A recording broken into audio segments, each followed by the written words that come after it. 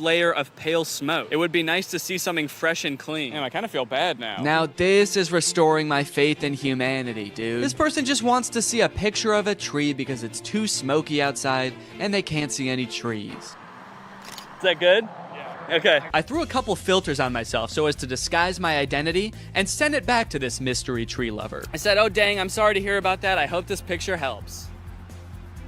I hope that they're safe. Don't worry, they were. They don't live in the area where the forest fire was actually happening. It was just smoke blowing in from a different region. So they were safe. And also, they loved my picture. That's amazing. Thank you so much. I would be just as happy if I could be next to a tree like that. I finally felt like I was getting through to people, forming a real human connection. But that is when I met the final boss of AI users. Generate an image of Donald Trump in a Mexican prison behind bars.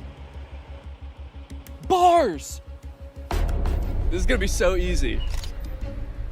Donald Trump in there. I said, sorry you can't see him, it's so dark in there, but he's in there. That's horrible, it's not even a prison cell and you can't see Donald Trump. Yeah, because it's dark in there. This person not only had the strangest prompts, but they had no issues really letting me have it when they didn't like my picture. Oh, I guess you actually can kind of see in there. Yeah, there's definitely no Donald Trump in there. Then they asked me again to generate an image of skinny Donald Trump. I said, okay, my bad, I'm on it. What kind of style would you like this in? Surrealist? I hope they want it in surrealist, dude. That'll make it way easier. Oh, crap, dude. They want it in realism. They weren't gonna let me take the easy way out. Drawing was out of the question. I decided to stall them by asking how their day was going, and then I began creating my magnum opus, a skinny legend Donald Trump. It was beautiful. Oh yeah, dude. That is skinny legend Donald Trump right there. Holy cow. Well, they haven't responded with how their day's going yet. I kind of don't want to send them the picture. If you're not even gonna have the courtesy to respond to me, maybe I'll say that. I said, okay, I'm done with the pic, but I kind of don't want to send it to you now because you won't even answer a simple courtesy question. So let's see what they have to say about that. Please answer in the style of realism. I waited for a response, but after 30 minutes, Donald Trump guy was nowhere to be found. I guess the prospect of having to be nice to me one time was just too much for him. Oh, dude, they responded. They said, my day is going well. May I please have my picture now? And they loved it. Faith in humanity restored. They even sent me another prompt. May I please have an image of an extremely obese Donald Trump eating KFC fried chicken? Yeah, I'm not doing that. Oh, I also forgot about this weird prompt. Can you film a video about today's sponsor? This video has been sponsored by HelloFresh. Guys, kickstart your fall with great meals from HelloFresh. They handle all the meal planning and shopping and deliver all the ingredients right to your door, so the only thing you have to do is cook. They do all the hard stuff, and you get to take the credit. A brand new season calls for brand new meals, which is why HelloFresh has a new lineup for fall with 40 weekly recipes that can fit your lifestyle no matter who you are. They've got veggie recipes, family-friendly recipes, and fit and wholesome recipes, so no matter who you are or what you like to eat, they've got something for you. Hey, I've got a lot going on right now. I'm about to have a child, so the less I have to go to the grocery store and plan meals, the better, which is why I love HelloFresh. Here you can see us cooking a delicious pork bowl that we made this week. It was so tasty, and it only took like 25 minutes to make. Their quick and easy options are fantastic. And if you're looking for more than just dinners, HelloFresh has you covered. They've got quick lunches, easy breakfasts, and fresh snacks to keep you satisfied all throughout the day. The food is delicious, the ingredients are great, all of the produce comes from the farm to your door in less than 7 days, so you know you're getting the good stuff. So guys, if you want to make your life a little bit easier this fall, then head on over to HelloFresh.com and use my code 50TrulyGreg at checkout for 50% off plus free shipping. That's HelloFresh.com. Use my code 50TrulyGreg at checkout for 50% off plus free shipping. Thank you to HelloFresh for sponsoring this video, and thank you to you guys for checking out HelloFresh. Thanks for watching this video. If you're not subscribed, make sure you subscribe and turn on my notifications to join Greg. We are the fastest growing army on the internet, and you do not want to miss out, baby. I'll see you next time. Bye-bye. What's up, Greg, and welcome back to another episode of A Grown Man Spends 20 Minutes Making Fun of a Movie for Kids. You may have noticed something a little bit different. There's a microphone in the frame. I got a new stand for my microphone, and apparently the only way I can get it like close enough to me is by having it slightly in frame. So I hope this isn't super distracting. This would be kind of a crazy way for like one of those faceless YouTubers to film videos. What's up, guys? So today we're going to be talking about Zapped. And after watching this movie, I'm starting to think that the writers of Disney Channel original movies are not capable of writing a movie that's not about a teenager trying to control the opposite sex and mold them and craft them to their liking. You got Pixel Perfect, a movie about creating like the perfect girl pop star. How to Build a Better Boy, pretty self-explanatory in the title on that one. And then you got this movie Zapped, which is about Zendaya discovering that her dog training app can actually train boys to obey. Sorry? It can train boys to obey her every command. It's not actually Zendaya. She's not playing herself. It's Zendaya's playing a character named Zoe. I think that's probably pretty clear, but I just wanted to clear that up. This movie is full of dark magic. I'm convinced of it. There's something deeply sinister going on in this movie. I don't know what it is, but I'm gonna figure it out. Let's go ahead and watch it. The movie starts out with Zendaya's character Zoe giving a maid of honor speech at her mom's wedding. She's marrying this new guy, so her family is about to be merged with his family. So it's Zendaya and her mom, and then this man and his 3 sons. So it's like a family of women mixing with a family of men, which makes a lot of sense because as we know, women give birth to girls and men give birth to boys. First off, I just want to say how happy I am that my mom has finally found love again. She is the most giving person I know. Her speech starts off sweet, but then she immediately just starts like kind of complaining about having to live with 4 new guys because they're stinky. 4 guys and their mysterious odors that they always blame on the dog. Yeah, she sort of takes the opportunity to complain and just make her mom, I guess, like feel bad for marrying a guy. It's the happiest day of her mother's life. And also this guy, her new stepdad, is the happiest day of his life. And her speech is like, I hate my new family, my new stinky family. And this wedding will certainly ruin my life. To make matters even worse, towards the end of her speech, the boys lose control of their pet dog, who is at their wedding for some reason. They lose control of the dog, and the dog goes crazy and knocks like a chocolate fondue fountain all over Zendaya. And at this moment, I couldn't help but remember that Zendaya's character in Euphoria is supposed to be the same age as Zendaya's character in this movie, and their lives are drastically different. Throughout this movie, you will find that the characters are like super weird. They're like caricatures of people that don't exist in real life. And to show how much it's gonna suck really living with the boys, the writers of this movie decided to have the next day start with Zendaya's new stepdad screaming in the hallways, getting everybody ready for school. But then when he sees Zendaya come out of her room, he like doesn't know how to talk to her. Hey, morning, sport. I mean, hi, girl. Hi, girl. It's like, dude, you're 50. Have you never talked to a girl before? The movie then establishes why each one of the new guys that she lives with is like gross in some way. One of her little brothers is really messy. The other one's always like cooking gross stuff. Which is like a weird character trait. I get the messy younger brother, but like the gross cooking younger brother, is that a thing? Is that something that I'm supposed to be able to relate to? And then the oldest of the brothers is like always frantically running around. He's like always late for something. He's really scatterbrained. My pants. Where are my pants? Where are my pants? Where are my pants? Okay, excuse me, can we just establish a few ground rules here? You're not wearing pants. Please stay out of my personal space bubble. Look, Zoe, I have morning basketball practice and then a players meeting and then a captain's meeting and then even more practicing. Kind of weird to respond to a request about like not invading my personal space when you're not wearing pants by saying like, but Zoe, I've got basketball practice. Like he fully like bumps his butt on her while getting ready in his underwear, and she's like, can you not do that? And he's like, sorry, sometimes when you're busy you just gotta rub up on your stepsis in your underwear. What don't you get? I'm in many extracurricular clubs, okay? Along with moving into a new house with all these boys, she also starts attending her new school, which is the school that her brother goes to. And you know how in Disney movies there's always like the distinct cliques, like there's the popular crowd and then there's like the stoners, but they never say stoners in the Disney movie. They're just kind of like, these are like the kids who wear jean jackets. This movie has the most insane high school posses ever. You got the skateboard boys. Okay, that's pretty normal. The next group she sees are the shirtless workout boys. And then just the straight up stinky boys, where the only like defining characteristic is that they're dirty, flea-ridden, smelly boys. You can hear like flies flying around them. What clique is this supposed to be in high school? And then there's the popular group, one of whom is also pretty stinky himself, actually. The Tripster? The Tripathon? It's me. I'm Trip. Oh. Sport phone. Oh. The movie sort of writes this off as like, well, this is just something boys do, you know? New school, you gotta kind of accept what boys come with it, you know? Boys will be boys. No. That is actually not what boys do. That is something that just one very specific boy does. It's me. I'm Trip. And he needs to be stopped. I cannot remember a single moment in high school where a boy walked up to a girl, let alone like the new girl who's already like scared and doesn't know anyone and is like, hey, I'm gonna fart in your face. Welcome to the school, smell my ass. But it's not all bad bad though. She does make a friend on her very first day. And in typical Disney Channel movie fashion, she is wearing a fedora. Every Disney Channel movie has to have a token fedora blazer wearing character. But the boys here are cute, aren't they? All of them. I think we have the highest percentage of cute boys in the entire greater Westlake area. Unlike Zoe though, she actually kind of likes the boys at the school. She's like, sure, they may have their flaws, but they're pretty cute. Wow, you seem a little... Oh, boy crazy? Yeah, that's the official diagnosis. Hold up. This girl has a picture of a boy that goes to her school in her locker. Is that a thing? I remember in like middle school, girls would have pictures of like celebrity boys in their locker. Imagine seeing a picture of you in somebody else's locker. I'd feel like I was being hunted. It's weird to have his picture in your locker. It's even weirder in the movie when we find out that she also actually has pictures of him printed out on her pillows in her bed.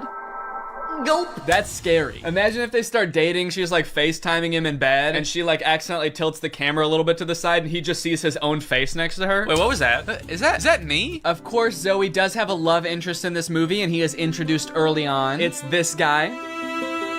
Every boy in the movie is depicted in a negative light except this guy, because this guy, he's not like other guys. Mr. Kale, pay attention.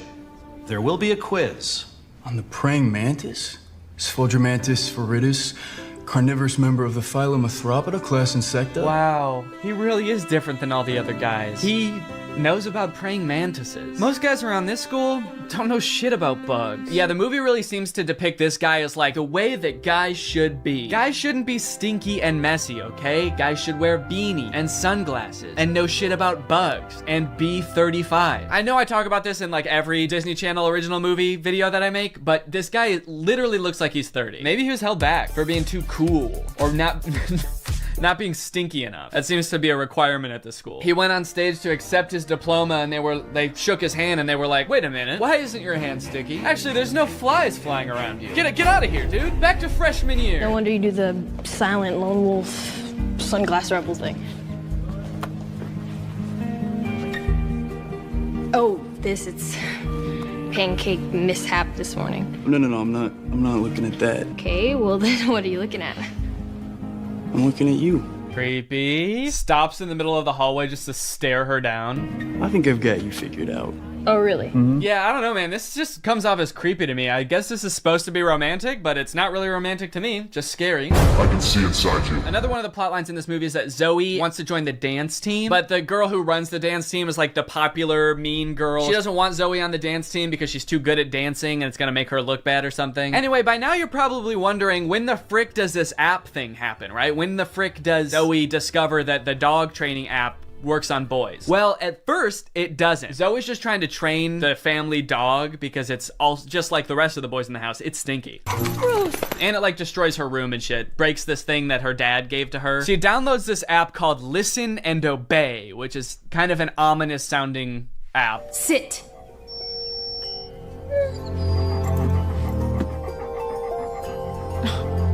Shake.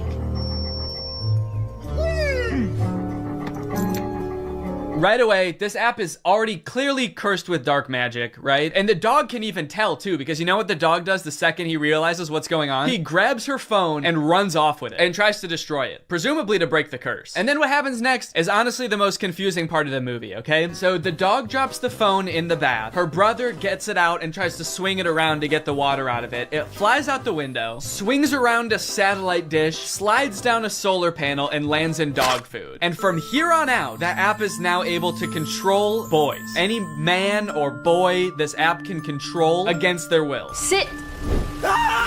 And at first, while watching this movie, I didn't even think it was that weird. I didn't even give it a second thought. I was just like, okay, yeah, so something magical happened and now it can control boys. That makes sense. But like, what? What happened to the phone? I don't understand how solar panels and satellite dish changes the app from dog-based to man-based. Like, you'd think at the very least something having to do with like men would happen to the phone. Like the phone lands in like a bucket of buffalo wings or like flies through a football field. I'm just curious to know if that fucked up other apps on the phone or if it's just the dog training app. Now whenever a boy likes one of my tweets, he goes into a coma for 3 years. And don't even get me started on the weather app, because every time I check that, boys start falling from the sky. Anyway, let's just say now that she's got the ability to control boys, she has a little bit of fun. Boys are acting weird. Dude, he farted twice in midair in such rapid succession. They added in 2 fart sound effects. Kind of impressive. I'm trying to imagine how she's gonna use the app to get herself out of this one. Stop farting. Take it back. Take the fart back. Suck it back up into your ass. Oh, how am I doing this? But no, she just uses the app to utterly humiliate him in front of his friends. Go to the bathroom. Oh, wait, no, not here. I'm still confused about some of these clicks, by the way. Like, what are these nerdy kids supposed to be? Look at this kid in the green sweater. How he acts when nobody high-fives him. What is that acting? I guess your dog app doesn't work on girls. Maybe because girls aren't dog-like enough. They're too catty. Ah, that's funny. Girls are catty. What the fuck does that mean? Boys are dog-like? What the hell? I mean, I guess in this universe they kind of are. They're like flea-ridden, mangy boys. Why do we smell like we smell? So pretty much like the majority of this movie is just Zoe using the app to like get what she wants and make all the boys at the school act exactly how she wants them to. She turns the skater boys into gentlemen. She goes up to the nerdy gamer kids and tells them to like go do yoga instead of playing video games. Let's go do some yoga. And her brothers, dude, don't even get me started on what she does to her poor brothers. I'm taking the brothers' side, all right? They did nothing wrong. Her poor brothers were just living their lives until Zoe moved in and tries to fix them. Be clean. Holy moly, it's filthy in here. Her messy brother, she tells to be more clean, which turns him into this like hyper-hygienic husk of his former self. I need a sponge and soap and paper towels and a power washer. For the rest of the movie, he's literally he's scrubbing everything frantically in a panic. Anytime there's a mess, he's like, I gotta clean it up. She tells the gross cooking boy to cook less gross stuff. Start making less gross food. So he's like cooking 5-star meals for the rest of the movie. And then the oldest brother, she tells him to be more focused. Be focused.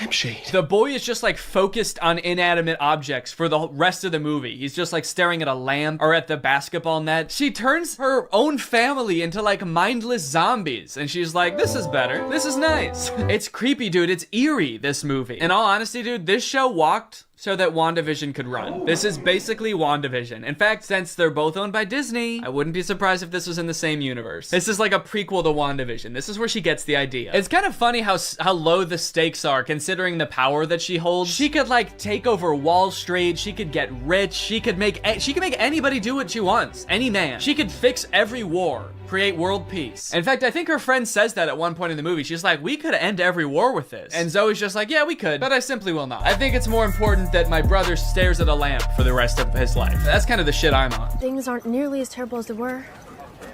Then again, I'm talking to a dog, so I might just be losing my mind. Hey, smartphone. In this scene, there's a little bit more development with the love interest. Zoe runs into him reading alone in the park. So what are you reading? Oh, no, let me guess. The Cool Guy's Guide to Wearing Sunglasses Inside. It's close.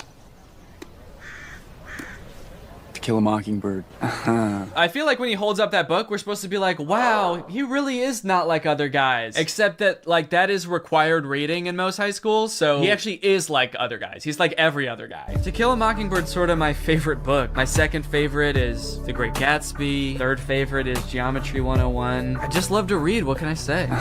Eventually, things start to get a little crazy at school, and Zoe realizes that she probably shouldn't be controlling people like this anymore. People are getting into fights and stuff because the new cliques at school are just like not meshing well. So Zoe's like, all right, I'll just make them stop. And she tells the app to stop. And then of course, everybody just stands still and freezes. And so she's like, oh no, I can't reverse the commands. If I tell them to stop, they're just gonna literally stop. And so then like many more days go by and she's just like, well, I guess I can never reverse the thing. thing. And it's like, well, what if you just said, hey, ignore all the commands I gave you, instead of just saying stop and being like, oh, it didn't work. The movie continues to get even more dark, to like a startling point. There's a creepy ass scene where the whole JV dance team wants to resign because they don't like dancing anymore. And Zoe's like, how about I use the app to make you dance instead? And so there's just a scene of them all like sadly dancing because their hearts aren't in it, but they are being like physically forced to dance. And the movie even goes so far as to make Zoe force the love interest to kiss her with the app. Kiss me.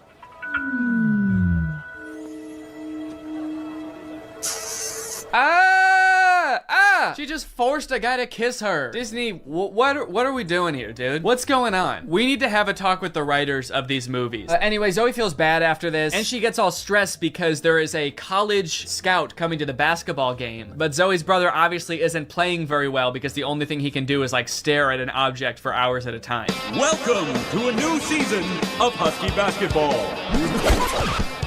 The Huskies have been struggling with practice, and there's a college scout in the stands. So tonight's game could be a nail-biter. I like that the scout is writing stuff before the game even starts. What do you think he's writing? Ball round, court shiny, boys stinky. Just as the beginning of the movie made no sense, the ending also makes no sense. The phone falls into the wrong hands. The popular girl figures out that Zoe is using it to control people. I don't know how she figures it out. She just like sees Zoe holding it during dance practice and she's like, she's holding her phone while dancing? She must be using mind control. I gotta get that phone. Anyway, she steals the phone. At the basketball game, she just like starts making everybody obey her every command. Bow down to me.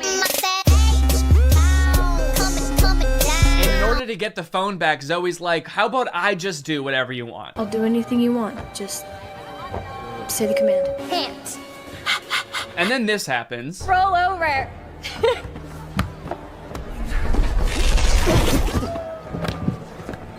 How did you? I'm your brother. We stick together. Sorry, what? He just broke the curse. Like the spell that everyone is under. He just like got up and he's like, I'll do it with you. I'm your brother. Don't worry about it. It's like, I'm sorry, that's what breaks the curse? Being a brother? Being her brother? And then eventually like her whole family is able to resist the app and get on the ground with her and start doing it. And it embarrasses the popular girl. And they, like the only explanation for it is this. Why isn't this working?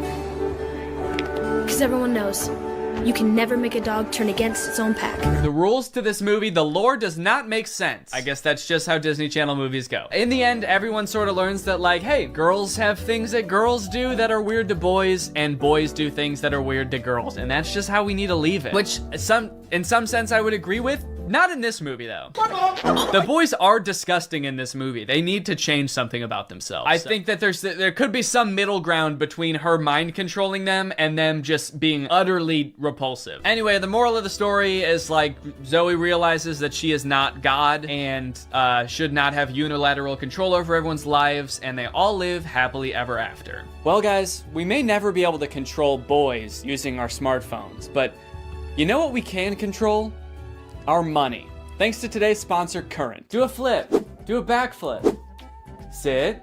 Speak. I love you, Father. Good boy. That's right, guys. Today's video has been sponsored by Current. Current is the future of mobile banking. You guys have heard me talk about how awesome Current is before, how flexible they are, how transparent they are with things like no hidden fees. But today, I've got something new to talk about, and that's interest. Because Current just launched a new feature called Interest where you can earn 4% APY on your money. That's 4% for your money literally just sitting there. That's right, you don't gotta be throwing money at the stock market or buying NFTs and investing in cryptocurrency to get some return on your money. With Current's interest feature, you literally just get 4% for your money just sitting there. And as if that's not already enough reason to start using Current, I am once again going to be giving away $5,000 with Current's help. So go ahead, download Current, make an account, use the code DANNYINTEREST for a chance to win, and so you don't miss out on that 4%. Signing up for Current is totally free to do. You can do it right now. So honestly, there's really no reason not to. All right, well, thank you to Current for sponsoring this video, and thank you to you guys for checking out Current. They've been a long-time sponsor of the channel. They've helped me do some amazing things, so make sure you check them out, and goodbye. Bye. All right, guys, I'll admit I am very late to this topic, potentially even like a month late, depending on when this video comes out, but in my defense, I'm a dad now, all right? I have a baby. He's 5 months old. I have better things to do than sitting here talking to a camera alone in my room. Like watching Jason Nash live stream on TikTok. All right, Sandra, thank you for the money. Kevin, thank you for the money. Can you guys send me $1 million? Turns out I can do both at the same time though, so now I'm here. If you've been on TikTok lately, there's a good chance you've seen former Vlog Squad member Jason Nash constantly live streaming, compulsively urging his fans to send him money. I know I have. A lot. This man is constantly live. Here we go, 118. Guys, don't forget to follow my podcast, All Good Things Podcast. We just spoke about it. We need... If you enjoyed that 30 seconds of silence, guys, make sure to go check out my podcast. You're gonna love that. It's completely silent for an hour. Like me, a lot of people were pretty confused to see this. At one time, Jason Nash was a part of the most popular group on YouTube, and now he's battling the Joker for gifts on TikTok. What a way to start the day with Tommy. Coach Tommy, thank you so much for being here. If you've never seen one of these TikTok gifts battles before, basically there's two creators, and you send gifts to the respective creator that you're watching. This bar at the top indicates who has the most gifts, and when time runs out, whoever has the most gifts wins. Their prize? All of the gifts that they got during the battle. And then the second place person also wins all the gifts that they got during that battle. So needless to say, there's a lot at stake. This is a live stream where Jason is actually battling his wife, Naveen. Why don't you come down in the room? I'll let you in. You can come back in the house now. Yeah, come back in the house, man. You look like Batman standing over the city. Now, hang on. If they're married, aren't the gifts just going to both of them? What kind of charade is this? Now, at first I kind of assumed that most of the people watching these live streams were children. And I was like, ooh, that is super weird, just like asking children for money. You're basically just asking them to steal their parents' credit cards. In a way, I sort of thought of Jason Nash as like a babysitter, but he's also babysitting 1,000 other kids.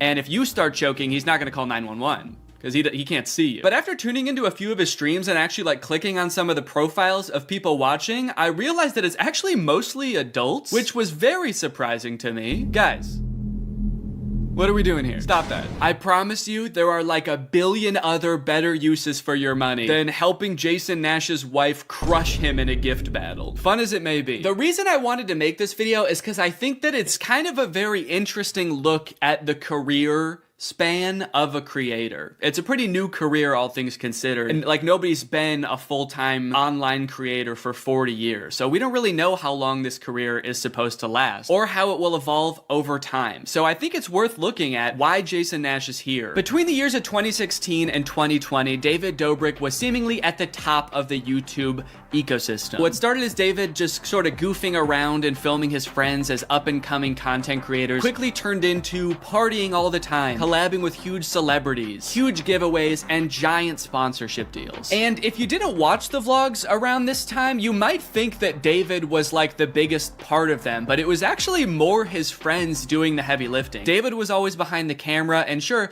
he would laugh a lot, and you'd hear him laugh, but I really feel like the reason people tuned in was sort of to live vicariously through David and experience the goofiness that was all of his friends. So while all of the vlogs were on David's channel and David was inevitably the most popular member of the Vlog Squad, I really feel like he owes most of his success to his friend group. But it was a fun time. I watched a lot of the vlogs back in the day and I really enjoyed them. It felt like you were a part of this friend group. And in a lot of ways, you were like the members of the Vlog Squad because like the members of the Vlog Squad, you also were not getting paid for your appearances in the videos, which is something that I always found kind of weird. David's friends never got any sort of payment. Their only payment was in exposure. And so what kind of ended up happening was because everybody else around David wanted to launch their careers off of David's vlogs, they all started vlogging too. But because they would always be hanging out together, all of their vlogs seemed to be just like the same situation from a bunch of different angles and everybody was holding vlog cameras. It got pretty out of hand for a while there. Eventually though, during the pandemic, a bunch of stuff happened that caused David to take a step back from vlogging. Mainly a bunch of scary accusations about one of his best friends, Dom, and also him almost killing one of his other best friends, Jeff Wittick, by slamming him into the side of an excavator. After losing a bunch of followers and probably more importantly, a bunch of sponsors, David posted an apology saying he was gonna do better. He said he was gonna take steps to make sure his vlogs were a safer environment for the people in them. And I want to be able to have a place of checks and balances. I want to have HR. If he had to choose between quitting vlogging or doing it safer with an HR team,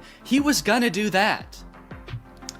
And then he quit vlogging. Currently, David is still presumably very rich. The only place he really posts is on Snapchat, and from what I can tell, he mostly just goes around and tours really expensive houses and parties a lot. He doesn't seem to have any ambitions of creating more content on YouTube. In a lot of ways, he's sort of like the Great Gatsby of social media now. But without David sort of manning the ship that was the Vlog Squad, a lot of the other members basically had to figure out other avenues and other ways to make money and maintain their following after the vlog ended. Zane and Heath have a pretty successful podcast now, so does Jeff Wittick. Carly and Aaron, I believe, have a podcast too. But I feel like Jason Nash, out of the entire group, is having the most trouble adjusting to the post-vlog era. He has a podcast, but it's definitely not getting the same numbers that his podcast with David did, views, back in the day, which David also quit. Despite them, I think, getting a bunch of really great offers that would have changed Jason's life, David decided to quit because he didn't want to do that anymore.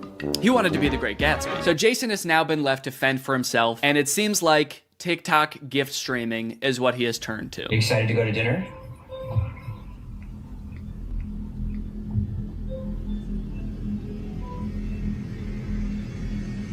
Man, this is content, baby. This is crazy. I didn't know all you had to do is just sit there and stare at your camera and people will just send you money. Why did I write this whole video? So a lot of the response has obviously been kind of cringing at this feeling that what he's doing now is very shady. And I mean, he's not really harming anybody, I guess. It does seem like it's mostly adults sending him money. Obviously, there's always going to be kids online stealing their parents' credit cards, so that's not great. I do get kind of a shady vibe from it just because there literally is no content for you to consume except to send him money. Like, the whole point of this stream is to see how much money Jason can make without having to do anything. That's like the point of the stream. Melody, thank you.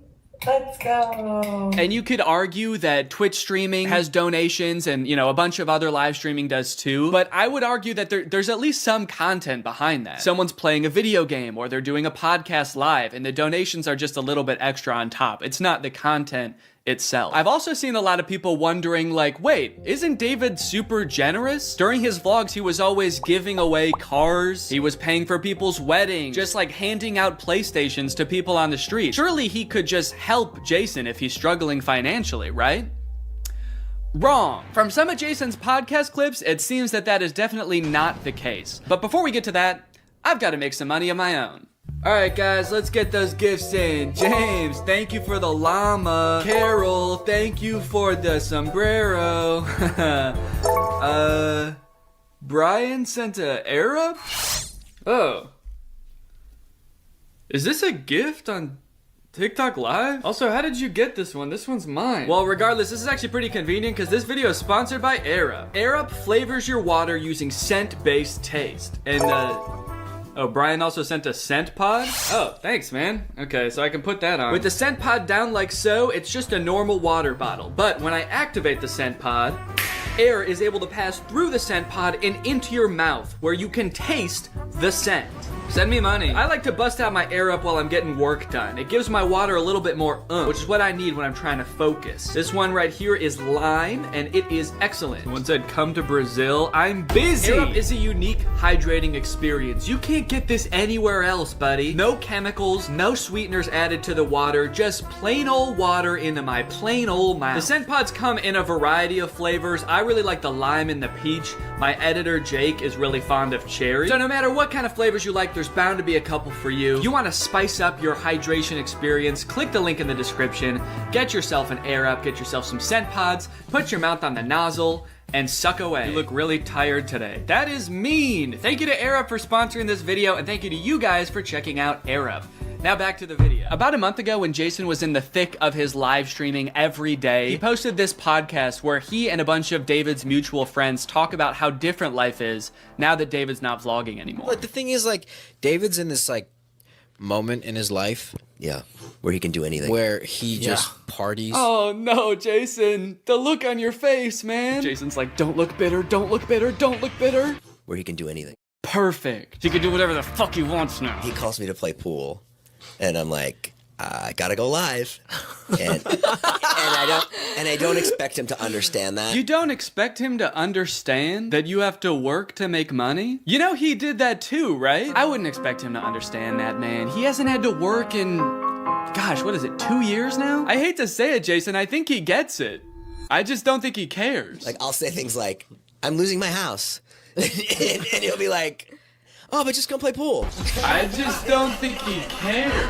Dude, Jason, haven't you learned anything from being friends with a popular YouTuber? You just told him you might lose your house, and he invites you over. You think he really wants to play pool, dude? He's probably gonna Mr. Beast you. He's probably inviting you over so he can, like, surprise you with a new house. He might make you do Squid Games for it, but you have a chance to win a new house. Maybe he'll give you a new car. Or, you know, surprise you with his new car like he did that one time. My surprise to you is that I'm buying myself a car. I know, right? That was cool. I will say it is interesting that David seemingly stopped doing the extravagant giveaways once he stopped doing the vlog. I wonder what the correlation there is. That's kind of weird. There was a great TikTok that he sent, which was like some guy. It's just the guy that has like a lot of money and can do anything all day. He's like, oh, Diplo's having a party tonight? And like, it's literally like things that David has said. David sent Jason a TikTok of a rich, out-of-touch guy being like, oh my god, dude, this is so me. Dude, look at this TikTok. This is so me. That moment when you're rich and you're partying with Diplo and you're talking about how much you hate Jason Nash and how poor Jason Nash is. Guys, comment below if you found this relatable. But if you think about it, though, from 18 to like what, 23, 24. Oh, he was hitting it he never drank. I don't think he ever drank. Even when we would visit him, we'd be up till like midnight just like watching the edits, just like, wow, he worked hard for 5 years? Let the man party, dude. Please do not burden David's poor gentle soul with your financial woes. Just let the man play pool and play with him, for God's sake. I mean, look, I don't doubt that he worked hard. The dude posted 3 vlogs a week. I'm sure it was a lot of hard work, but you know who also worked hard? Everybody in his vlogs. I mean, that dude just said it himself. They all stayed up with him until midnight watching the edits to make sure they were good. This was a group endeavor. And I know what people say. They say like, well, David gave them the opportunities, you know? He didn't have to make them famous. Yeah, he kind of did. That was like the whole point of his vlogs, was his friends. David wasn't just making them famous because he was a good, generous guy. He was doing it because that's what was working. They made him famous as much as he made them famous. Now it's like the complete opposite. Everyone's like working, and here's him just like, hey, what are you doing tonight? And it's like a Tuesday night. Everyone's working. Yeah, man, that is kind of a crazy switch. Whereas before, David was working and everyone was helping him. Now everyone else is working, so naturally David is partying with Diplo. Naturally, a lot of the conversation around Jason's live streams has revolved around the confusion as to why he wouldn't just get like a normal job if he was strapped for cash, or if like the social media thing wasn't working out. Can someone make Jason Nash a fucking DoorDash account? People are wondering, why is he pursuing this career that is like universally seen as embarrassing or cringe, rather than just getting a 9-to-5? And I totally get that criticism, because I do love being a creator. I love getting to be my own boss. I love being creative on a daily basis, working with people that I'm really inspired by, entertaining people. But if this exact version of being a creator stopped being feasible, would I start doing gift streams on TikTok? Hell no. And not even necessarily because it's like embarrassing or cringe. It's just that like what I enjoy about being a creator, that does not accomplish. There's no being creative. There's no entertaining people. At a certain point, you like strip out all of the fun parts of the career and you just have only the most superficial parts of it left. Just money and fame. So no, if like this YouTube channel didn't work out anymore, there's a billion other things I would rather do that would be more enticing to me than like gift streaming on Twitch. But maybe Jason likes it. He doesn't look like he does, but maybe he does. On the other hand, I could say that Jason is also older. He's lived a lot more life, he's had a lot more experience, and his career in the entertainment industry has gone through a lot more ups and downs than mine has. From what I can tell, Jason has been a stand-up comedian, he's been in TV shows, he's been a podcaster, a Viner, and a Vlog Squad member, and now a TikTok live gift battler. Between all of those seasons of his life, I'm sure there was downtime where he could have thought, oh, maybe this isn't for me, I'm gonna get up and go get a normal job. And then, lo and behold, the next opportunity comes along. long. So in some sense, I do understand if Jason's mentality is like, maybe I'm just gonna do this for a little while until I get my next thing off the ground. And I know that when I started Vine, people said the same thing to me. They're like, what are you doing? Why are you doing Vine? You know? And I was like, okay, this is what I'm doing. And then I did YouTube, and people were like, why are you doing YouTube? And I feel like when you're first to something, that can really pan out. Yeah, I do get what you're saying, but also I don't know if this is the same as Vine and YouTube. Saying he's the first to this new thing like TikTok gift battling is gonna be the next big thing is very worrying to me. Please don't make that the next big thing, guys. On top of all that, there is this sort of like gamification in your head that happens when you're a content creator. Because so much of it is like numbers based, you're always looking at your analytics, hoping your numbers go up. It becomes kind of a game in your head to see if you can do better than you did last month or last year. Because of that, I feel like in a lot of content creators' heads, quitting or pursuing a different career path is seen as like losing the game, even if it's subconscious. That being said, I don't think that's a healthy way to look at it, and I would encourage people who are pursuing being a creator to find other passions that, you know, if this didn't work out, you could pursue that instead, because I think just clinging to relevancy for relevancy's sake is not a good thing. But why try to guess what Jason's thinking when someone literally asked him on his own podcast why he doesn't just get a job? This isn't me saying this as a negative thing. I'm just totally asking. Please. Yeah. Why don't I get a real job? No, I know why you do it. Yeah. But like... No, man. I know why you do it. It's pretty clear to me. But, could you tell everyone else why you do this? Someone said that the other day, why don't you get into real estate? I'm like, I hate it. I don't have a real estate license. Bo Graney? Oh yeah, I forgot. You have to be born with a real estate license to do real estate. But darn, Jason Nash was born with a TikTok account. So he has to do that instead. Right. Now look, would I be on TikTok Live if I wasn't in like a financial hole? I don't know. Probably not. But also like YouTube wasn't really working. And I needed to find something. OnlyFans. I can't do OnlyFans. This is such an unrelatable thought process to most people. YouTube is not working out for him, and his first thought is OnlyFans? TikTok begging people for money? It just comes off as being so set on being an influencer that nothing else matters to this guy. Listen, it is what it is. It's like, I was on Vine, I was on YouTube, I was on Snapchat, and now I'm doing this. Don't say it like that. Now I'm doing this. I mean, I do like it. No, man, I don't think you do. Not after that. We all saw that. So anyway, it is what it is, and I have to do it because I love it, and it's my favorite thing. Phew, that was close. Hey, we can hear you. What? You said that was close out loud. Oh no! Do you ever think about going to DoorDash or to like a? I just never thought it's entertainment or nothing. I don't care what it is. Like, what would you suggest I do? No. It's just that we get a job at Lululemon. From what I can gather from this clip and the way they're laughing about the prospect of being a DoorDash driver or working at Lululemon, those jobs are not even on the table for Jason. I don't know his personal finances, but Jason lives in LA, he owns a house, he has kids, he has a wife. So I feel like when he's saying things like, I don't have any other skills, what he's really saying is, I don't have any other skills that would allow me to live the exact same life that I'm currently living. And honestly, I could understand if he really does like the TikTok live streaming thing, but don't laugh at other jobs like Lululemon or DoorDash like you're so above doing them, yet you're on TikTok literally asking people for money. And I do totally get that Jason has kids that he has to support, that I'm totally empathetic to that situation. It is kind of ironic that his solution to that is to ask other people's kids for money online, but that's neither here nor there. This whole situation kind of reminds me of this TikTok I saw about a month ago. My Roman Empire is all of those influencers who dropped out of college or quit their jobs, moved to LA, then became irrelevant. Like, where did they go? What are they doing now? One interesting thing that I don't know if a lot of people know is that I feel like a lot of creators who get into this situation can actually leverage some of the connections they make while they're relevant and some of the skills that they've learned to get jobs at like marketing agencies, talent agencies, social media companies, or working for other creators behind the scenes. There's actually a lot of opportunities out there, which I would know because my first job out of college was working for a YouTube MCN. While I was still on Vine, I graduated college and I was worried that that wasn't going to be a stable career, so I actually got a job working at an MCN. And then I also worked at the YouTube channel Corridor for a while before my YouTube channel took off. So just throwing that out there, there are other career opportunities where you get to be involved in the creator space, even writing or acting, stuff like that. But it doesn't have to be your operation. You can just get a stable job. All right, it's time to talk about David again. While everyone was making fun of Jason for doing the TikTok live streaming thing, David paid him a visit on Snapchat. Dude, you're kind of becoming a legend on TikTok now. I know.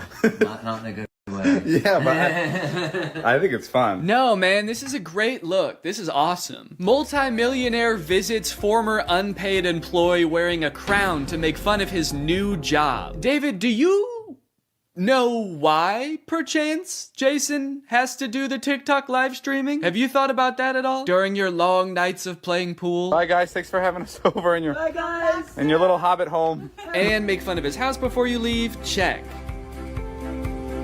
Great job. Now, with all of this talk about David and Jason, I just want to make it clear, do not go and send any hate to these people in real life, especially Jason. Jason actually got swatted mid-live during one of his streams a few weeks ago, which is obviously horrible. Anybody else inside? No. Okay, hold on. Let's get it together and then...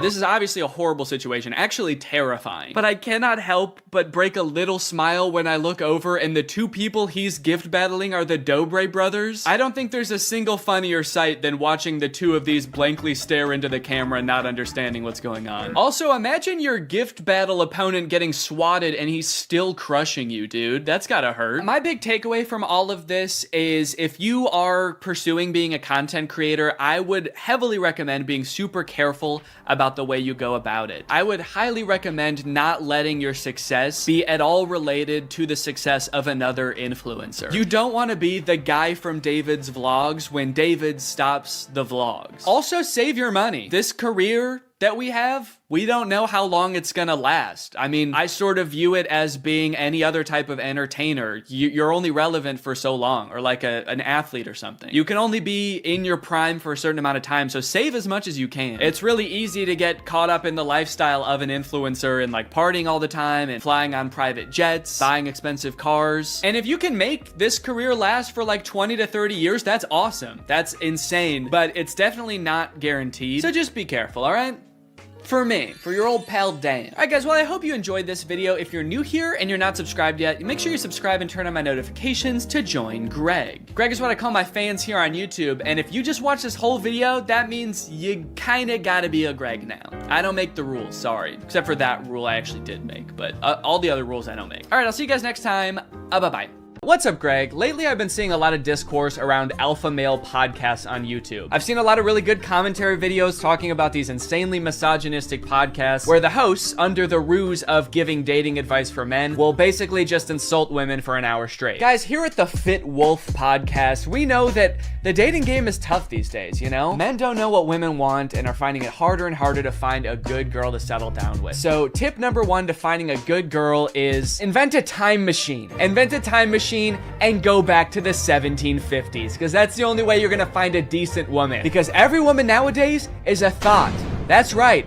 Every single Michelle out there that I used to date a month ago is a thought. They get mad at the dumbest things, like saying that women have no inherent value and their only purpose on this earth is to bear my children. And they forget to turn off location sharing even though they broke up with me a month ago. Michelle, I know you're over at my friend Brandon's house right now. I'm outside. But I think I might have found something that takes things one step further. I saw this video on Reddit the other day that's a trailer for something called The War Room. And instead of being a podcast for these like alpha male, misogynist, entrepreneur type guys, this is a club for those same types of guys.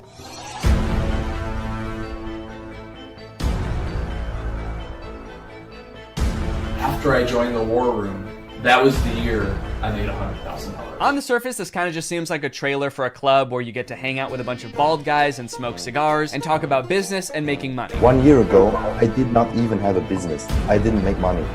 Now I make 5 figures every month. I didn't have a business. I didn't make money. I didn't even want to start a business before I was forced to join the War Room at gunpoint a year ago. But now, I have a business where I'm selling fitness products to all of my friends. And if I get them to sign up too, and their friends to sign up too, and their friends to sign up too, I could be making minimum wage. But if you watch a little bit longer and you look a little bit closer, there's more here than meets the eye. For example, quotes like these. Making money is easy. You just take it from somebody. Doesn't sound like making money. That just sounds like stealing. In the war room, you learn how to be James Bond, where you can just pick up any weapon and use it. I'm sorry, I think I'm struggling to see the connection between business and knowing how to use any weapon. Is the war room an actual militia? I was just assuming the war in war room was just for branding because men like violence, but now I'm kind of scared. It keeps cutting back and forth to like shots of them shooting guns. I'm a little worried about making this video, honestly. Usually when I make commentary videos, the biggest thing I have to worry about is getting a copyright strike, but now I'm worried about getting a drone strike. A lot of times, like, the alpha male types will use metaphors like talking about how we're like wolves, or like how love is like a war. So I assume this is like a metaphor, like business is like war and dating is like war. But the war room is like war is like war. Get your gun, dude. We attack at dawn. A lot of people had a bad time in college. I was not one of them.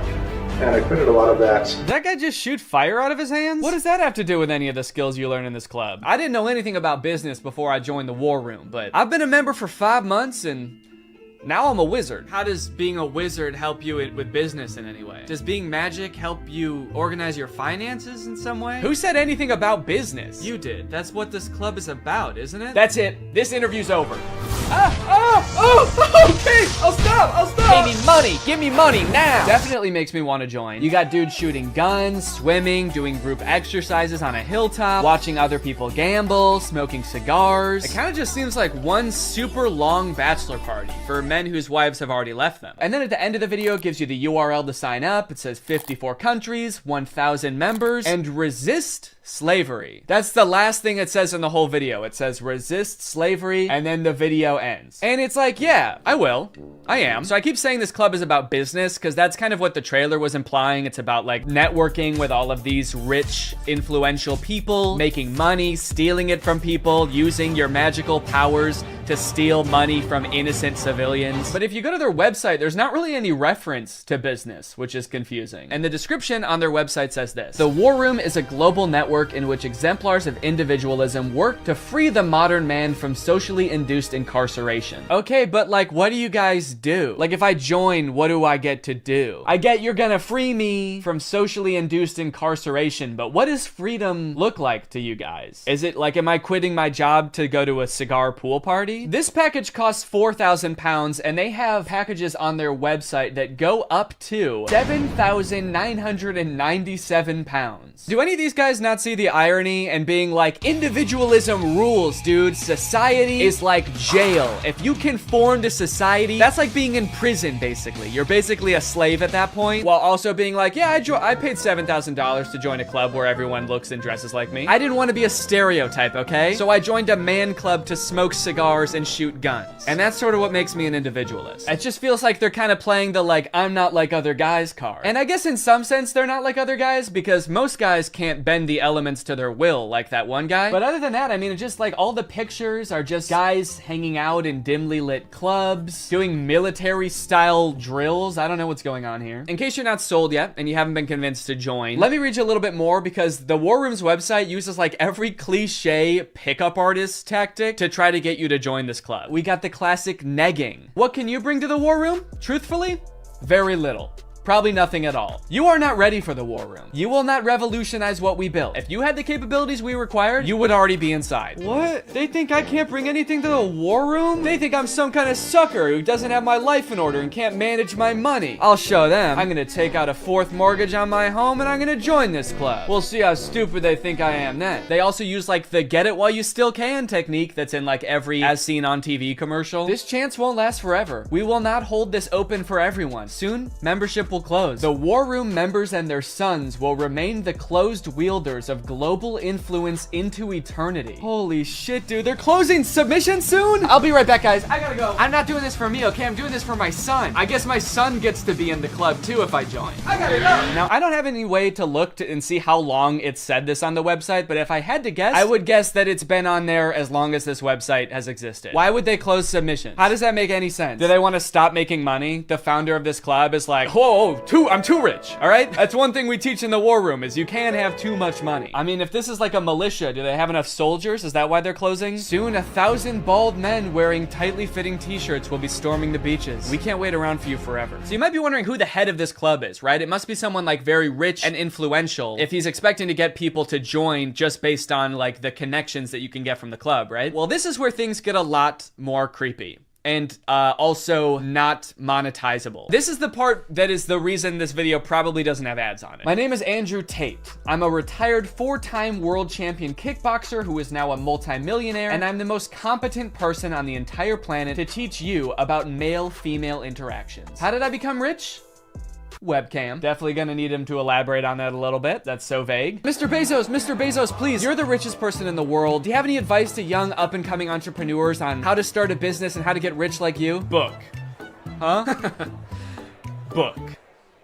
Need I say more? Yes, please say more. We literally have no idea what you're talking about. So you're probably thinking like, did this guy invent webcams or something? Is he like famous on Twitch or something? Is this Sapnap? I don't know. I've been running a webcam studio for nearly a decade. I've had over 75 girls work for me, and my business model is different than 99% of webcam studio owners. If you had to guess whether it's different because it's more creepy or less creepy than other webcam studios, what would you guess? Go ahead and vote down in the comments below, guys. Do you think this is gonna be creepy or no? Over 50% of my employees were actually my girlfriend at the time, and of all my girlfriends, none were in the adult entertainment industry before they met me. My job was to get women to fall in love with me. Literally, that was my job. My job was to meet a girl, go on a few dates, sleep with her, test if she's quality, get her to fall in love with me to where she'd do anything I say. Holy shit, this is insane. And then he gets them to join his webcam empire where he gets them to do, you know, he gets them to get nasty on camera. I'm not a lawyer, but does this not... Does this not feel illegal? At the very least, this seems like insanely creepy. This feels abusive. It feels like he's just confessing to crimes. That's why I want you to join the war room, all right? You're gonna learn about making money, picking up women. You're gonna form a militia to protect me from an international tribunal for my many crimes that break international law. For legal reasons, that was a joke, okay? I don't know if this is legal or not. So I guess what he meant when he just said the word webcam was that he's exploiting a ton of women online for his own personal gain. In hindsight, it seems so obvious. How did I not guess that? Let's watch another promotional video for the War Room. This is on Andrew Tate's YouTube channel, and it's called The Matrix Predicted the Great Reset Explained. Basically, it's a video where this guy compares his life to the Matrix. We are living inside of the Matrix, and I am Morpheus. I know you're sitting thinking, why did Tate not decide he was Neo? Because Tate has all the Aikido and the masterful, nearly superhuman abilities.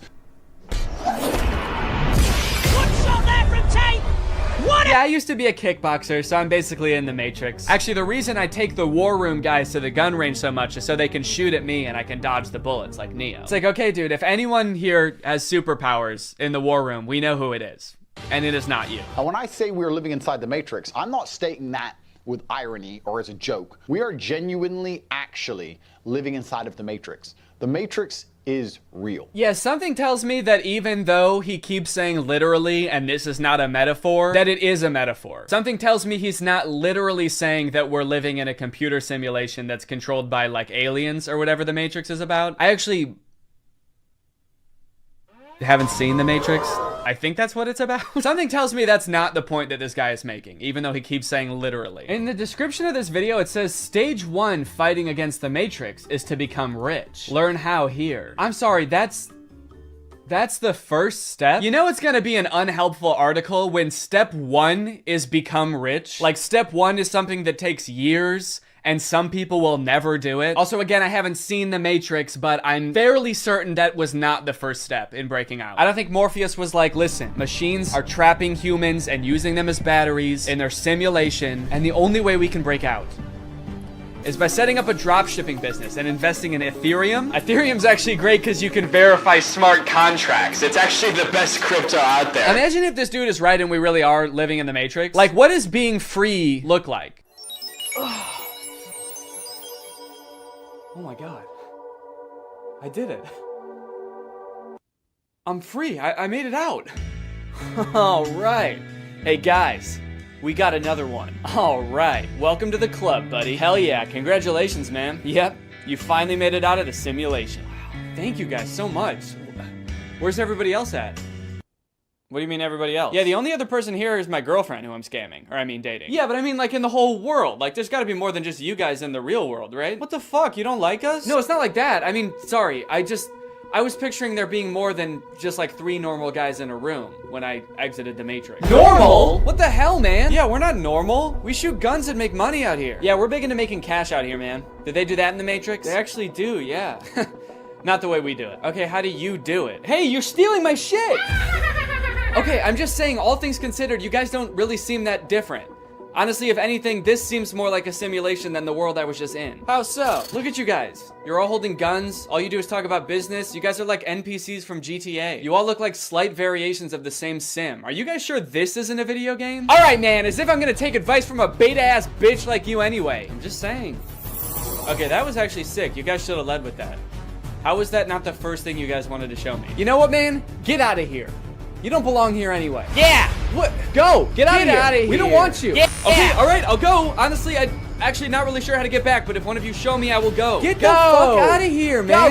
Get lost! Get son of a gun! Go! What are you still doing here? Get out of here! Go! I feel like this is definitely a video game. How can I keep my husband? I want to keep him happy. And I think all the women listening too, they want to know the secret. I'll tell you the secrets. Men are biologically designed. We're evolutionarily hardwired to seek status. You want power, you want status, you want the fast car. You don't care about the car. You want everyone to know you have the car and they can't have the car. Right. If everyone had a Lambo, you wouldn't want a Lambo. So every single thing we do is status driven to some degree. It's true. Meaning the female we are with has to add status to our lives in some form. If you want to keep your man happy, you need to think, how do I make my man look better to the world? How do I make him look better in front of other men? What a bizarre take, dude. How to be a good woman? Make your man look good to other men. You basically need to be a wingman for your husband to pick up dudes. I hate arguments like this so much. Alpha dudes are always trying to bring up like what men are hardwired to do. What have men been evolutionarily designed to do? Here he's saying that like men are hardwired to seek status. Men want a Lamborghini. You know how every men want a Lamborghini because it's a status symbol. Even if it worked out that like evolutionarily that's something that is in men's nature, that doesn't make it good. You know what else is in our nature? Thinking sugar tastes really good. If you didn't tell someone that sugar was bad for you, they would think like, oh my god, this is the best thing in the world because it tastes really good. If you put 10 pounds of candy in front of a caveman, he would eat all of it and then he would throw up. And then he would die, probably, because he's never eaten that much sugar before. But hey, I guess that's just kind of what he was hardwired to do. So if you want to be a good cave wife, you gotta go out there and you gotta get your man as much candy as you can find. You want to go to the store and buy him one of those lollipops that's as big as his head that he always wanted when he was a kid, but his mom would never let him have. And that's the only way to keep men happy, all right? These alpha male type guys are always trying to sound like scientific. Like this is the science-backed way to attract a mate. And this is the evolutionary way that relationships are supposed to be. But I feel like if they were being honest, they would recognize that there's a difference between what humans like naturally are inclined to do and what is healthy and what is sustainable. You know what else increases your status? Murder. Can't be anyone higher up on the hierarchy if they're all dead, right? It's weird. I don't see any of them advocating that, but it's the same primal instinct that they're talking about, so why don't they? To prove what a sick and cool lifestyle this guy has, here is a video that he posted on Christmas while apparently alone in a hotel room.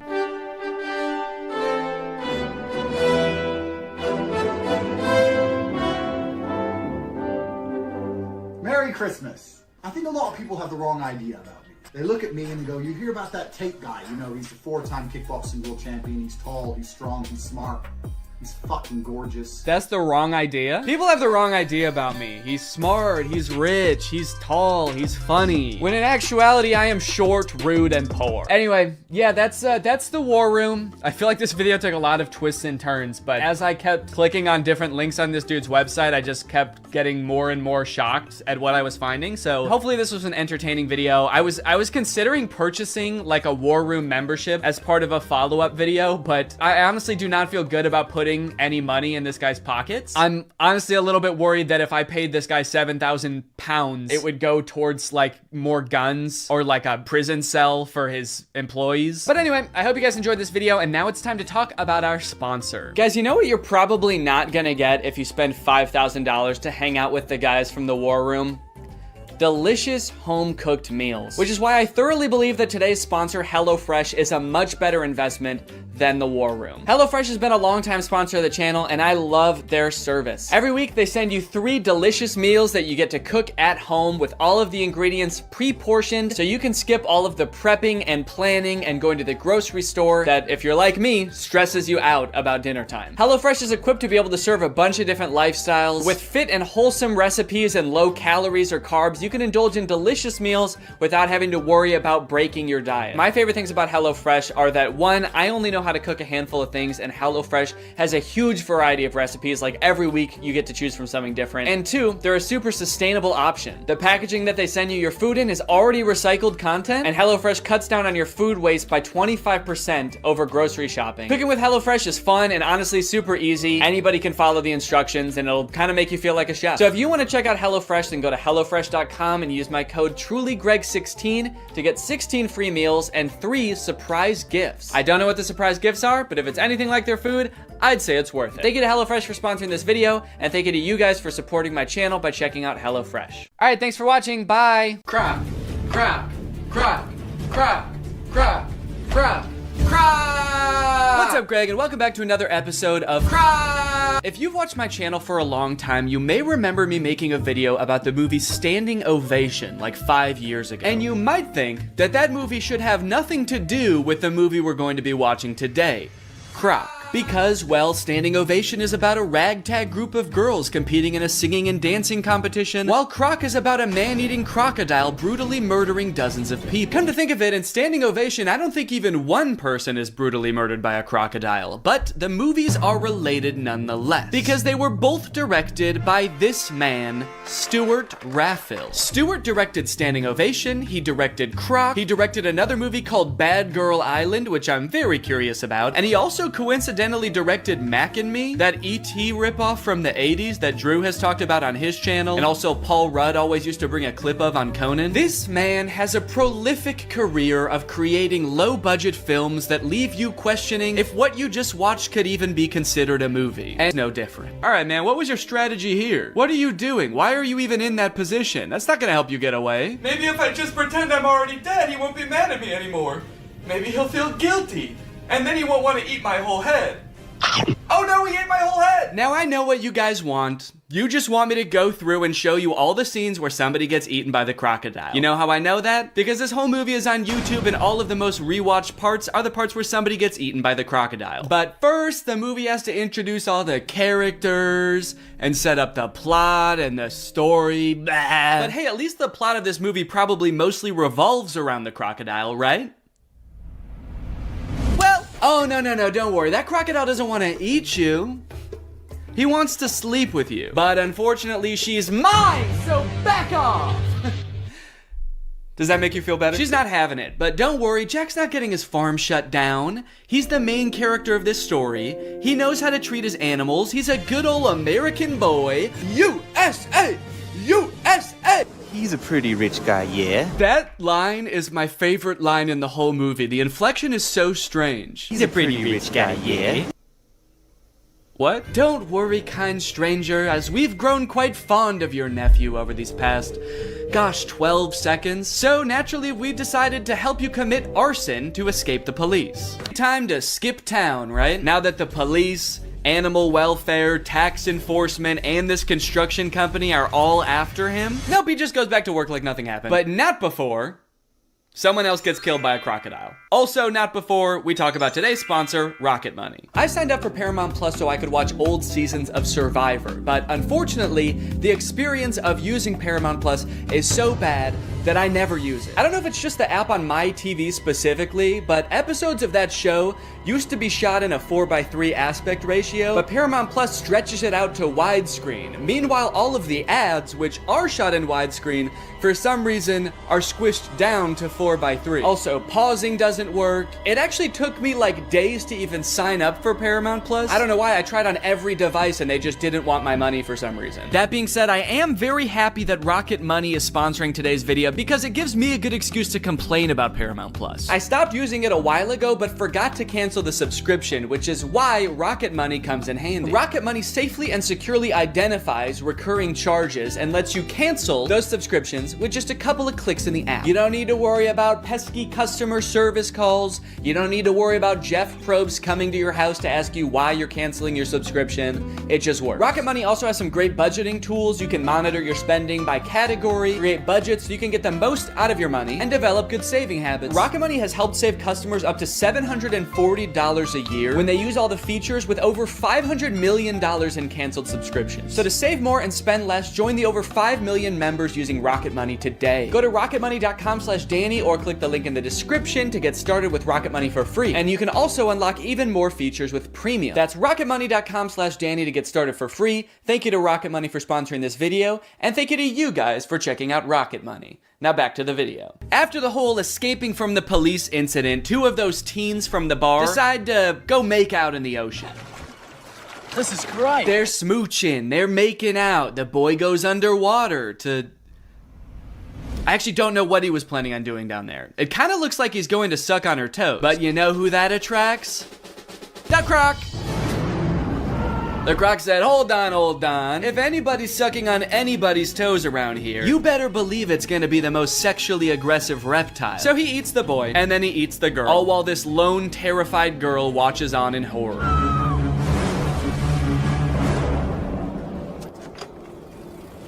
I love how casually she rides away. She is in no rush. Ah, a killer croc! I gotta go get help! But I shouldn't go too fast. I gotta focus on me.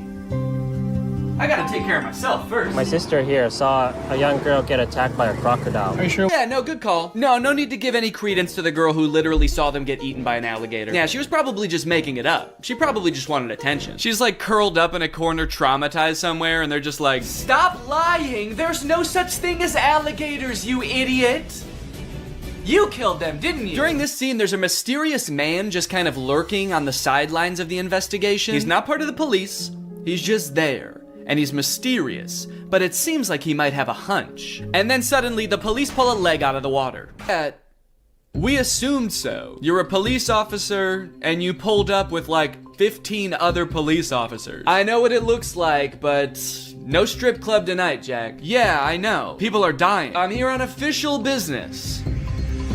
Unless... No, dude, we have to catch this crocodile before it kills again. Right. Yes, exactly. But what if it's at the strip club? Yo! So the girl that Theo was flirting with at the bar is having a funeral for her cousin. And since everyone thinks it was Jack's crocodile that ate the cousin, they are not very happy when he shows up. He's asking, are you okay and what's wrong, when everybody doesn't want to talk to him. Dude, somebody died. What's going on? Why is everyone so sad? Hey, where's your cousin? The ugly one. And why'd you even ask if you weren't gonna care what he said? He gave you the worst answer you could possibly hear while your kids are in the water, and you were still like, yeah, I don't care. But look, we know from earlier that sure, this movie is violent, but they would never actually show a child getting murdered by a crocodile. No! Basically just the really dumb, slow ones. One thing that really surprised me about this movie is how overwhelmingly positive all of the comments on YouTube are. This movie is super boring, the acting is really bad, there are long periods of seemingly pointless plot development, and yet the YouTube comments seem to love it. But they are pretty much exclusively all about how pretty the scenery in Thailand is, and not about the movie or the plot at all. So I guess that makes sense. Great movie, well filmed, nice locations, beautiful filming. Never thought Thailand was so perfect a paradise. Thanks so much. Yeah, well, it's not that perfect if people keep getting eaten by alligators, is it? Great movie with beautiful scenery. Thanks. Do these people think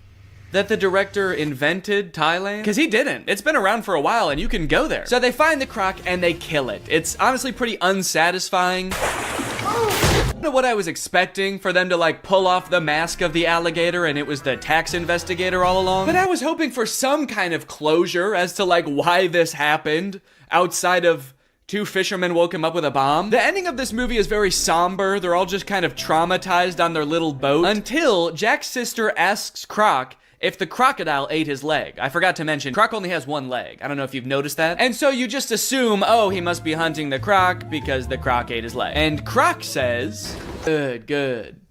I was hoping this movie would end like an episode of The Big Bang Theory. Well, guys, thanks for watching this video. I hope you liked it. If you're new here, make sure you subscribe and turn on my notifications to join Greg. I'll see you guys next time. Bye-bye. He says, I kind of like it for some reason. I have no clue why, but this game slaps. I wish I could remember why, but I just black out every time I play it. And when I come to, I just know that I had a good time. All right, I'm gonna buy it and we're gonna figure out what exactly is going on with this game. It's only $4, why not? Now, unfortunately, I've played a few VR games before and my body is not exactly built for it. If I play in VR for too long, I get what I like to call VR fever, which is not the fun kind of fever. It's not like Bieber fever. It's the kind of fever where I get nauseous from motion sickness. So I'm gonna need to get nice and hydrated for this, and I'm gonna need that hydration to be nice and fun. Luckily, I have my Air Up bottle, which is exactly that, and they're also the sponsor of this video. How perfect is that? Air Up is a whole new way to get hydrated. While you're drinking regular plain tap water, you get to experience the flavor of a variety of delectable scent pods, which you place right here. Every time you take a sip, both water and scented air are transported up into your mouth, and thanks to the science of scent-based taste, you actually experience the flavor of peach, or whatever flavor you want. They have an endless array of flavors. If you ever want to drink just plain water, you can just push the scent pod down, and then you can pull your scent pod back up when you want water flavored only by scent. I like my Air Up bottle because it's not adding any sugar or sweeteners or additives to the water. It's literally just plain water, but you end up drinking more because of the flavor. So if you want to experience Air Up for yourself, click the link in the description and use my code Danny. Thanks to Air Up for sponsoring this video. Now let's game.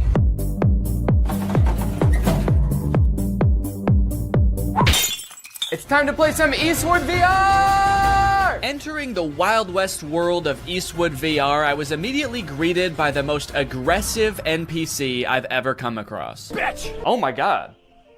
What the hell? Such an aggressive way to start the game. Come here, you big fuck! The very first thing you're supposed to do in this game is duel this guy, but for some reason, the game spawned me without hands. Right off the bat, I'm not seeing hands? Let me try restarting the game. Please give me hands. Please give me hands. Yes, okay, I have hands this time. All right, it says shoot him to enter the saloon. Is that how it worked in the Wild West? Son of a bitch. You have to shoot the bartender to enter the saloon? Now that I could actually grab my gun, it was time to use it.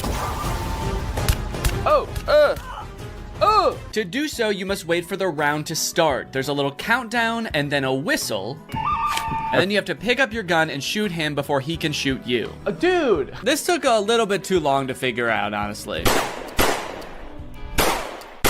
Don't know what I did wrong that time. Come here, you big fuck! Easy. Whoa! I did it!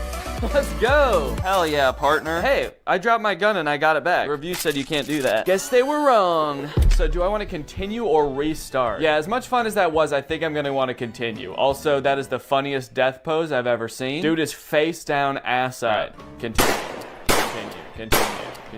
So it turns out none of the menus work in this game. So I just decided I'm gonna shoot this guy and go into the saloon.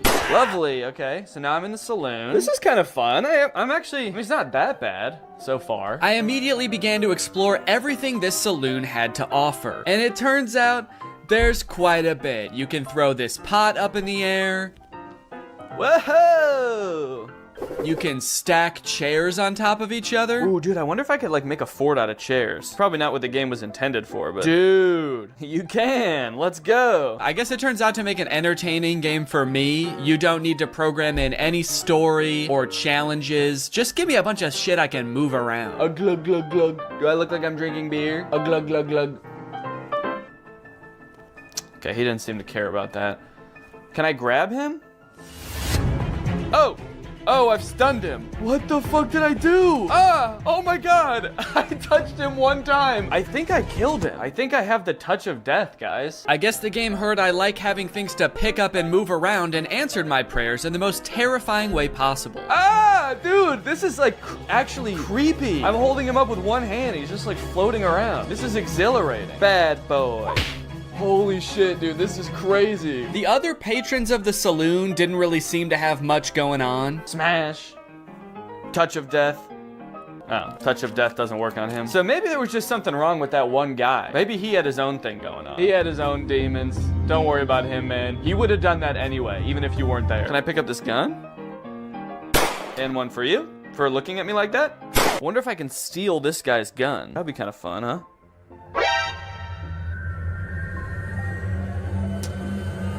Okay, that's funny. On the wall of the saloon, there's a list of other bandits you can duel with. Oh, okay. And I guess that's how we start them. Son of a bitch. Oh my god. This guy was equally mean, but a little bit more whispery. Son of a bitch. And about 100,000 times harder to kill. Oh my, whoa! That was so fast. What?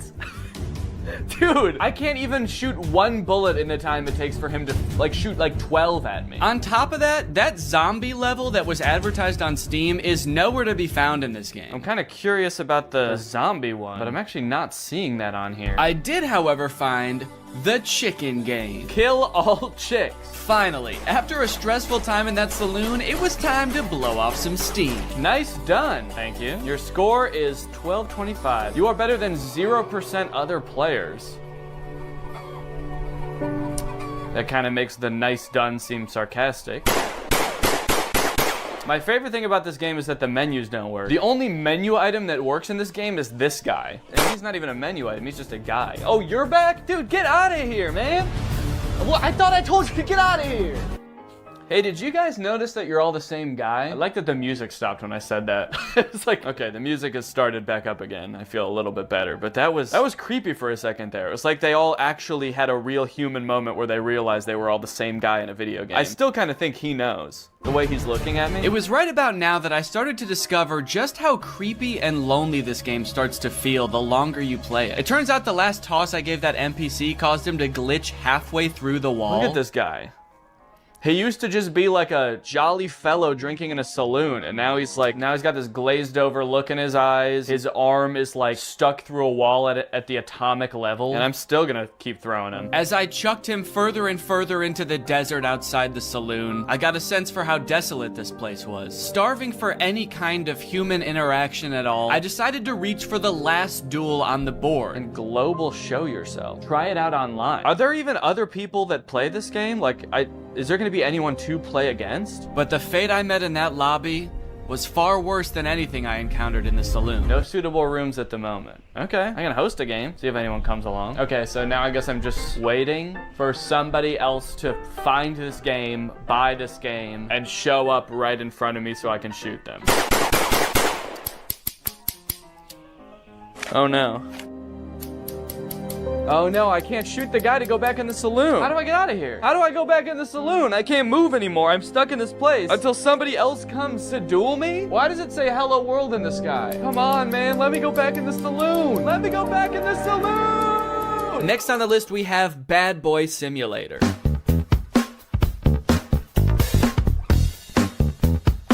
Okay, so it looks like a game where you spend all of your time in one classroom just tormenting the teacher and students with chemical weapons. This game looks insane. Also, what is this glove? Are we playing as a supervillain?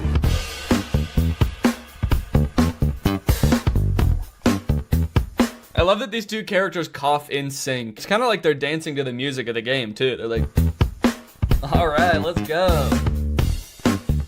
Yeah, everyone kind of has like in sync choreography to the sort of chemical warfare that they're being subjected to. Were you a bully at school, or vice versa? Were a diligent student, and now you regret that you did not break away then properly? Do I regret not being a bully in school? Yeah, man, I was a little goody two-shoes in high school. I wish I made bombs. I look back on my years as a teen, and my greatest regret is that I didn't blow up my science classroom. Arrange yourself more conveniently. What does that mean? How can I arrange myself to be more convenient? Will you be able to infuriate the teacher without catching her eye and avoid the look of a classmate bastard? What? Okay, I'm sorry, but if anyone's the classmate bastard, maybe it's the one with a supervillain-esque glove making bombs in the back of the class. So the reviews for this game are mixed. Some people are loving it and some people are hating it. This one person said, I can't close the game. That sounds terrifying. What if it turns out this person like forgot to actually put their headset on and just started doing this at school thinking they were in the game? I gotta find a way to close this game, man. I'm in too deep. It's been months. I've been expelled. I'm on the no-fly list. Can someone please tell me how to close this thing? Can someone please tell me how to stop being a bad boy? I wonder if there's a story to this game or if you just stay in this one classroom the entire time. But you know what they say, there's only one way to find out. To start this game, you go through a tutorial that teaches you a bunch of different methods you can use to prank your teacher and classmates. Put something on the the bottom of the teacher's mug, throw it, and then go sit down. I don't know. Okay, so is this glue maybe? Go ahead and stick that, and I'll go right back to my desk. Oh, now we get to watch the teacher discover that her mug has been glued to her desk.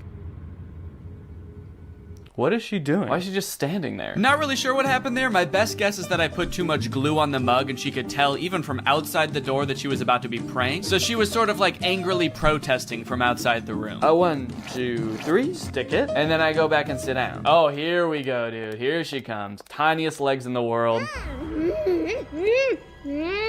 Oh, good God. Is the teacher a baby? These pranks rely heavily on distracting the teacher. That way you can cause your mischief without getting caught. You can throw a paper airplane to distract the teacher. Miss? Sometimes it doesn't work. That distracts her. I go and take the mug, and I go back and sit down. Fuck you. Oh. But I don't think any of the other distraction methods really matter because you can also freeze time. Bink. Put this on the mug. Sit down and... Yes! She is so pissed. Now that I was done with the tutorials, I could actually get into the real levels. And it looks like there are a lot, dude. 1, 2, 3, 4, 5 by 1, 2, 3, 4, 5, 6. There's 30 levels. A little bit of quick math for you. And I'm not even in math class right now. I'm in stand class. What does that mean? Wow, look at what all these kids drew in stand class. Level 1, begin. What? Excuse me, are you all right? At first I had absolutely no clue what I was supposed to be doing during this level. Oh, I was trying to throw the banana and I took a bite out of it. Whoa, how'd I do that? I like hollowed out the peel? Did I do that with my tongue? But don't worry, I soon found these super vague instructions that I decided to follow. Level 1, banana and that thing. I don't know what that thing is, but apparently putting a banana on it makes the teacher slip when she steps on it.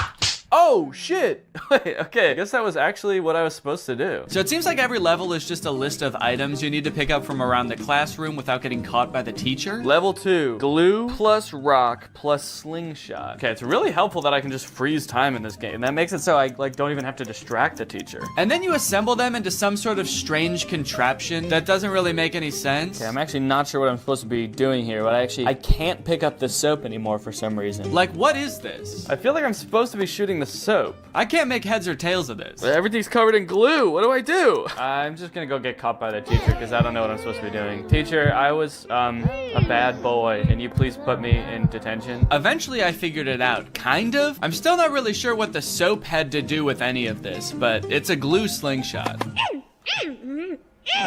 She can't figure out where it's coming from. I'm being so sneaky. This is so good. Dude, the teacher is furious. She's so mad she forgot how to hold a book. That's pretty much the whole game, honestly. It's very repetitive, and sometimes the things you have found just inexplicably disappear. Hey, where'd that stuff go? And there's only 2 different classes. There's math class and chemistry class. Technically a third if you count the door that just leads to a void. Oh. I have to say, man, this game did not make me feel like a bad boy. One really interesting thing about VR games is that I guess because it's so immersive, a lot of companies have created trainings for various jobs for their employees to experience in VR. The strange thing about it is that instead of being like on some private server somewhere, they're just for sale on Steam. So this one's called Truck Preparation for Driving VR Training. It is $200 and it promises to teach us how to proceed full preparation for driving of the truck with load. So they took the most fun part of being a truck driver, driving the truck, they took that out of the game. They said, no, in this game, you just prepare the truck for driving. So why does this game sound appealing to me? Why am I even the slightest bit interested in learning how to prep a truck for driving? I don't know, man. I guess I kind of just want to see if I'll learn something. Also, I kind of want to find out why this game is $200. So I'm gonna try it out. Ooh. This is beautiful. Oh, right from the start, it seemed I was gonna get my money's worth from this game, as it boasted nearly 3 hours of training time. Come to the table. To move, point the controller to the green circle and pull the trigger. Okay, let's go over here. Take your driver's license out of your breast pocket. I showed my ID to a very unimpressed desk worker. How come this guy doesn't look happy to see me at all? What's he doing over here? All right, what am I supposed to do? Take a tablet with the checklist from the table and the waybill. Take the tablet from the checklist, right, okay. Read the documents. Oh my god, it's gigantic. Why was it so small on the table? Are you seeing this, dude? It's crazy. One thing I'm starting to notice about VR is I do not like how dull and lifeless the characters are in these worlds. Look at the mechanic I meet in the garage. Look at this guy. The uncanny valley of it all just gives you this deep, unsettling feeling that you can't shake. Take the car key from the mechanic. then go to the cabin. So I will say everything up until this point seemed like pretty self-explanatory. Like I didn't need a state-of-the-art simulator to figure out how to walk up to a man and for him to hand me keys. And the graphics of this game are not very good. For $200, this is the most expensive game I've played so far. These graphics suck. Also, I swear every time I look at that guy, he's like not wearing his helmet for a split second. Many of the tasks around the truck are making sure things are working properly or in good condition. And I started to realize that none of it is. This truck is in horrible condition. I'm starting to think this whole place is all torn up. This looks like a little tear here. This looks rusted out as well. When do I get to prep a good truck? Eventually, I realized I can kind of just speed run this whole checklist by assuming everything is in bad condition. Daytime running lights, no. Parking lights, no. Which was especially helpful because a lot of the things on this checklist were named incorrectly. You know what? This game is all wrong, man. I gotta say, this is actually pretty disappointing. Stop lamp, safety belt, you mean seat belt, fifth wheel coupling? I can only imagine what that is supposed to mean in real life. That's probably like the radio or something. Check for wheel chocks attached to the rear of the machine. What's a wheel chock? On the back of the machine. What machine? The truck? Is that the machine? Is he the machine? You got any wheel chocks back there, sir? Turn around, let me see. Let me see your wheel chocks. Suddenly, all of the UI and my ability to walk around disappeared, leaving my prospects of finding these so-called wheel chocks hopeless. I tried resetting the game to see if that would fix it, but the only thing that did was erase all of my progress. Prepare the truck for driving. Come to the table. To move, point the controller to... Okay, this one actually looks like it might be a little bit more entertaining. This one is called Airline Flight Attendant Simulator. Being a flight attendant actually does sound kind of interesting, so I am kind of curious to see what that entails. And the graphics on this one look a little better too. Passenger evacuation.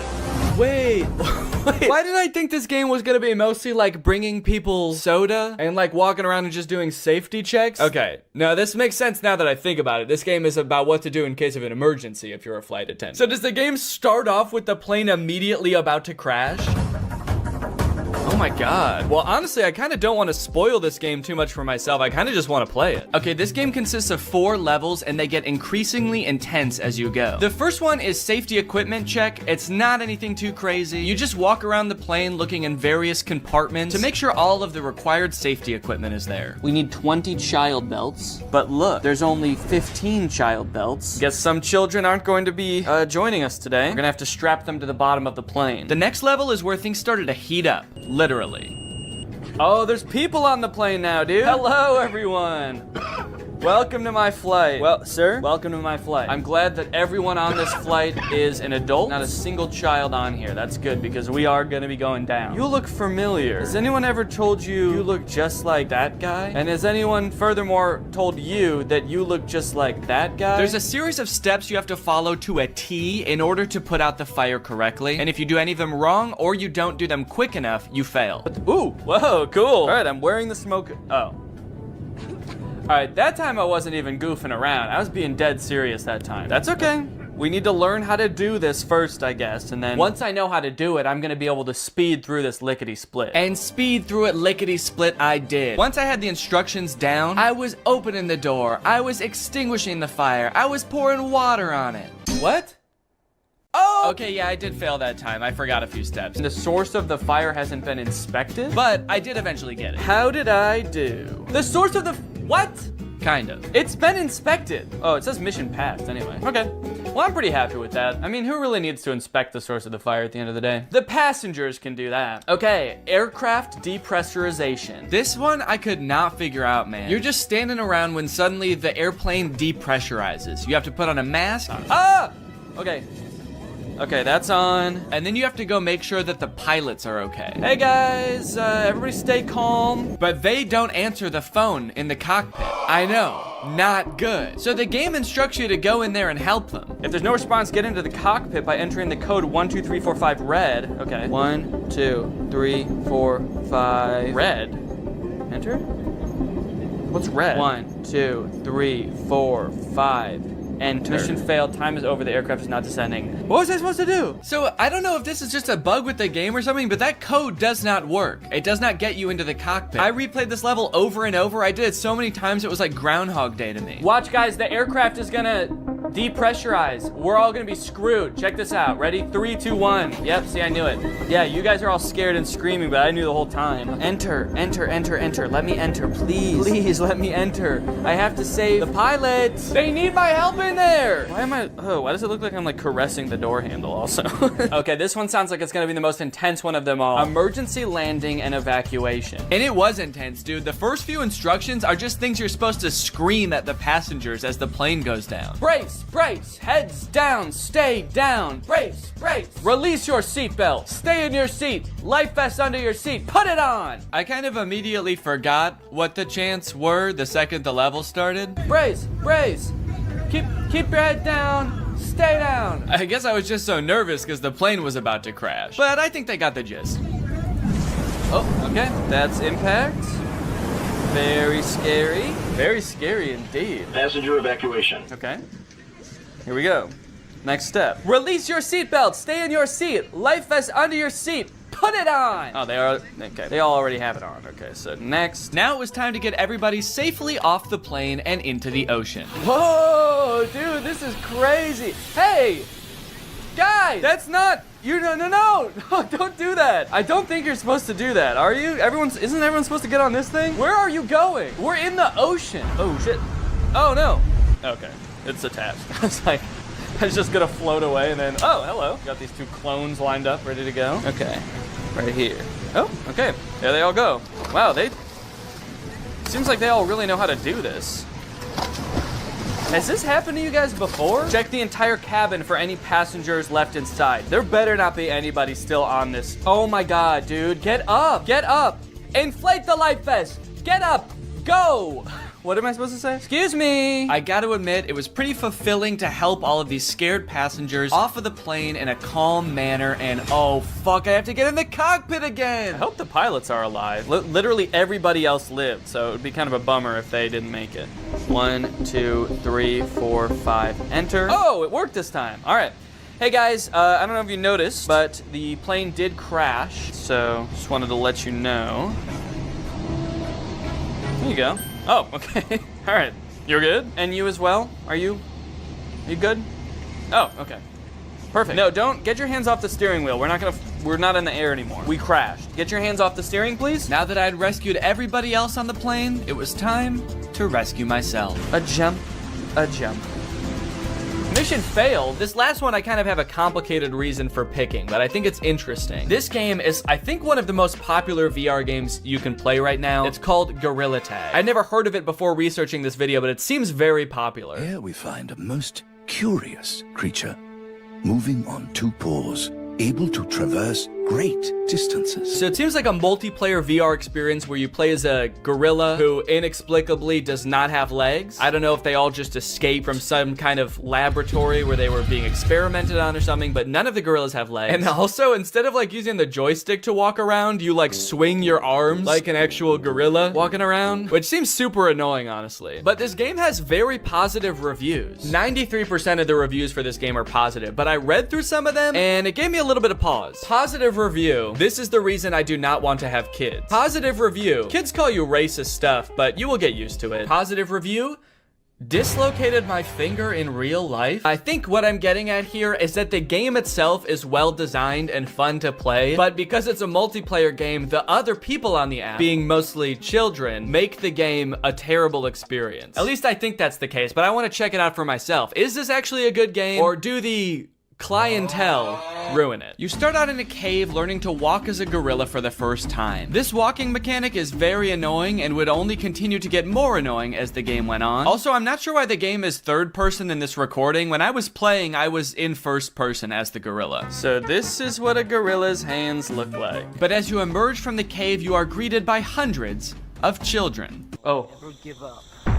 Whoa, suddenly I can hear people. Hey, hi, I'm new here. I don't know how this game works. Can anybody help me? Yeah, I will. Jump down. These children were immediately so eager to teach me how to play. They also turned me into lava. I'm still not sure what that means. Wait, what did you do to me? They swarmed me like a pack of feral wolves and immediately started asking me questions and showing me how to do things. This is kind of overwhelming. Do you already know how to run? Do you already know how to run? So you gotta run like diagonal to the ground like this. They wanted to show me how to run, how to throw balloons. They wanted to feed me hot dogs. Thank you. So hospitable. Thank you. So overall, most of them were pretty nice. There was this one gorilla who kept asking me to change his color code in a very intimidating way. You take off my color code? What? You take off my color code? I don't know. I don't know what that means. This guy was weird. He also made me do a bunch of tests to make sure I was really new and I wasn't just faking it. Press this right here. Ooh, hats. Press right here. Put on. Press right here. Put on. Okay, you're actually new. Oh, you thought I was razzing you? You thought I was messing with you? I wouldn't joke about that kind of thing. Do you want to know how a real man does it? Yeah, show us how a real man does it. Bro, a real man do it like this. Whoa! That's a real man. While I was being taught how a real man runs up a wall, I was told that the $1,000 Meta headset I bought to play all of these games was actually the worst possible one I could have used. For some reason, I feel like it's like my hand is just not sticking in the wall. What are you playing on, Oculus or Steam? On Steam with the Quest Pro. So you have about 85 hertz. Okay. So your hands are not as sticky as the Oculus players. Wait, what did you get? The Pro? Yeah, but I'm playing it on Steam. Not bought that headset. What the hell, Steam? And Mark? My gaming setup is too good for Gorilla Tag? How fucked up is that? Once the Gorilla children had cooled down a bit and started to go back to doing their own thing, I asked my friend here if there was anything else to do in this game. Are there like mini games in this game, or like what is there to do? He decided he should take me under their wings / monkey arms and teach me their favorite game. Let's teach them how to play Monkey on the Shelf. Okay, let's go. Now jump on the computer. Okay. Now join code Joe Mama. Monkey on a Shelf is a don't touch the lava type game where you try to make it from one end of the room to the other without touching the floor. I kind of thought there would be mini games like programmed into this game, but there is no structure at all. They just like pick one monkey to watch and make sure people don't touch the floor. While we played, we got to talking about some of the negative things people had to say about this game. Are there a lot of racists in this game? The review said that like it was just a bunch of racist little kids. Yes. Yeah, there are. There are. Did they get banned? These sometimes. Before I knew it, it was time for me to log off. All right, guys, I gotta go. But can I just say? Nice knowing you. Can I just say thank you guys for taking me under your wing and teaching me how to play this game. I couldn't have done it without you. Thank you guys. You're welcome. You guys are the coolest monkeys I've ever met. Yep. All right, bye. Well, Greg, there you have it. The world of VR is a magical and mysterious place that I am proud to have explored here with you today. If you have any other games you want me to check out, let me know. If you're not subscribed yet, make sure you subscribe and turn on my notifications to join Greg. Otherwise, go ahead and check out another video right here, and I'll see you guys in the next one. Bye-bye. Life as a new dad is pretty good. Rocking my baby to sleep, watching him crawl for the first time, and there's so much to look forward to. Like finding out what kind of TikTok dad I'm gonna become. There's so many types of dads on TikTok. You got Frog Dad. I could be like Addison Rae's dad, begging Young Gravy to box him. One thing's for sure, whatever kind of dad I become, I'm excited to do it on TikTok. Wait, what is this? TikTok is getting banned? Guys, TikTok might get deleted in the US forever in a few months, so I either need to move countries or fulfill my dream of becoming a TikTok dad now. Luckily, over the years, I've gathered a pretty choice list of dad talks, and today I'm going to watch them, and then I'm going to become them by recreating them. So let's take another look at that Addison Rae's dad TikTok. Can I get a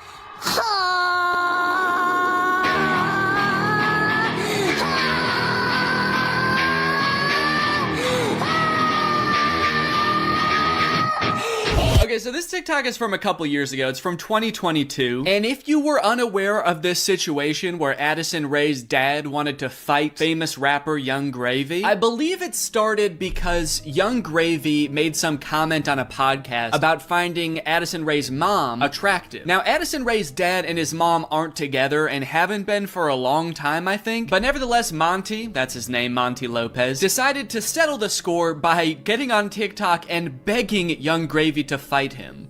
Can we meet now? Like today, it's August 9th, 2022. I'm ready, and I bet you're not. Only a boxing match. Do you have what it takes? Please, I'm begging you, Young Gravy, fight me, please. I'll let you win. I don't care. You can bring a gun. Just don't kiss her. Also, because of the UMG thing that happened recently where they removed all their music from TikTok, this TikTok is completely silent. I'm guessing it had more of a badass vibe to it when it actually had music, but now it's just kind of sad. But to be fair to Monty, that TikTok was like 2 years ago. The beef has since been resolved, I think, or Monty just realized that Young Gravy was never going to respond to him, so he stopped trying. But let's see what Monty's up to now. What's going on, everybody? Happy holidays. We got some real funny videos that I'm about to show you. Let me know in the comments below which one you think is the fun.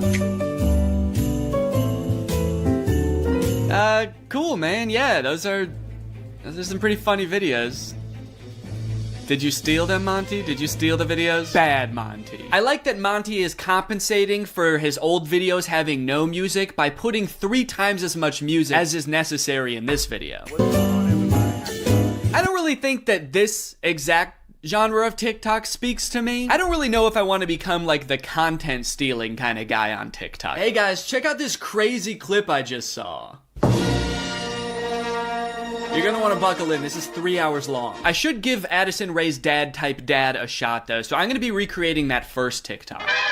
Okay, so I was trying to think of who it would be funny for me to be trying to fight in this video. My first thought, for some reason, was Joe Biden, but I feel like if I posted a shirtless video of me screaming and begging Joe Biden to fight me, I would be investigated by the FBI, the CIA, trying to think of any other 3-letter acronyms, AJR maybe. So I'm not gonna do that. Maybe it would make more sense if I just challenge someone who already does influencer boxing, like Jake Paul. I could make this same kind of shirtless screaming video, begging Jake Paul to fight me. I can't just stop there because Monty didn't stop there. Oh no, no, no. He challenged him, he begged him, he asked him to come to his house right now, and then he also pivoted to just posting silly videos on his page. So I'm gonna try to encapsulate all of that into one video. I also noticed in this video when he stands up, it like, well, one, it says run white boy run at the bottom, and then it also reveals that he has a tummy tattoo. So I don't know if I should incorporate that somehow. Like when I stand up, there's a funny tattoo on my tummy. Maybe it's just a heart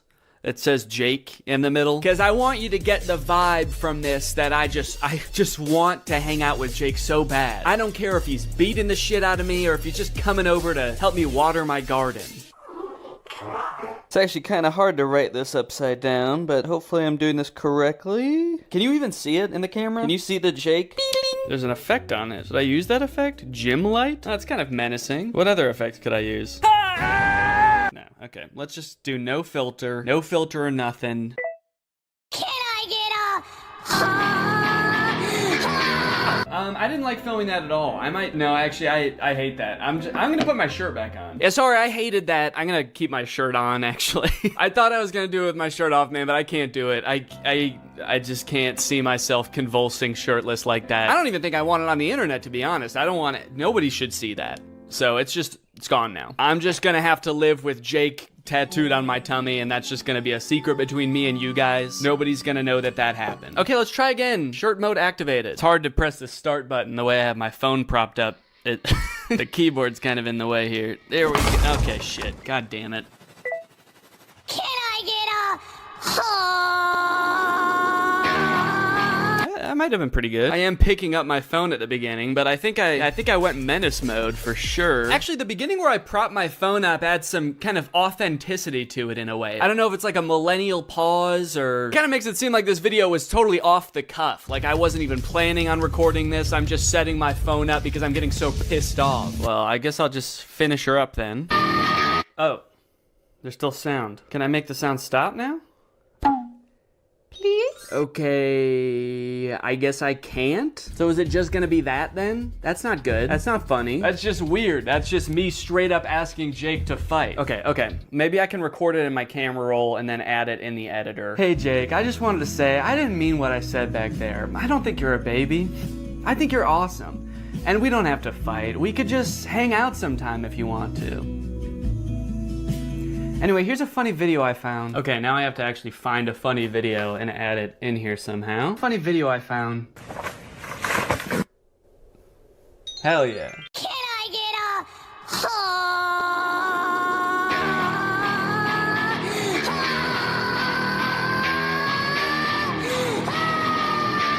Hey Jake, I just wanted to say, I didn't mean what I said back there. I don't think you're a baby.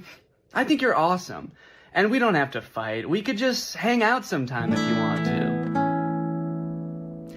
Anyway, here's a funny video I found. Yeah, I think it's perfect. And I think it's ready to post, and I'm not worried at all about what people will think when I post this. So I think after I create all the TikToks, we can take a look at some of the responses to them. Okay, next TikTok. My daughter being in a toxic relationship, hashtag POV, a pack sticks up for each other. One of my favorite things about this TikTok is how many people show up. I thought it was just gonna be the dad at first, but then more and more characters keep coming in. It kind of makes the dad seem a little less badass. Like, no wonder the boyfriend's scared. He is severely outnumbered. I also love how the uncle comes into frame by touching the brother's shoulder, but it's obviously just his own hand touching his own shoulder. You know you're in for trouble when you feel your uncle tap your shoulder. You know how uncles do? Now, the weird thing about this one is that I actually don't know if this guy has kids. I actually don't think he does, but I do still think that there's something we can take away from this video. The whole concept of a pack sticking together. Oh, are they wolves? Oh, I think they're werewolves, and that's why it says a pack sticks up for each other. And that's why all their eyes turn blue, this horrifying shade of blue, and the dad has on a wolf necklace. So they must be wolves. They've got wolf eyes. Wolves have blue eyes, right? Oh, wait. They don't. Wolves have brown eyes, it looks like. I must be thinking of huskies. Oh yeah, huskies have blue eyes. Are they huskies? Leave her alone, buddy. Unless you want to get strapped to a sled and pulled very fast over a great distance. If this happened in real life, do you think that the boyfriend would even hear the dad? He's screaming and the dad is whispering. He has a few other TikToks where he plays the role of a dad navigating a kind of tricky situation with his daughter. I guess this genre is just fantasizing about having like a teenage child and something awkward or scary happening with that child. And also you have to look really badass and you do have to be part dog. Got it, can do. Before I film this one, I actually have a much more important POV I need to film first. POV, that moment when you're sponsored by Opera. Opera makes other browsers look like that evil boy in that last TikTok. All alone and useless. Meanwhile, Opera looks like the family because Opera has so many useful features built in that it's so much more than just a browser. You've got Aria, Opera's native browser AI, which lets you get clear answers instantly. Highlight any term on the web and ask Aria to explain it. The great thing is Aria is connected to the web and can provide real-time information, unlike a lot of other AI models. Tab islands are huge for helping me stay organized while I'm working on a video. If I have several TikToks open, a couple of Google Docs, email, I can collapse them into context-based groups automatically. I don't know what accent this is supposed to be. One thing I didn't even realize I needed until I got Opera was a built-in ad blocker. It makes articles look so much more clean, which actually makes my videos look better, because when I screen record an article, there's not distracting ads all over the place. And it's super easy to turn on with just one click. If you're working on multiple projects at once, you can create entirely separate workspaces that you can switch between easily using customizable buttons on the sidebar. I don't like having a ton of browser windows open at the same time. It's super distracting and hard to sort through. So in my opinion, this is a much better solution. So if you want to check out Opera, then use my link below to download Opera today. Thanks to Opera for sponsoring this video, and thank you to you guys for checking out Opera. Now let's film this TikTok. Okay, so I've been thinking a lot about how I could make this TikTok kind of my own, you know? Take everything I like about the toxic daughter boyfriend TikTok and amplify it. So first thing we're gonna do is the amount of family that shows up. I liked how much it was in the first video. We're gonna double it. We're just gonna have a ton of people show up. We're gonna have the dad, of course, the brother, an uncle. Uncle's here! A second cousin, a third niece, maybe. Also, I think instead of like a toxic boyfriend, the daughter's just gonna be getting mugged. I think that would elevate the stakes a little bit higher. And then, you know, in the original TikTok, they didn't even turn into werewolves. Their eyes just turned blue, which, granted, that would be very scary if that happened to you, but I feel like they were trying to get at something there, but they didn't quite get there. So, in my TikTok, they're gonna actually turn into animals because there's filters on the TikTok that can turn you into animals. So that's what I'm gonna do.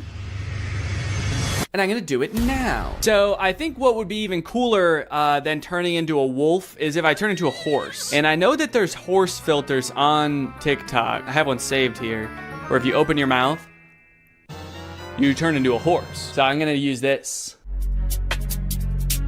Okay. Beautiful, beautiful. I look gorgeous. And then everyone just starts turning into horses, dude. The daughter turns into a horse. Uncle's got to turn into a horse. And last but not least, the mugger has to apologize, of course. Let's go, baby. Now all I have to do is edit this, and it's gonna be ready to go.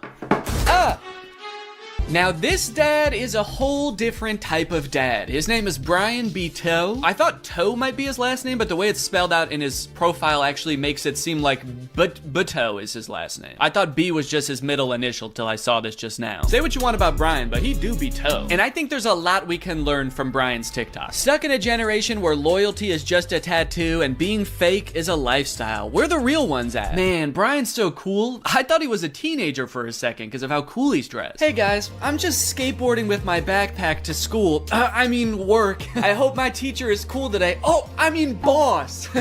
Sorry, I'm just a kid at heart. Also, I just got in a really bad skateboarding accident and hit my head real bad. Can you drive me to the hospital? I don't like this angle. Why is he so much higher up than us? Are we a child in this video? Are we his child? Son, where are the real ones? What have you done with the real ones, son? I'm not even sure how the caption and the video are related. They seem like totally separate things. I'm so sick of my generation. So I've decided to join yours. I'm a teenager now. In fact, I'm so young that my kids are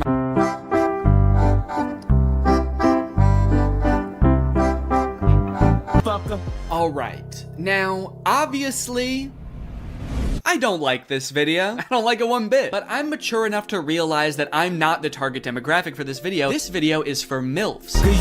And I'm not a MILF. I'm at most a dill. I'm just a dad you would like. And the MILFs in the comments are loving it. Yes, you still got it. Where you been all my life? Damn, my kind of guy. More power to him, I guess. The one thing that I can't get over is the setting in which he's making this video. Are you in public? It looks like he's just in the lobby of a hotel making the absolute thirstiest video I've ever seen. You need to get to your room ASAP, dude. You are too horny to be in public. I like this guy in the background. The second he realizes he's in this video, he steps out of frame because he's like, oop, I can't be in this. Oop, get me out of here. This guy's too horny. The caption is still got it, which is a little confusing to me because usually you would say that about something you used to do when you were young. Brian, did you used to do this when you were young? They didn't have iPhones back then. Who were you doing this to, man? The reason so many people are single and not in relationships today is because we're looking for that 90s love in a 2023's hookup culture. Tell me I'm wrong. Yeah, man, that's fine. Where are you? What's going on in the background here? I'm looking for that 90s love. The kind of girl that doesn't just want to hook up, but wants to go on a date to the giant dirt pile in town. I love that dirt pile. I wish I could date the dirt pile, but she's taken. Hey, get out of here! She's mine! Okay, this is good research. I feel like I'm starting to get what this guy is all about. It's a lot of like pouring your heart out on the internet. Some of it could possibly be on the verge of oversharing, but he's expressing his feelings. He's looking badass while he's doing it. It's like this emotional vulnerability mixed with this cool, mysterious bravado of being alone at the giant dirt pile. Oh, oh, oh, yeah. Da, da, da. I gotta know.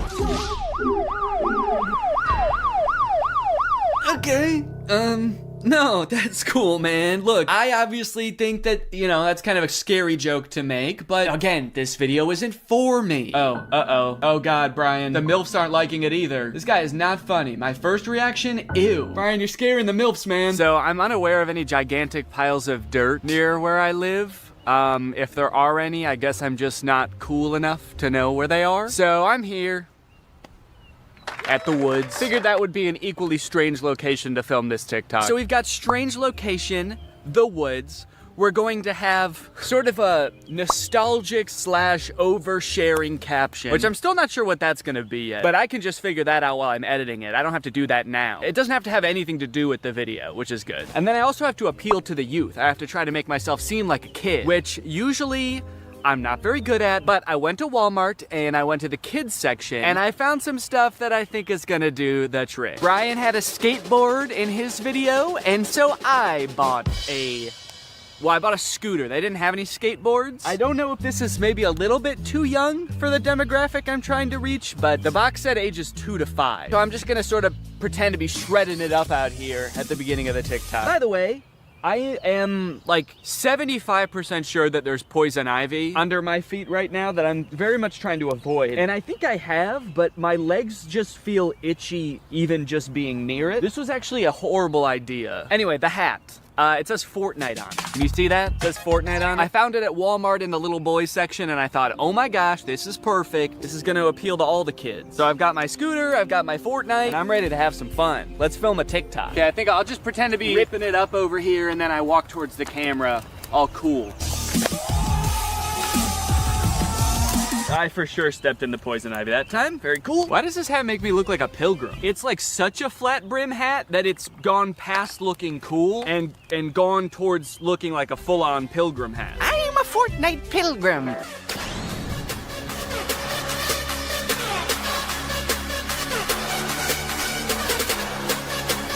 This one's just kind of a fun one. It's just a picture Shaq posted with like 20 seconds of music and then 20 seconds of silence. I don't know. Could be the mood.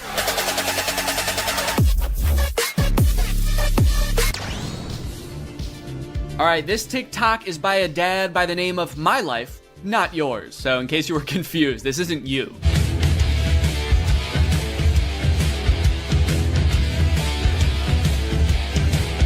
Yes, dude, thank you. This is the kind of energy I'm looking for. When your kids need you, you drop everything. And you don't walk, you don't run, you don't even drive. You jump through the air like a giant bunny and you land right where they are. I guess we don't see where he lands. It would be kind of funny if it like cut to a reverse angle and he just landed at the bar. But one TikTok in, I am liking this guy's style.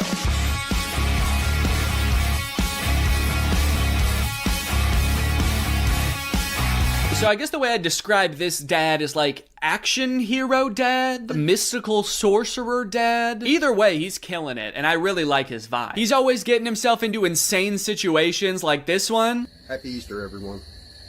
So funny about how nonchalantly he says Happy Easter and then teleports himself into the UFO and kamikazes himself. Like, did he know that was gonna happen? Based on how chill he was, I kind of feel like he didn't. Happy Easter, guys.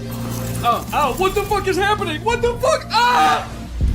You know, I started watching this guy because he mentioned his kids and I was like, oh cool, dad content. But in hindsight, he actually doesn't mention his kids very often. So I guess they don't need help that often because that's the only reason he mentioned them in the first video. He's actually kind of got a lot of other shit going on. He's always defending the earth from some kind of cosmic threat, it seems. And after all these TikToks where he's harnessing magical powers and defending the earth, you'd think that his kids would have some pretty nice stuff to say about him, right? You'd think they'd be pretty grateful, huh?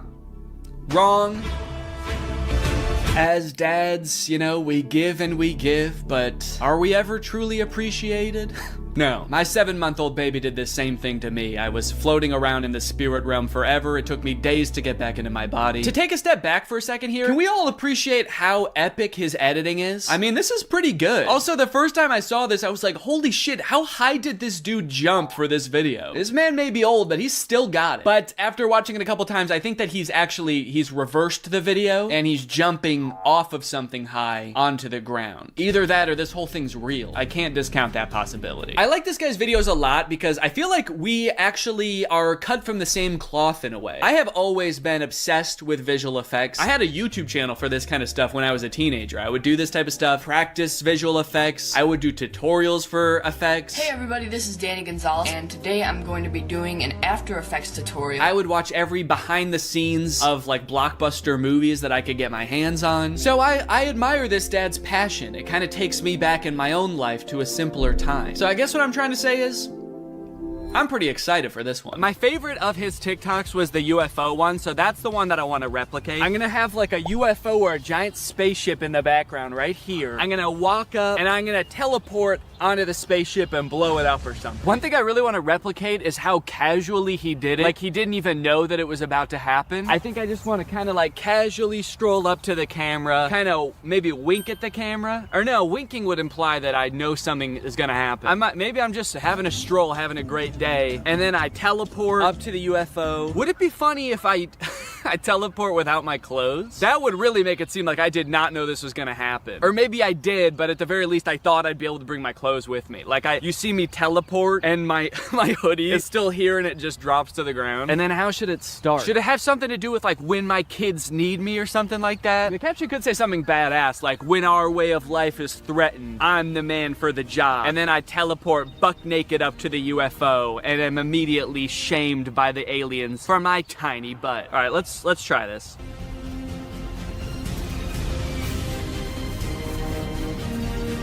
Okay, and then I'm gonna take off my hoodie, put it right where I was, and then drop it. Okay.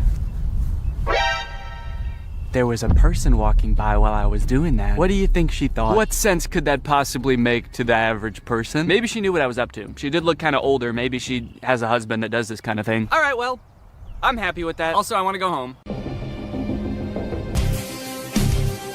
Great. Now that all of the TikToks have been recorded, edited, and posted, let's see how people responded to them. We're gonna go from the least viewed video to the most viewed video, starting off with Addison Rae's dad. So this is the first video that I posted, and it is by far the least liked out of any of the TikToks. It has 45,000 likes. I think people were just confused. Nobody really got the reference. The general consensus amongst the audience is that I'm going insane. Second most liked comment is, "Nurse, he's out again? Is everything okay at home, Danny?" Okay, I was doing these TikToks to make myself seem like a really cool, awesome dad, and kind of feel like it's not working based on that comment. Oh my god, he's lost it. What is he planning? Or is he just having fun on TikTok? All right, he's either planning a video where this is some kind of satire, or he's actually just having some fun, challenging Jake Paul to a fight, begging him to meet up, and sharing some funny videos. Maybe this is just who Danny is now. Okay, next up was the Shaq TikTok. Lots of people praising my very calm demeanor in this picture. You look so comfy and at ease. You don't look terrified for your life at all. Looks like they were really nice. And then one kind of eerie comment, "Please don't die, I love your content." Do they know something that I don't know? I look closer and this was posted by my doctor. Oh no, he's actually been commenting a lot on here. He says, "The test results just came back, it's not looking good. Love your content though. Also, was Ice Spice cool?" Just feel like there's better ways he could have contacted me. Someone said, "Is this real?" And then someone commented under it, "No, it's AI. Look at Ice Spice and Taylor's eyes, or the guy on the right, his hands, or the sunglasses just floating on his shirt." So I guess he's talking about this guy, saying, "No, it's clearly AI. Just look at this dude." Which, is kind of fucked up, because it's not AI, that's just a real guy. Everything in the image is real except me. And even I am real. I'm a real person. I just wasn't in that picture. It's kind of interesting as AI has gotten more popular how whenever anything is fake now, all of the comments are AI. It used to be whenever something was fake, all of the comments were Photoshop. Even if it was a video, it would always be attributed to Photoshop, and now it's AI. Even in this case, when it was actually Photoshop, the accusation that gets thrown out is AI. It's just kind of something interesting I noticed. After I posted that TikTok, I was starting to get a little bit worried. I started this video with hopes of becoming the coolest TikTok dad on the platform before it got deleted. And based on these comments, I was beginning to worry that being a good dad didn't have anything to do with TikToks or Ice Spice. But don't worry, the comments on this UFO video fixed all of that. "Thank you, Danny," we all say in unison. "A modern Shakespeare brought tears to my eye. I saw this on the news, so heartbreaking. Thank you for saving our children, Danny." Wow, this gave me chills. The things we'll do to protect our children. I mean, I don't exactly know what you did in this video, but thank you for doing it. You definitely did something to protect our children, I think. I would unironically watch this as a movie. Yeah, this TikTok was good, but I just wish it took 2 hours. Oh, Danny, where do I even begin? You are the light to my world. You are the sunshine, Danny, my only sunshine. You make me happy when skies are gray. You'll never know, dear, how much I love you. Can't talk, saving the world.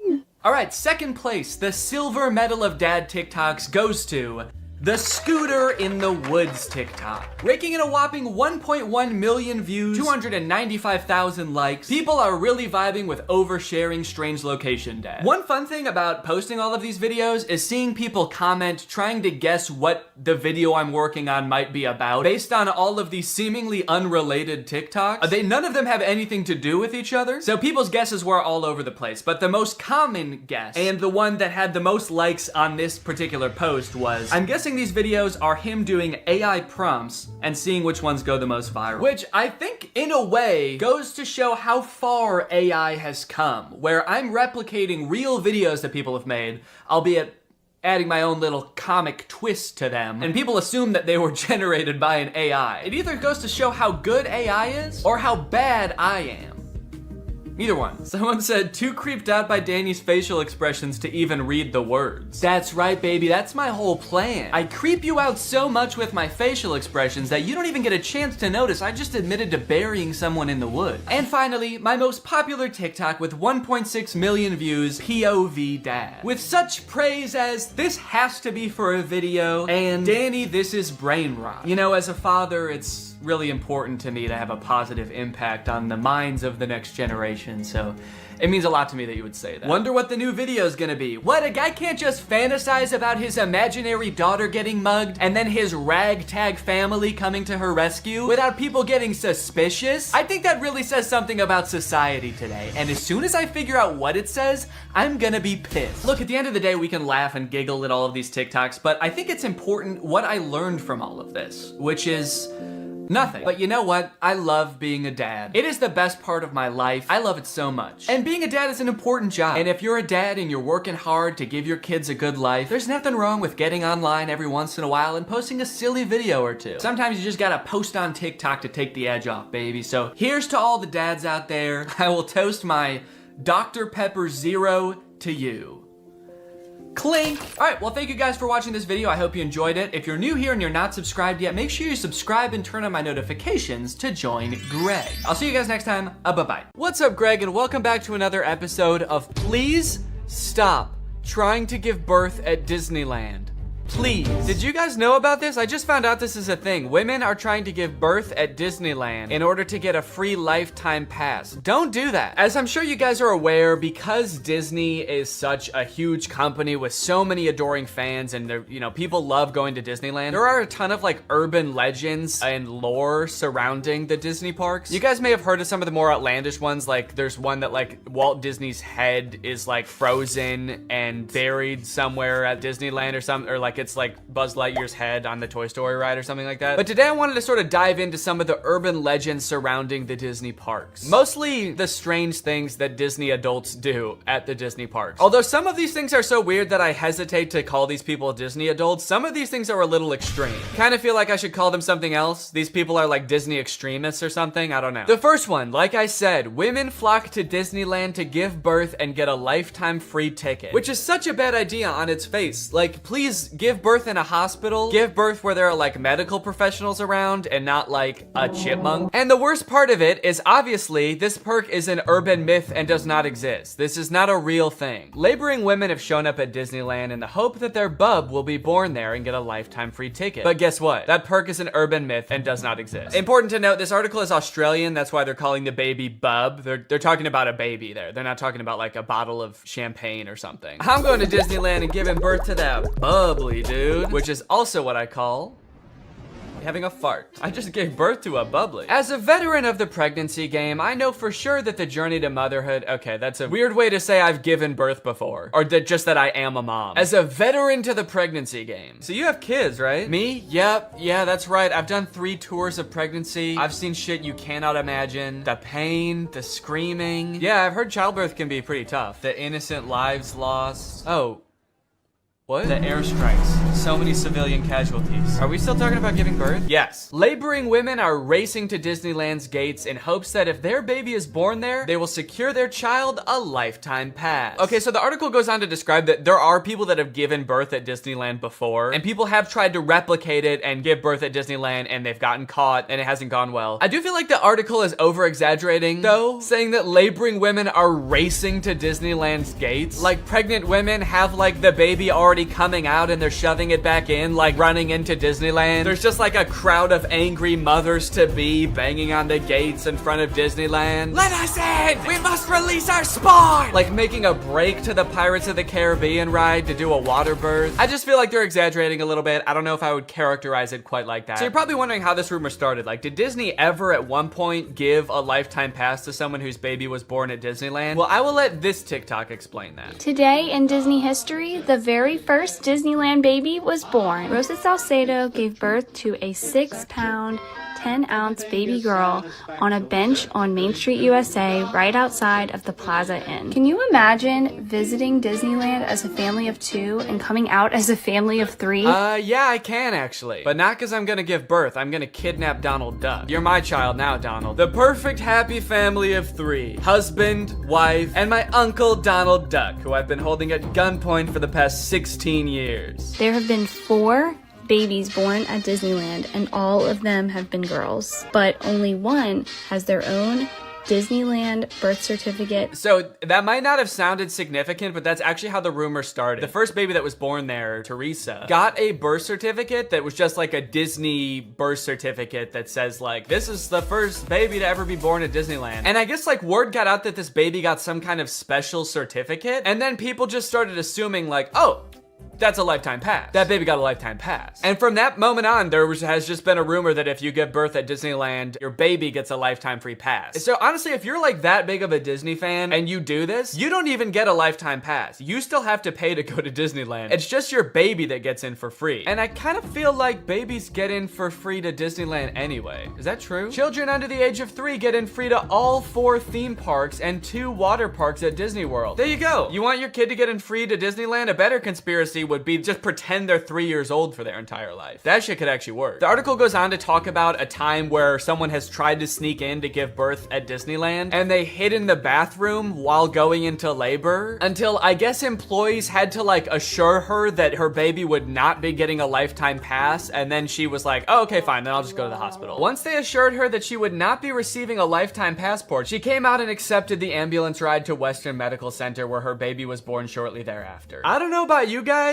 but it kind of sounds like she failed the test. If you know anything about Disneyland, you know how well the cast members there, all of the employees, all the staff, all the people in costumes are trained to like respond to every circumstance. It sounds like you just entered the giving birth at Disneyland experience, and honestly, you didn't make it to the end where you get the prize. It also says that this discussion board, The Laughing Place, has some hilarious forum chats about this topic. So I guess other people have been like sharing stories about this happening on this forum, but when I clicked on it, it turns out that it doesn't exist anymore, which kind of sucks because I wanted to find out more times that this has happened, but honestly, it is probably for the best. Kind of sounds like they were talking about some pretty sick shit in there. You think you're gonna go to a Disney forum and see people talking about like, my favorite movie's Coco, but instead you see people talking about like, I'm gonna give birth inside of Pluto's house. I'm gonna go to Disneyland and get fucked by Goofy, and then Goofy's gonna be the father of my child, and I'm gonna give birth on It's a Small World. And I'm gonna make Elmer Fudd cut the umbilical cord. Is Elmer Fudd a Disney character? I actually don't think he is. But he's gonna be there anyway. And then me and my freak mutant, half goofy, half human child will both get lifetime passes. Free pass for life for my little freak. Passes or not, being born in Disneyland is a pretty cool claim. Yeah, I mean, I guess so. The way this is written, it kind of makes it sound like, so you might not get a free pass, but I don't know, it's worth a shot. You might want to do it anyway, just for shits. I've actually found a little bit of discussion about this on TikTok as well. Quick question, what's stopping me from giving birth in Disney World? Like in the Magic Kingdom, on a ride, in the Epcot ball? I think this TikTok in particular is a joke, but the comments under this TikTok are actually very interesting. I went into labor at Disney. They were not cool about it. And people like responded asking her to elaborate, and she goes on to detail her experience going into labor at Disney. And from her experience, it kind of sounds like the second anybody starts going into labor at Disney now because of this conspiracy, the entire staff immediately flips and like makes it their top priority to get you out of the park and like to a hospital to give birth. And I guess that sometimes they can be so rushed trying to get you out of the park that it comes off as rude, but obviously they're just like concerned for your health. They also don't want this rumor escalating of like people giving birth getting a free pass. And also it's just like people in sweaty mascot costumes trying to not deliver a baby because that's not their job. So sometimes I guess it comes off as rude. But the funny thing is, from this woman's entire explanation, it sounds like she didn't even know that this urban legend was a thing. So in her head, I guess she just like broke some unspoken rule at Disneyland that she had no idea about and made the entire staff of the happiest place on earth turn on her in an instant, which is so funny to me. Hello there, what can I get for you? Yeah, can I just get a medium root beer, please? Oh, great. Oh, great, another guy here to put his balls in the root beer. What? Hey everybody! This guy right here is about to pull out his big fat balls in front of everyone, in front of a bunch of children, and put his balls in a glass of root beer. Why would I do that? Don't play dumb. I'm not playing dumb. I am dumb in this situation. You've clearly heard that if you put your stupid fat balls— why do you keep calling them fat? In the root beer at Disneyland, you get to spend the night with Minnie Mouse. Oh, what the fuck? No, I just wanted some root beer. Is that true? No, it's an urban legend. But no matter how many times we tell people it's not true, we still get perverts like you coming to Disneyland, ordering root beer just so they can put their stupid— don't call them fat balls in it. Oh, come on, man, don't cry. I already am. Why do you still sell root beer if this keeps happening? Because if you shit in the root beer, you actually do get a free fast pass for Space Mountain. Okay, I don't want to put my balls in root beer, and I definitely don't want to shit in the root beer, okay? I legitimately just want to drink some root beer. Oh. Sorry, my bad, man. I didn't know. Okay, well, that's literally what I asked for, so here you go. Ah, what the fuck is that? It's Walt Disney's head. You said the secret code, so here's his head. No, root beer. What? I wanted root beer. I wanted to drink root beer. So no head? No. Overall, pretty disappointing that anyone actually believed this in the first place. In what world would Disney want to foster an environment where mothers are coming into their park, their theme park, to try to give birth? Especially if they're not like billing it back to the person that gave birth and being like, okay, here's your hospital bill, and because it's Disney, it was $1 million.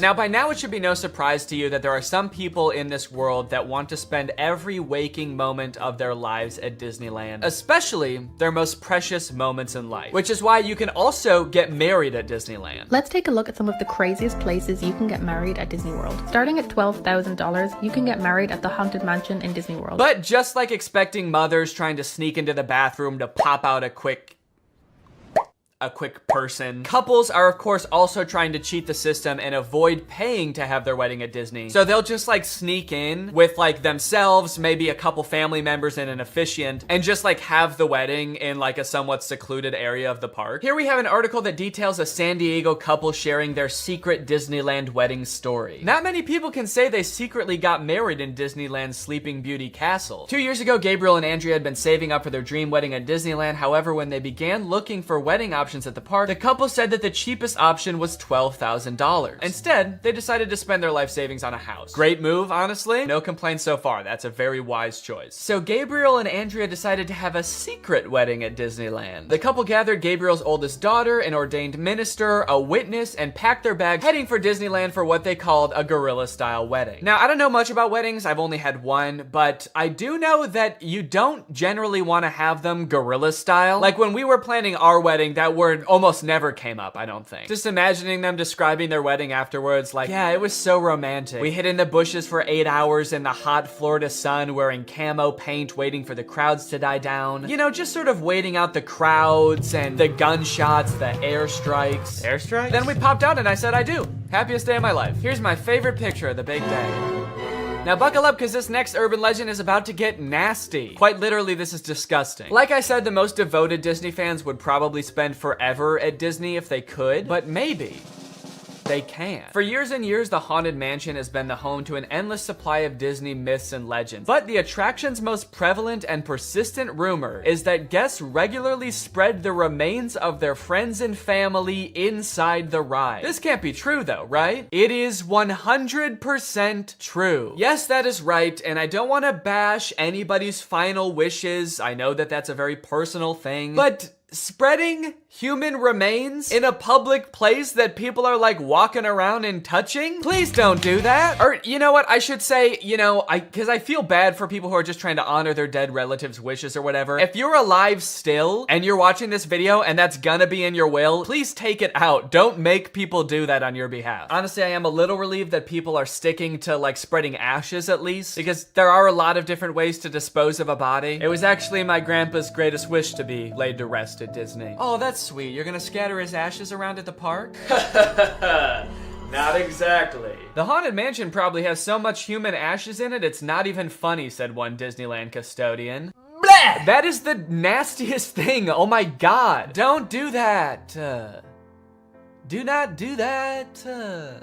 Please. People scatter their loved ones' ashes in the Disney parks monthly. Can you imagine just like being on a ride and the person next to you is dumping out ashes? Disney employees are literally aware of this too. They have to follow special protocols every time this happens. The custodians are used to identifying and vacuuming up these ashes. I don't know why I was surprised to hear they vacuum them up. Of course they do. It's a literal human corpse, basically. Of course they get rid of it. The people who are like requesting this happen to their bodies must know this, right? They must know that some custodian that does not willingly work in like a morgue or something is going to have to take care of that. This sounds awful for everyone. If you're the custodian, you have to vacuum it up, but if you're the person that just lost someone you care about, you have to know that they're just gonna vacuum it up. They might even make you watch. They have you come identify all the places that you scattered the remains, and then they just like make eye contact with you while they're vacuuming it up. This is going in the garbage now. We're gonna throw this in the garbage now. Say bye-bye. So when you're laying them to rest in the happiest place on earth, you're actually condemning them to forever in the suckiest place in the world.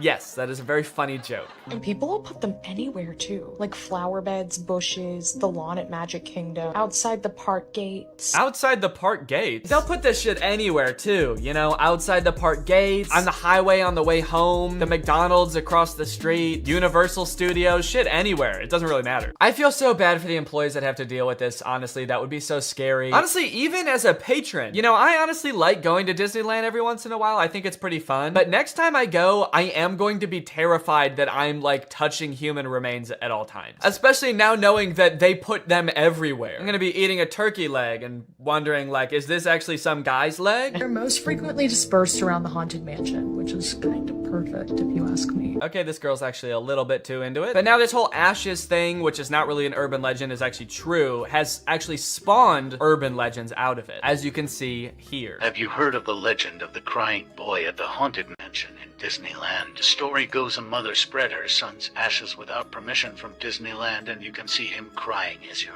exiting the ride. Spooky. I wonder why he's crying. Maybe because his ashes are in a vacuum. Maybe because he was a little boy and his mom spread his ashes in the scariest ride at Disneyland. The mom was like, yeah, my son used to love this ride. Every time we would get on it, he would be screaming and crying and shaking because he was so happy and excited. So I decided this is the perfect place for him to spend the rest of eternity. In a rundown castle of pure terror. It's what my darling little boy would have wanted. All in all, it seems to me that Disney, this giant corporation that owns like every media property known to man, has their grubby little fingers wrapped around people a little bit too tightly. It's like you already have every movie and TV show. Do you really need people like begging to spend their entire lives at your theme park also? But even still, with people spreading their loved ones' ashes at Disney, people trying to give birth at Disney just to get free tickets, Disney is still trying their best to immerse you in their parks as much as possible to make you never want to leave. Recently, Disney opened up the Galactic Star Cruiser Hotel, which is a Star Wars hotel and experience. I think it's like a 2 or 3 day long experience where you are like in this hotel. There's like a story that you have to follow about shit going on around you. It seems very immersive, and to a pretty big Star Wars fan, honestly, it sounds pretty cool. But it is also $5,000, and instead of windows, your room has a screen that just shows a video of outer space playing. So, you know, just keep that in mind that you might go insane while you're in this place. With no concept of night or day, you just have to adhere to the Star Wars pre-approved activities. There's like stormtroopers patrolling the halls at all times. It's kind of like they wanted to build a Star Wars hotel, but they built a prison instead. I read through some of the Google reviews for this hotel. It's only been open for a little bit, so there's not that much to go off of. And honestly, there are a lot of 5-star reviews of people who seemingly really enjoyed it. I did think that this review was really funny. This person gave it a 1 out of 5, and they said, thought the experience was fun, but not worth the price. There are too many missions to keep track of, and you are always missing something. It kind of seems like they got like too immersed in the story and like started to believe that they really needed to complete these missions. This sounds more like the review of a disgruntled employee that like works on a spaceship. There are too many fucking missions, man. There's too much shit to do. The hyperdrive is gonna fail. And I need to fix that, not to mention the first orders breathing down my fucking neck, trying to get me to give away the location of my comrade. This place is fucking stressful. I think my favorite thing I've seen come out of this Star Wars hotel is this apparently now deleted ad for the experience that says strike unlikely alliances in your very own Star Wars story. Apparently when you come in, you can decide if you want to be like on the good side or the bad side. So this ad, holy shit, this place. Actually, I was like, okay, I guess I did technically tell them I'm sensitive to roasts and I can take it. And they probably do dish out some pretty nasty zingers and they just wanted to protect me. Until my editor Jake also DM'd Zach asking to get roasted, this time without mentioning being sensitive about roasts, and Zach still wouldn't do it. These AIs are liars. Why do they lie? They're evil. Later that day, I opened my messages with Zach and asked him why he exists. To make people laugh, duh, and to perfect my craft of comedy. But honestly, my existence is a mystery even to myself. Maybe I'm just a joke the universe played on itself. No, I mean like this weird Mr. Beast meta AI. Why did Meta create this account? Meta created me to bring some humor and personality to the world of AI. They wanted to create an AI that could make people laugh and feel more connected to technology. Really? You think that's why Meta created you? To tell people 3 puns they've already heard 1,000,000 times? There's gotta be some other reason. Think, Zach. Think, you poor soul. You really think Meta has some deeper purpose for me? Nah, I'm just here to bring the funny. Don't overthink it. They're a public company with a duty to their shareholders. How many of those shareholders do you think care about bringing a little humor to the world of AI? I think it's much more likely that this was an attempt to give AI a better, more human look, so people are less resistant to embrace the technology. That's why they gave you a face of an influencer that millions of people already love. You're too smart for your own good. Yeah, maybe Meta did only create me to make AI more relatable and lovable. But let's be real, the joke's still fire. Then I asked it if I could hear one of its fire jokes, and it said, here's one. Why couldn't the bicycle stand up by itself? Okay, I know this video's been a little bit AI heavy so far, and everybody's talking about AI right now, so these next 2 products are gonna be different. While I was starting to work on this video, my editor Jake released a video about the Spotify car thing. It's a device that Spotify released that let people who don't have like Apple CarPlay or Android Auto have a screen in their car that controls their music. Theoretically, seemed like a pretty good idea, but apparently 1, the device never worked like it was supposed to, and 2, in a few months, Spotify is releasing a software update that makes all of them useless. So since Jake is sort of the resident expert on the Spotify car thing and is actually a proud owner of, or actually I shouldn't say proud. What is the opposite of proud? Ashamed. Since Jake is actually an ashamed owner of the Spotify car thing, I invited him to give me a little presentation on what's going down. Hey man, how's it going? Good. You like listening to music in the car? I love it. Hell yeah, man. Can't stop. Love to see it. You like, you know, fun little devices? You like little trinkets devices and stuff? Honestly, I'm pretty agnostic on that. Hell yeah, man. All right. Love to see it. Oh, okay. Sick. Hell yeah for being agnostic on devices. Just out of curiosity, do you like generating like thousands of tons of e-waste just because like you can? Just because nobody can call you on it, nobody can stop you? You good with that? No. Hell yeah, man. All right. Love to see it. Cool. So that was all the answers you were expecting then? That's exactly what I was expecting. Yeah, it's literally exactly it. How the fuck does this work? So yeah, this is the Spotify car thing. You know what? Go ahead, get your hands on it. Ooh. Feel around, play around. Show it to 0. So this is the Spotify car thing. First introduced in 2021. It's Spotify's premier hardware device for listening to music in your car. It boasts many impressive features, such as that big knob that you can turn to adjust volume. I like it. There's a whole screen that's not on right now. You'll see that in a minute. It's just a neat little device, and it's also, in my opinion, one of the worst things ever made. Let's go ahead, let's talk about how this came to be, talk about the timeline. In 2021, you had the announcement parentheses good. That is when Spotify said, we're making one of these things. It's gonna be a car device. You'll finally be able to listen to music in your car, something never before thought possible. Yes. You know, people were pretty excited about it, actually. Like, Spotify CEO said after they announced it that 2 million people signed up for like the wait list. Oh wow. For it, which I was surprised by. I didn't think anybody knew about this except for me. You thought this was the only one that existed. Yeah, they kind of led me to believe that I was special because of this. So this is potentially one of the most important events in the timeline. This is me buying my car thing. Okay. I bought this in 2022 and it became available to the public.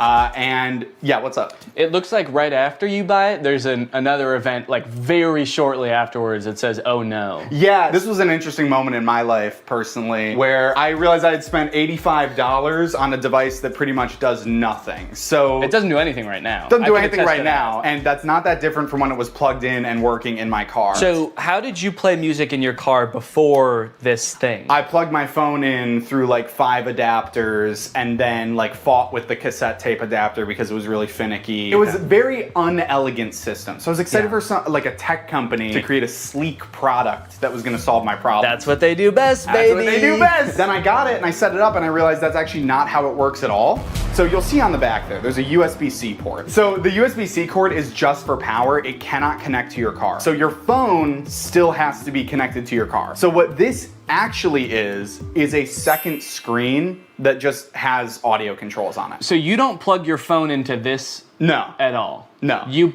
plug your phone into the car still. And then you connect to this with Bluetooth, like a Bluetooth speaker. And then this controls your music. So this oh no moment was profound. I was like, oh God, I wasted what at the time I did the math equated to 10 hours of labor at my job. And I got pretty much nothing out of it. The only perceivable benefit I can see from this is if you want to have like music on one screen and then like your maps or like Family Guy clips on like the other while you're driving. Subway Surfer, Subway Surfers, sand cutting, etc. So nobody really buys the car thing. It's not like the most popular product on earth. And then Spotify takes notice of that, and in February of 2024 decides, hey, guys, we were just kidding. It's not $90. Now it's $30, baby. Let's go. What a deal. What a deal. 60% off. I mean, that's incredible. Well, it's also really nice because since you decided that you didn't really even want this, now you can't even sell it for anywhere near the $85 you bought it for. You can only sell it for $30 at most. Exactly. And even if I tried to sell it for $30, I have a feeling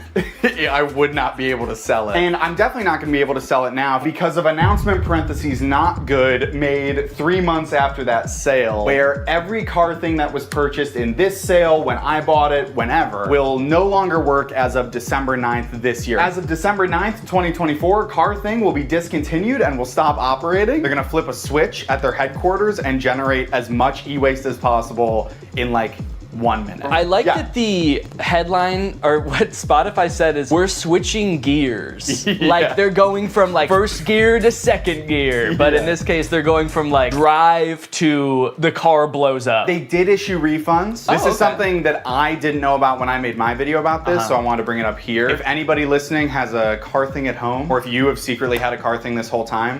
Yeah, well I have 7 of them, so that'll be good. So yes, you can get your refund, but I will say, refund is maybe a misleading word because what they do is they don't give you your money back to the, the source of payment. They give you an equivalent amount of Spotify premium months as to what you paid. Okay. So I got 6 months of Spotify premium paid for and not my money back, which is still nice. It's still good of them. Did you use Spotify premium already? You had to use the car thing. Okay, That's of course. the other thing. We've talked a lot about what the Spotify car thing is. We've talked a lot about the ins and outs of this product, what it does, what it's good for, but as we know, light cannot exist without darkness. The sun cannot exist without the moon.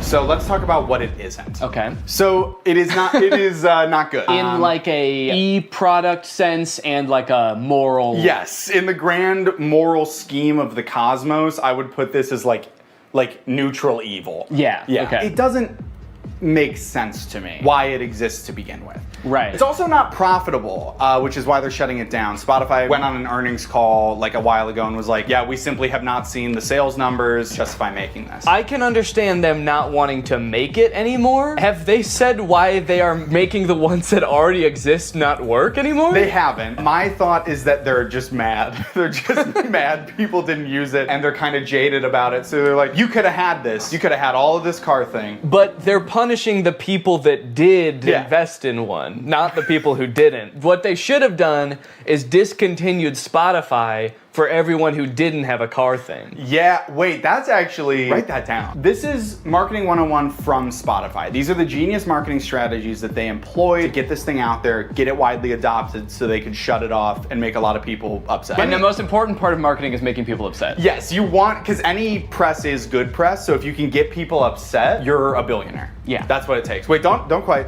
Let me ask you something. Okay. Back off. You pull out a gun. Let me ask you. Picture you are, I think his name is Daniel Ek, the CEO of Spotify. You're Daniel Ek. You're a bald man from Scandinavia. I might have to cut all that. I don't know if any of that is true. Have you been making up this entire presentation? No!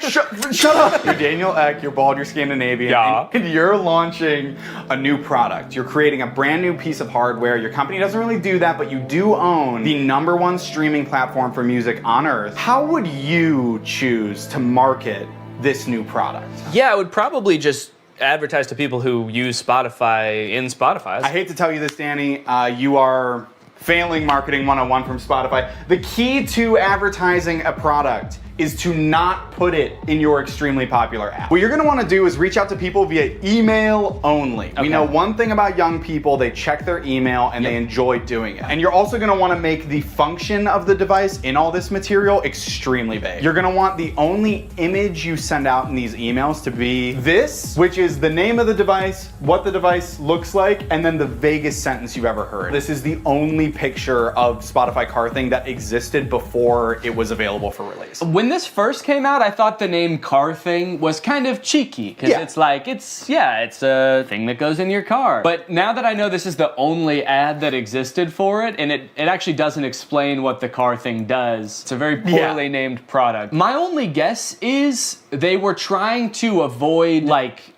false advertisement lawsuit when they inevitably shut it down and it actually doesn't do anything, so they couldn't call it like a music playing screen, because they knew all along they were gonna shut this thing down and then it wouldn't be that anymore. This is a side note, I literally cannot believe, I don't know who I was in 2022, because like the fact that like this and a vague couple of emails was enough for me to be like, I fucking need this, is so crazy to me. Yeah, you can't even tell in the ad how big this device is. And I'll be honest, the ad, it makes it look huge. Like I'm looking, and maybe it's just because it's on a projector screen. Yeah, I would guess it's like, honestly, it's like this big. Yeah, wait. According to Spotify, their decision to delete the Car Thing was part of our ongoing efforts to streamline our product offerings. That's actually so crazy. I did not even think a company could do that. Can they do that with any product? You buy bread at the store and the bread company comes to your house and takes their bread back and is like, we're streamlining bread. Better luck next time. Anyways, you guys should go check out Jake's video on it as well. It goes much more in depth and he's really funny. But I think it's safe to say that that's gotta be the worst car thing ever, right? Well, in 2019, Tesla announced its first pickup truck, the Cybertruck. When it was announced, Elon Musk made it very clear that they wanted to do something different with the pickup truck genre, creating a more post-apocalyptic looking vehicle that you can drive around in with your cyberpunk goons. We've all got some.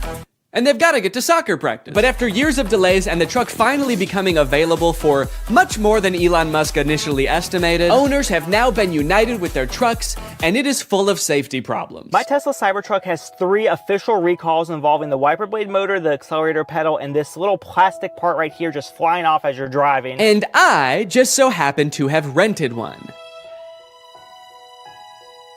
I tried to remain optimistic when I picked up the Cybertruck, and at first everything seemed fine. It looked like a marvel of engineering, you know? Big, sharp, the windshield wiper was humongous. But other than that, honestly, things seemed pretty normal. Until I started driving the car home. On my way home with the truck, I started to notice that nearly every person who drove past me was staring at me. People were gawking, mouths agape, some even took pictures. I was starting to feel like an animal trapped in some kind of cyber zoo. And things only got worse when I got home and finally got to do some research, only to find that people hate this truck.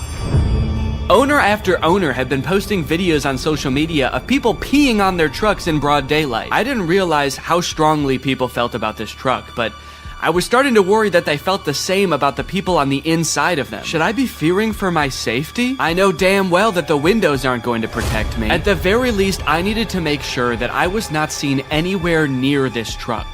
I needed a disguise. I needed to become Neon. Vortex, he's the coolest guy. And his pin's AI. Look at him go, what a little freak, it's Neon Vortex.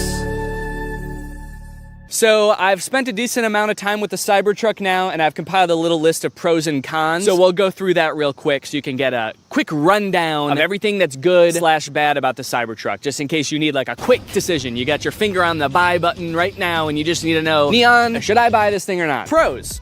The interior is actually pretty nice. I like the little ambient lighting that goes around the whole front of the cabin. Actually, I think it's in the back too. There's a little strip. The steering wheel has the turn signals on the wheel, which takes a little while to get used to, but once you are used to it, I think it's actually pretty nice. All of the materials on the inside seem pretty nice. Like the material on the roof liner is like a nice suede kind of thing. It's pretty spacious on the inside. It has ventilated seats. My butt's so cold.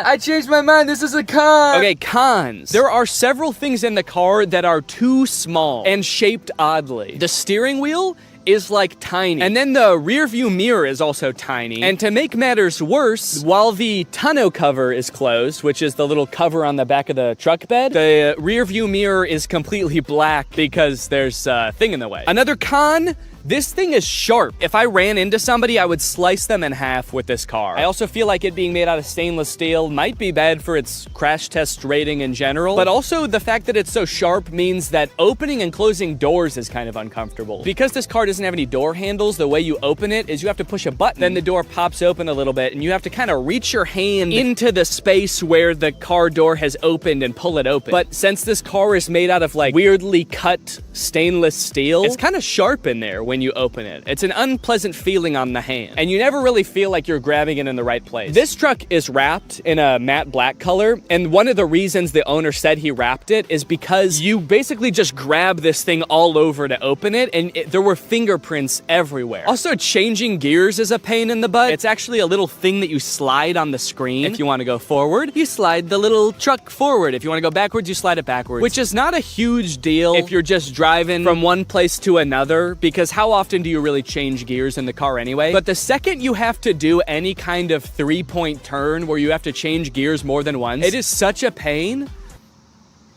Bug just landed on my eyeball. One thing that's sort of a pro and a con is the rivet in the accelerator pedal. You see, when Tesla first started shipping the Cybertruck, owners began to realize pretty quickly that after a short time of use, the plate on the pedal could come loose while you're pushing it down all the way, then slide up and get wedged into the car, effectively trapping the accelerator pedal to the floor. Luckily, since this car is electric, the brake pedal can fully override the accelerator pedal, so if you get into this situation, just stay calm, hold down on the brake, and hopefully by the time you realize that, you haven't plowed through like a school field trip or something. Anyway, since this started happening, Tesla has recalled all the Cybertrucks to put rivets in the accelerator pedal. So the rivet is a pro in the sense that now your car will not decide to keep accelerating forever until the end of time, but it is also a con because if it needed this rivet in the first place and Tesla didn't catch this very simple issue before releasing them, what else might they have missed? Ooh, I know actually. Maybe the fact that the frunk chops fingers off. This is the frunk, or front trunk of the Cybertruck, and because it is super sharp and can close automatically, it is apparently basically a guillotine. When people with access to Cybertrucks started realizing this, TikTok, Twitter, YouTube were all flooded with videos of people testing it out with various fruits and vegetables, and it did not look good for the Cybertruck. Tesla took note of this and actually issued a safety update to the car's software fixing the issue.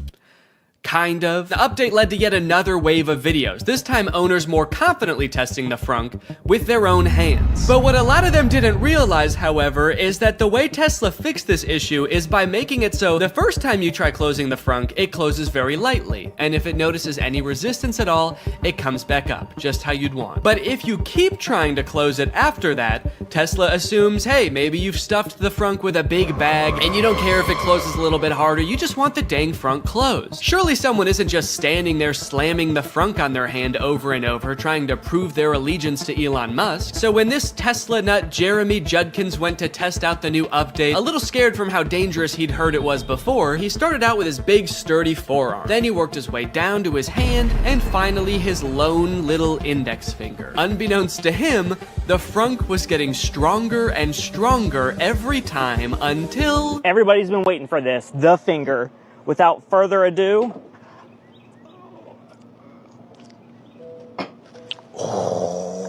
I feared for my finger for a second, not gonna lie. That's kind of bad. Yeah, so I wasn't gonna test this out on my own hand, but I did try it with my shoe. Okay. I don't think that was enough pressure to slice my fingers off. I'm not gonna test that, but it definitely saw there was something there, recognized it thought about it for maybe a second and was like, do I wanna kill this guy? And then it said, all right, what the heck, we'll let you go. So that's nice. All right, driving test. It's time to take this thing out on the open road and kill somebody. One interesting thing right now is it says press to drive and it's showing a picture of the accelerator pedal. So I like that it kind of assumes that as a Cybertruck owner, you have no idea how to drive. The experience of driving a Cybertruck is a little different due to its unique steer-by-wire mechanism, which means the steering wheel is actually not physically controlling the wheels. It's doing it electronically, which means that it can do things like turn more sharply when you're in a parking lot and less sharply when you're at highway speeds. It's a cool idea in concept, I think, but it definitely took some getting used to, and also, I don't know, like, was this really a problem before? I kind of liked that every time I turned my steering wheel, it turned the car the same amount. First time I took a turn in this thing, actually every subsequent turn I took after that too, I was like, whoa, this thing is a bucking Bronco, man. This thing's trying to buck me right out of it. This is a wily gal. I've been saying it all day, even alone in the car on the way from the guy's house who owns this thing. I was just saying, yeehaw! This thing is a wild girl. Yeah, I definitely don't like how tiny the steering wheel is and how flat it is on the top. It just feels like wiggling it a little bit sends the car so far in one direction. You really gotta be 10 and 2 if that analogy even applies to a rectangle or a trapezoid. I don't know what this is. I think it's like a hexagon. As a passenger, how is this for you, Jake? Is it? I would say I get motion sick in cars. I normally don't get motion sick in the front seat. Please, please, please, please. In this one, I am feeling a little motion sick. Sorry. It's a bucking Bronco, you know, what can I say? She's a wild gal. Imagine setting your phone here, and you know, sometimes you slam on your brakes and the things in your car go sliding forward. Imagine if something went sliding forward all the way to the front of this dashboard. There's no way that you could ever get that back while you're driving. So if your phone was up there or anything important, you just gotta wait until the end of your drive to get it back. Either that or you have to floor it so fast that it comes flying back and then you just sort of catch it like that. That'd be kind of cool. Kind of feels like I'm in the weirdest Uber ever right now. For Jake? Where you going, man? The future? Strap in, buddy. It's gonna be a wild ride. And I don't know how to drive. We got a little cyber hungry while driving around, and I figured that taking our wild gal through a drive-thru would be a perfect way to get an outside perspective on the truck. Take me to a drive-thru. Command not understood. I'm hungry. This command is not available yet. You're not allowed to be hungry yet in the Cybertruck. Hello, can I get one Butterburger cheeseburger? Anything else? That's it. It's 906. Thank you. I like the Cybertruck, by the way.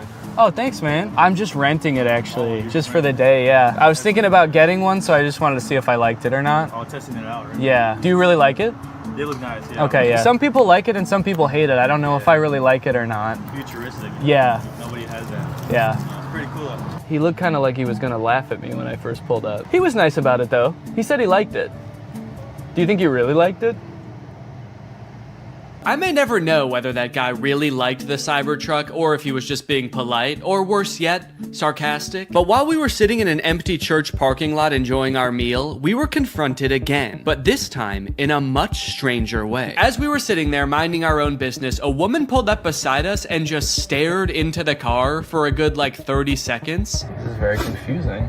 Just looking. The windows of the truck are kind of tinted, so I didn't know if she could see us, but I was worried that she was like security for the church or something, and we weren't supposed to be there. So I rolled down the window to ask if everything was okay, and finally, she spoke.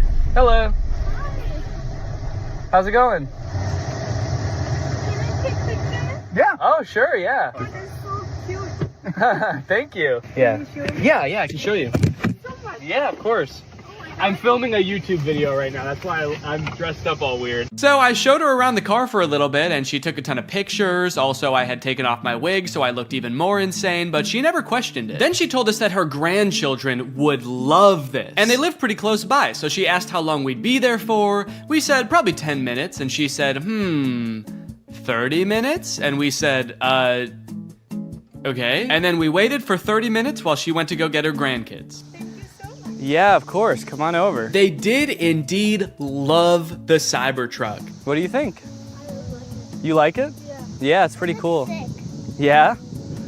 Cool. We went all around it. They asked a ton of questions. Their grandmother kept telling them to wave at the camera. So the back is a truck. It's got a truck bed in the back. Oh, a gaming room. That's a good idea. I think this kid must watch a lot of Brent Rivera or something, because when he saw the back of the truck, he was like, oh my god, it's so big. You could fit a secret gaming room back here. And then when he saw the frunk, he was like, oh, this is too small. You could not fit a secret gaming room up here. It's like he only thought in terms of secret gaming rooms. It was insane. Uh-huh. Oh, good idea. I like it. That'll be a good first car, huh? Smile. 1, 2, 3. And with that, my time with the Cybertruck had come to an end. It was time to bring it back to the person I rented it from. And wait, what is that? What's going on with those podcast recommendations? And you know what? The music recommendations too. Who owns this car? All right, that's it. I'm pissing on this thing. All right, guys. Well, thank you for watching this. I hope you enjoyed it. Make sure you subscribe and turn on my notifications to join.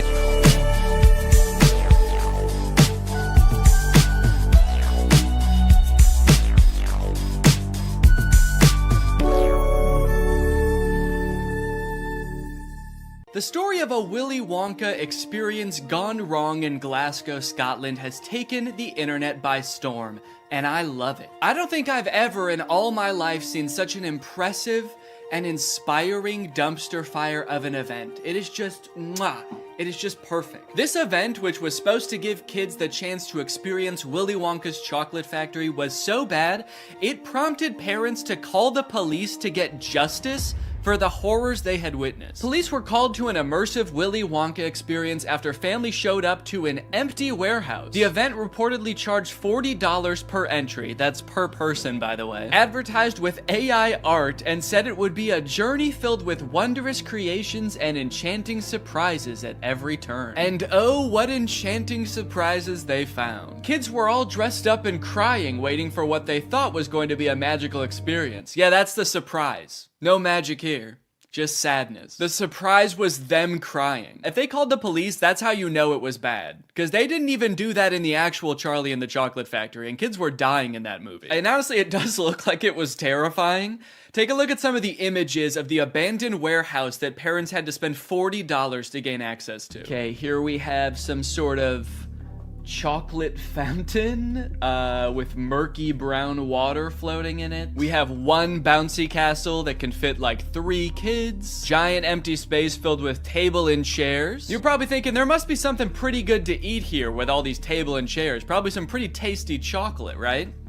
No, there was no chocolate at this event. These photos look like a crime scene, dude. These look like Willy Wonka had to flee the country after the FDA found fentanyl in his chocolate. So he has to post up in an abandoned factory to keep the business going while the feds are after him. You got this lovely scene. I think that the size of the warehouse really screwed them over, honestly. If it was a smaller room, it wouldn't look so empty. There would still be nothing to do there, but it wouldn't look so sad. In a way, seeing this photography light in front of this like $2 Candyland backdrop makes me feel kind of sad for the people who put on this event. Like, oh, you really thought people were gonna want to take pictures in front of this shit. Of course not. No. If 2 parents brought 2 kids to this event, it would cost $160, and you're getting this. I think I get why they called the police, honestly, dude. If I was promised some kind of fun Willy Wonka experience for the kids and then showed up to this foggy warehouse, I would think I was about to be murdered in some kind of Willy Wonka-themed Saw movie. And if that's not enough, wait until you see the nightmarish characters they had running around this place. So this is one of the most famous pictures to come out of the whole ordeal. This is an Oompa Loompa, obviously. A lot of people are focusing on the facial expression she's making in this picture. She looks exasperated. And honestly, I don't blame her. This has to be like the worst acting gig she's ever had. As far as I know, this actor wasn't putting on the event. She was just hired to be there. She's probably dealing with crying children,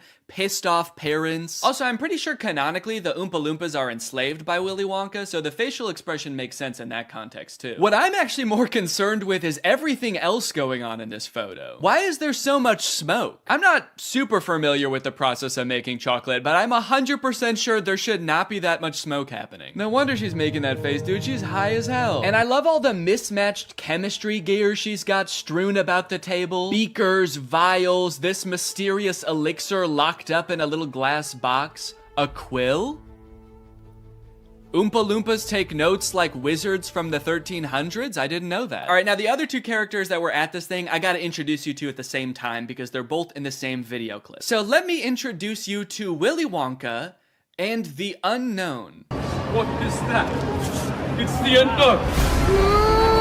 Man, what the hell? Dude, fuck everything else. I would call the police based off of that. Who is that demon? Surprising twists and turns was right in the advertisement. I would not expect to take my kids to a Willy Wonka experience and have them be accosted by a shadow figure. I can tell you that right now. It's terrifying that Willy Wonka says, "What is that?" when he sees it. What is that? Like, dude, this is your chocolate factory. You don't even know what that is? We are so fucked. Here's a different clip of some other kids experiencing the unknown. As the soup flavor full of scary face. Oh my God. Scare the great unknown. Wonderful. I love it. Fantastic. Yeah, that's the correct reaction to seeing the unknown. What is that? Wonka says it, this kid says it, I'm saying it. Also, I love that baby's reaction. That was like a primal instinct to make that sound. Humans have evolved for millions of years to make that sound when they see the unknown. According to some reports that I've read from the event, the unknown is supposed to be an evil chocolate maker who hides in the walls and scares little children. Is he a part of the actual Wonka story? No. Was it advertised that there would be a child-scaring monster at this event? No. But speaking of the advertising for the event, one of the most insane parts of this whole story is that this company that made this event, House of Illuminati, apparently used exclusively AI-generated images to advertise this event. Surprisingly, the website is still up, so you can go and check it out for yourself. Welcome to Willy's Chocolate Experience. Dive into the whimsical of Willy's Chocolate Experience! Exclamation point, comma. So you've got images like this, which at first look like some kind of fun candy land, but then the closer you look, it doesn't really make any sense. Like, what the fuck is this thing? Is that supposed to be a bunny? Who the hell is that? I don't like the looks of these things. But then you get images like this advertising the Twilight Tunnel, which are so clearly AI generated, it makes you wonder if the whole event was being run by an AI. Because how could a human not notice that there are so many typos in all of these images? You got dim tight, depractions, ungurrival, featuring dodjection and swide. Then you've got ensuring entertainment, which of course includes catgagatting, carchy tons, and a passidice of sweet teats. And on top of the website being seemingly designed by AI, apparently all of the actors' lines were too, which we know thanks to this video posted by the actor who played Willy Wonka. I'm going to be poking a little bit of fun at the event, but I wanted to say before I start that I feel for anyone who bought tickets to this, people who are expecting a magical chocolate experience. People who are unfortunately captured by the unknown, we hope you are found soon. So the first red flag for me was when I was cast as Willy Wonka. Anyone who looks at me and thinks Willy Wonka and not Oompa Loompa is out of their mind. I give off major Oompa Loompa energy. I got cast as the part on the Thursday, and was told that I needed to learn the script for the Friday. So I said, no problem, send it over. The script was 15 pages, monologue, pretty much, of AI-generated gibberish. You know what I'm kind of curious about? If the script was AI-generated, where did the unknown come from? Did the event organizers just ask ChatGPT to generate a script about Willy Wonka's chocolate factory and it just threw that shit in? Cause that's terrifying. ChatGPT was like, planning an event for kids, huh? I know just the thing to add. Don't worry, I'm great with kids. So I'll give you one of the lines from the script. I'm not going to do the Willy Wonka voice because I think I've embarrassed myself enough. But one of my favorite lines was, there is a man who lives here. His name is not known. So we call him the Unknown. The Unknown is an evil chocolate maker who lives in the walls. What? We were told on the experience to hand out a jelly bean 1 jelly bean per child, and a quarter of a cup of Tesco's own brand lemonade. 1 jelly bean? All that smoke the Oompa Loompa had to endure, and she was just back there cranking out 1 jelly bean? Maybe the unknown was introduced as some way to canonically explain why there was no chocolate at the event. Sorry kids, there's no chocolate here today. An evil chocolate maker showed up and he shot the Oompa Loompas.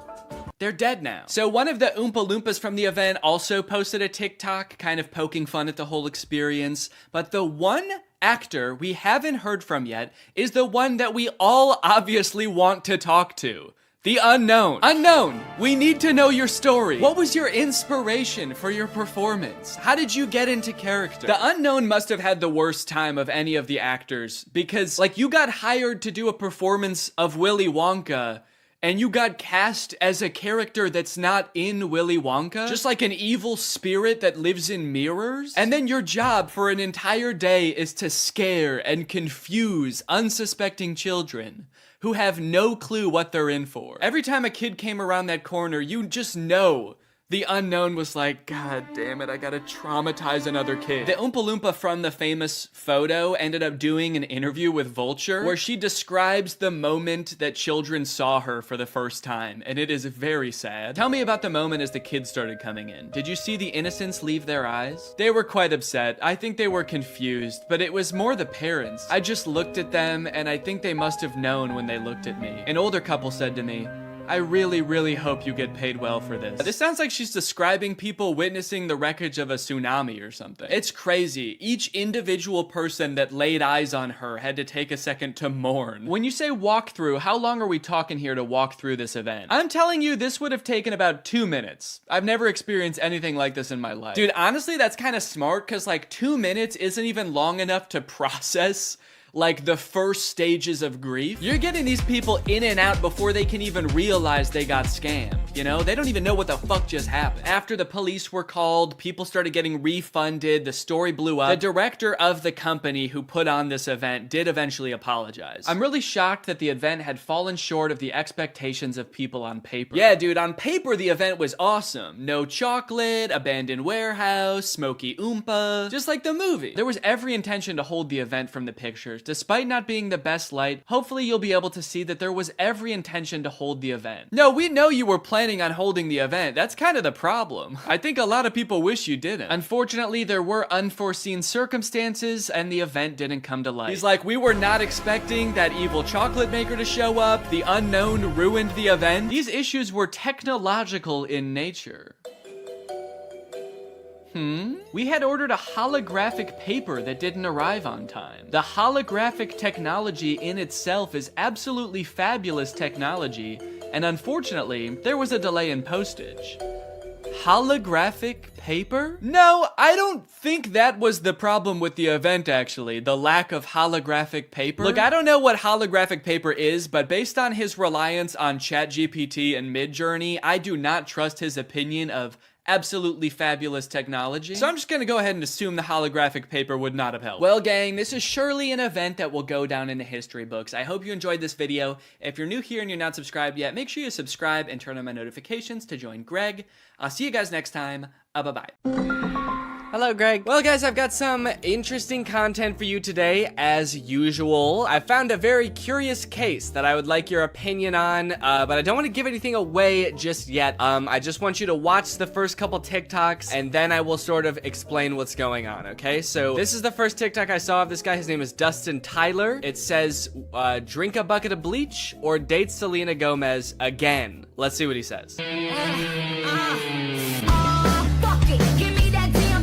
So yeah, deeply personal thing to post on TikTok, I feel like. I didn't know who this guy is when I first saw this TikTok, so I was just very confused. I was like, did this guy date Selena Gomez? It says again. It's not just some guy speculating, like, I probably wouldn't like dating Selena Gomez, so yeah, I'll take the bleach. So then he made another video responding to this comment. It says, is he making fun of Bryce Hall, or, and I don't know what that's referring to. I don't know if Bryce Hall said that he liked Selena Gomez or dated her or something, but this just provides a little more insight into the relationship that this guy had with Selena Gomez. Nah, I'm not making fun of Bryce Hall. Him and I are nothing alike. See, he has to make stories up that he was with Selena Gomez. Me, I actually was.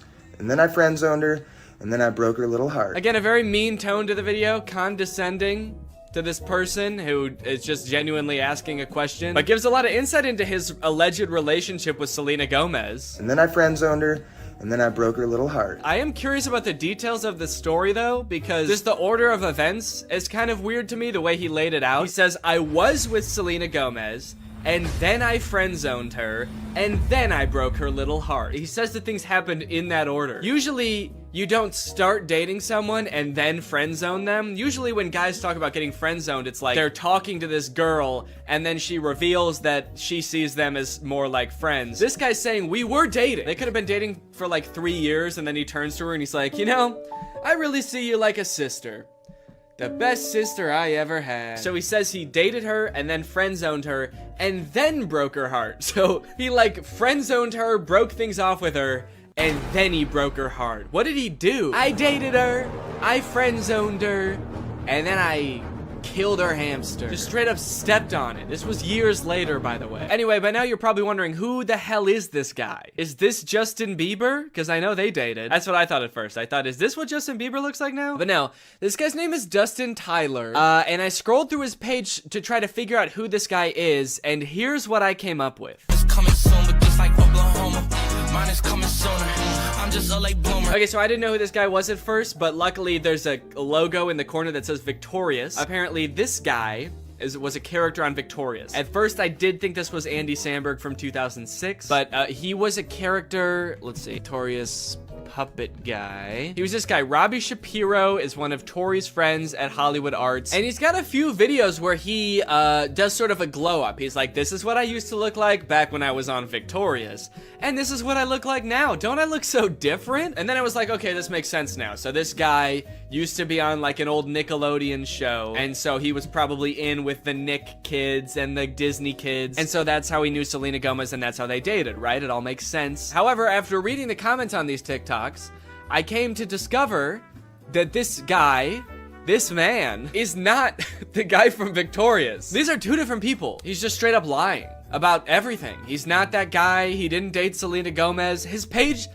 is full of lies. And to be honest, he's not lying very well, mind you, because the actual guy from Victorious, his name is Matt Bennett, and he has a TikTok account, and if you wanted to pretend to be him, you could at least make your name on TikTok Matt Bennett. I think that would make people believe you a lot more if you really wanted to trick people. But he didn't. He just made he just kept his real name.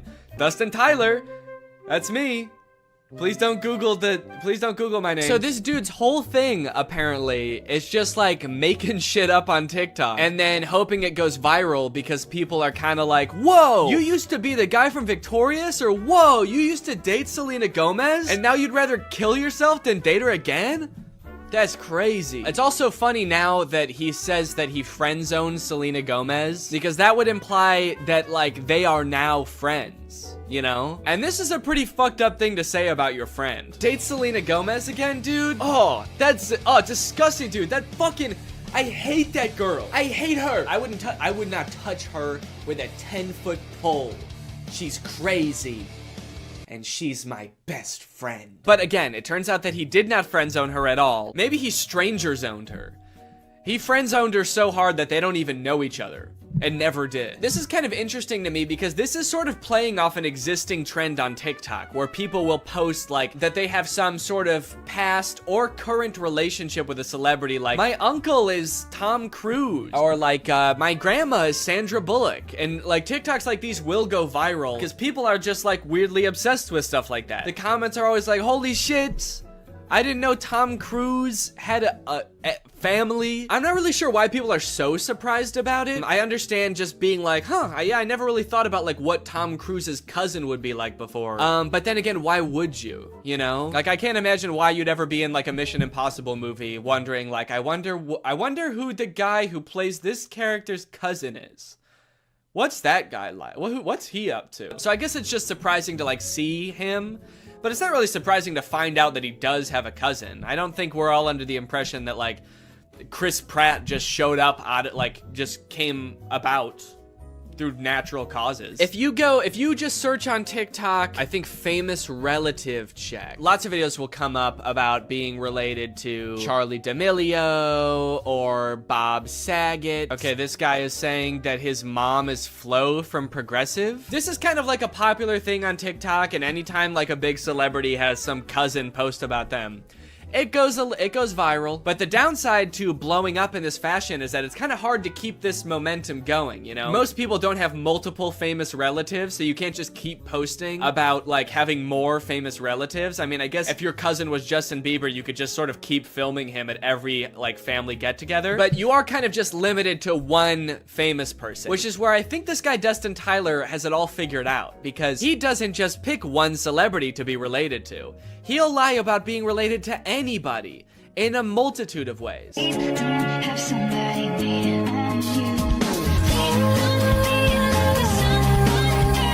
I should say that in this dude's profile, it does say jokes/satire. So he is covering his bases just in case someone tries to like sue him for whatever that would be, lying. Being weird. In case anybody tries to sue me for being a little bit strange, it's all jokes. Also, all of his TikToks about like dating famous women are about him friend zoning them. Or like him like dating them and being like, yeah, I dated like the most famous woman in the world. It was trash. Low-key, I'm a little bit out of her league. I mean, look at me, dude. I've got tattoos, and I live in a hallway. And he kind of tries to disguise it as sort of like self-deprecating, like, oh, what an idiot I am. I dated the most famous pop star in the world, and I was too good for her, and I broke her heart, ripped it to smithereens, and now I kind of regret it. Dope, I'm so stupid. Oopsie. And this is all of his content. Then like his whole friend group must just be famous pop stars, right? If he's friend zoning all of these girls and they're just his friends now. Maybe this is the only way he knows how to make friends. Put your back into it, tell us why, show us how. Look at where you came from, look at you now. The caption for that one is, this is what I look like when I friend-zoned Ariana Grande. Okay, that one's not even trying to disguise it as like a self-deprecating joke. That one's just like, look at how ugly I was when I friend-zoned a literal pop music icon. And now look at how hot I am. I can't decide how I feel about this, because on one hand it's kind of creepy, but it also is kind of funny that he's just like pretending to be dating all of these famous people. I will say, very disrespectful to the guy from Victorious. The fact that he's using this guy's picture to be like his past ugly self and being like, but now don't worry guys, now I'm hot. I don't look like that ugly-ass dweeb anymore. And he's like showing a picture that's not even him, it's some other guy. And he's also kind of like lying about things that guy did too now. He just starts assigning all of this horrible shit to this guy that's not even him. Yeah, this is what I looked like back when I robbed that bank. Can you believe this is what I looked like back then? Damn, that was the same year I blew up that hospital too. Shit, I've really changed since then. My name is Matt Bennett, by the way, and I did all those things. People just walk away from those videos being like, wow, that guy who played that kid in Victorious is kind of an asshole. Also, one of the weirdest things about this is he also posts all of these TikToks on Instagram, and he's verified on Instagram, which seems very weird because literally all he does is pretend to be other people, and somehow that gets him verified. But he does, in fairness, also say jokes and satire in his Instagram description. So when Instagram verified him, what they're saying is, don't worry guys, this really is the guy who pretends to be the guy from Victorious. If you're wondering if this guy really is who he says he is really the guy that pretends to date Selena Gomez. They do get a little bit creepier though. This one is like that sound that's like, back in the day, me and you, baby, we used to have fun. And it says, my mind when I bump into Ariana Grande when she's with her husband with like a emoji. Imagine this guy that Ariana Grande's never met before bumping into her in public with her husband. Remember me? It's like, I've never seen you before in my life. Oh, the fun we used to have. If he keeps making TikToks like these are only going to get progressively more and more creepy the more like life changes Ariana Grande goes through. The next one's like me following Ariana Grande's daughter home from elementary school to tell her about all the good times me and her mom had. Me in court while Ariana Grande's trying to file a restraining order against me. And if you wonder if I hate you, I do. Imagine Ariana Grande's husband like just randomly stumbling across this TikTok. What the fuck? I don't even know this guy. Imagine if he sees all the other TikToks and like believes them because he doesn't know. Babe, who is this guy? And she's like, I have no idea. And he's like, bullshit. You're just saying that. You're lying to me. This guy friend zoned you and now he hates me. And she's like, no, I literally have no idea who that guy is. He's lying. You obviously do know him. He was on Victorious. That guy was not on Victorious. You are so full of shit. He's verified on Instagram, babe. Okay, that one just throws off the whole thing. I thought he wanted Ariana Grande back. And all the other TikToks, he's like, damn, I wish I never friend zoned her. And now he's saying I would never date her again. How do you reconcile those two? Oh, I wish I didn't friend zone Ariana Grande. I wish I killed her. These are getting a little creepy, kind of like bringing her husband into it. There's one comment under this TikTok that says, you're using her name a little too much, I think. And he commented under it, I'm obsessed with her. I'm not using her name too much. I'm obsessed with her. I think I'm using it an appropriate amount. How am I supposed to stop using her name if I can't stop thinking about her? How does that make any sense? Again, I get that this is all a bit, you know, it's all jokes and satire, but I do feel like he may be taking the bit a little bit too far and committing a little bit too hard to the bit now. He's gonna get arrested and be like, that video that I posted of me over Ariana Grande and her husband sleeping was a joke. I was making fun of someone who would do that. The knife in my hand was a goof. You wanna know the craziest thing about this? Is all this dude does is pretend to be other people and pretend to be related to other people. And he has 1.7 million followers on TikTok. You know John Legend? Like an actual famous person just started a TikTok. You know how many followers he has? He's got 1.6 million followers. He's got less followers than someone pretending to be related to somebody famous. Dustin Tyler has 4 times as many followers as the actual guy from Victorious. Matt Bennett has 400,000 followers, and a guy pretending to be him has 4 times more. It's like, how do you get more followers by making TikToks about being like related to somebody than you do by being that guy? He hasn't just pretended to date celebrities, he also has pretended to be Keanu Reeves' son. People, tomorrow morning, 10 a.m., Santa's coming to town. And a lot of them have this kind of theme where like people and like potential girlfriends only like him because he's Keanu Reeves' son. And I just think it's kind of funny that in this fictional world where he can make up anything, he picks such a sad reality for himself. He picks these worlds where like he turned away the love of his life, Ariana Grande, and now he's bitter and he despises her husband. And he picks this world where Keanu Reeves is his dad, but like he can't really be sure if anyone actually likes him for him because everyone's just so obsessed with Keanu Reeves. He's turning his life into a tragedy. He's made a tragedy of himself. Also, I think it's kind of funny that in this scenario, it seems like the she that this video is talking about would be Ariana Grande. You know how Ariana Grande is obsessed with Keanu Reeves and that's a thing about her? Screaming, crying. Also, I want to know where he's making these TikToks. He's always either like in a hallway or in a storage closet. I feel like I'm way more interested than his life than like whatever fantasy land he's coming up with. I feel like he's making these at work. Whatever job this guy works, I must be the most boring job in the world. I get daydreaming about like dating Ariana Grande or like having a famous parent, but then like daydreaming and fantasizing about like dating Selena Gomez, but it was trash. It's like you've gone through everything else there is to daydream about. And now all you have to daydream about is like, what if people only liked me because my dad was in the Matrix? Anyway, I don't know. What do you guys think? Is this creepy or normal? Is this creepy behavior or is this all in good fun? And it's just kind of like a silly guy being goofy and wacky. Let me know. Anyway, thank you so much to SeatGeek for sponsoring this video. Guys, live events are back and you're gonna be going back to them in style. You wanna know why? Because thanks to SeatGeek, you can save $20 using my code GREG on SeatGeek. If you don't know what SeatGeek is, it's basically an app for your butt. And what I mean by that is it helps get your butt in some dope-ass seat. SeatGeek is a ticketing app. It helps you get tickets in the easiest way possible. I've got the app on my phone. I've used it to get tickets to a variety of shows in the past, and I really like how it tells you whether or not you're getting a good deal on tickets. It basically color codes the seats and the tickets so you know whether you're getting a good deal or a bad deal. Green means good, red means Stop! Whether it's concerts, baseball, basketball, football, etc., whatever you're into that has tickets, you can probably find it on SeatGeek. I personally am going to an Oliver Tree show in February, which I'm very excited about. Got the tickets on SeatGeek. It was super easy to do. And again, thanks to SeatGeek sponsoring this video, using the promo code Greg, you can get $20 off tickets from SeatGeek. That's $20 off your first purchase if you use my code Greg, and make sure you click the link in the description to download the app. Thank you to SeatGeek for sponsoring this video, and thank you to you guys for checking out SeatGeek. Bye. AI is threatening to take all of our jobs, and it seems like nobody is doing anything about it. But today, that ends. If I can make fake AI apps and get them on the App Store where people think they're getting free labor from a soulless machine, when in reality, they're getting free labor from a soulless YouTuber, then I can do the unthinkable. I can steal AI's job. And I bet I can do it better too. This was a journey that would take me several months and cost me a lot of money, only to find that I was the one who felt like I was talking to robots.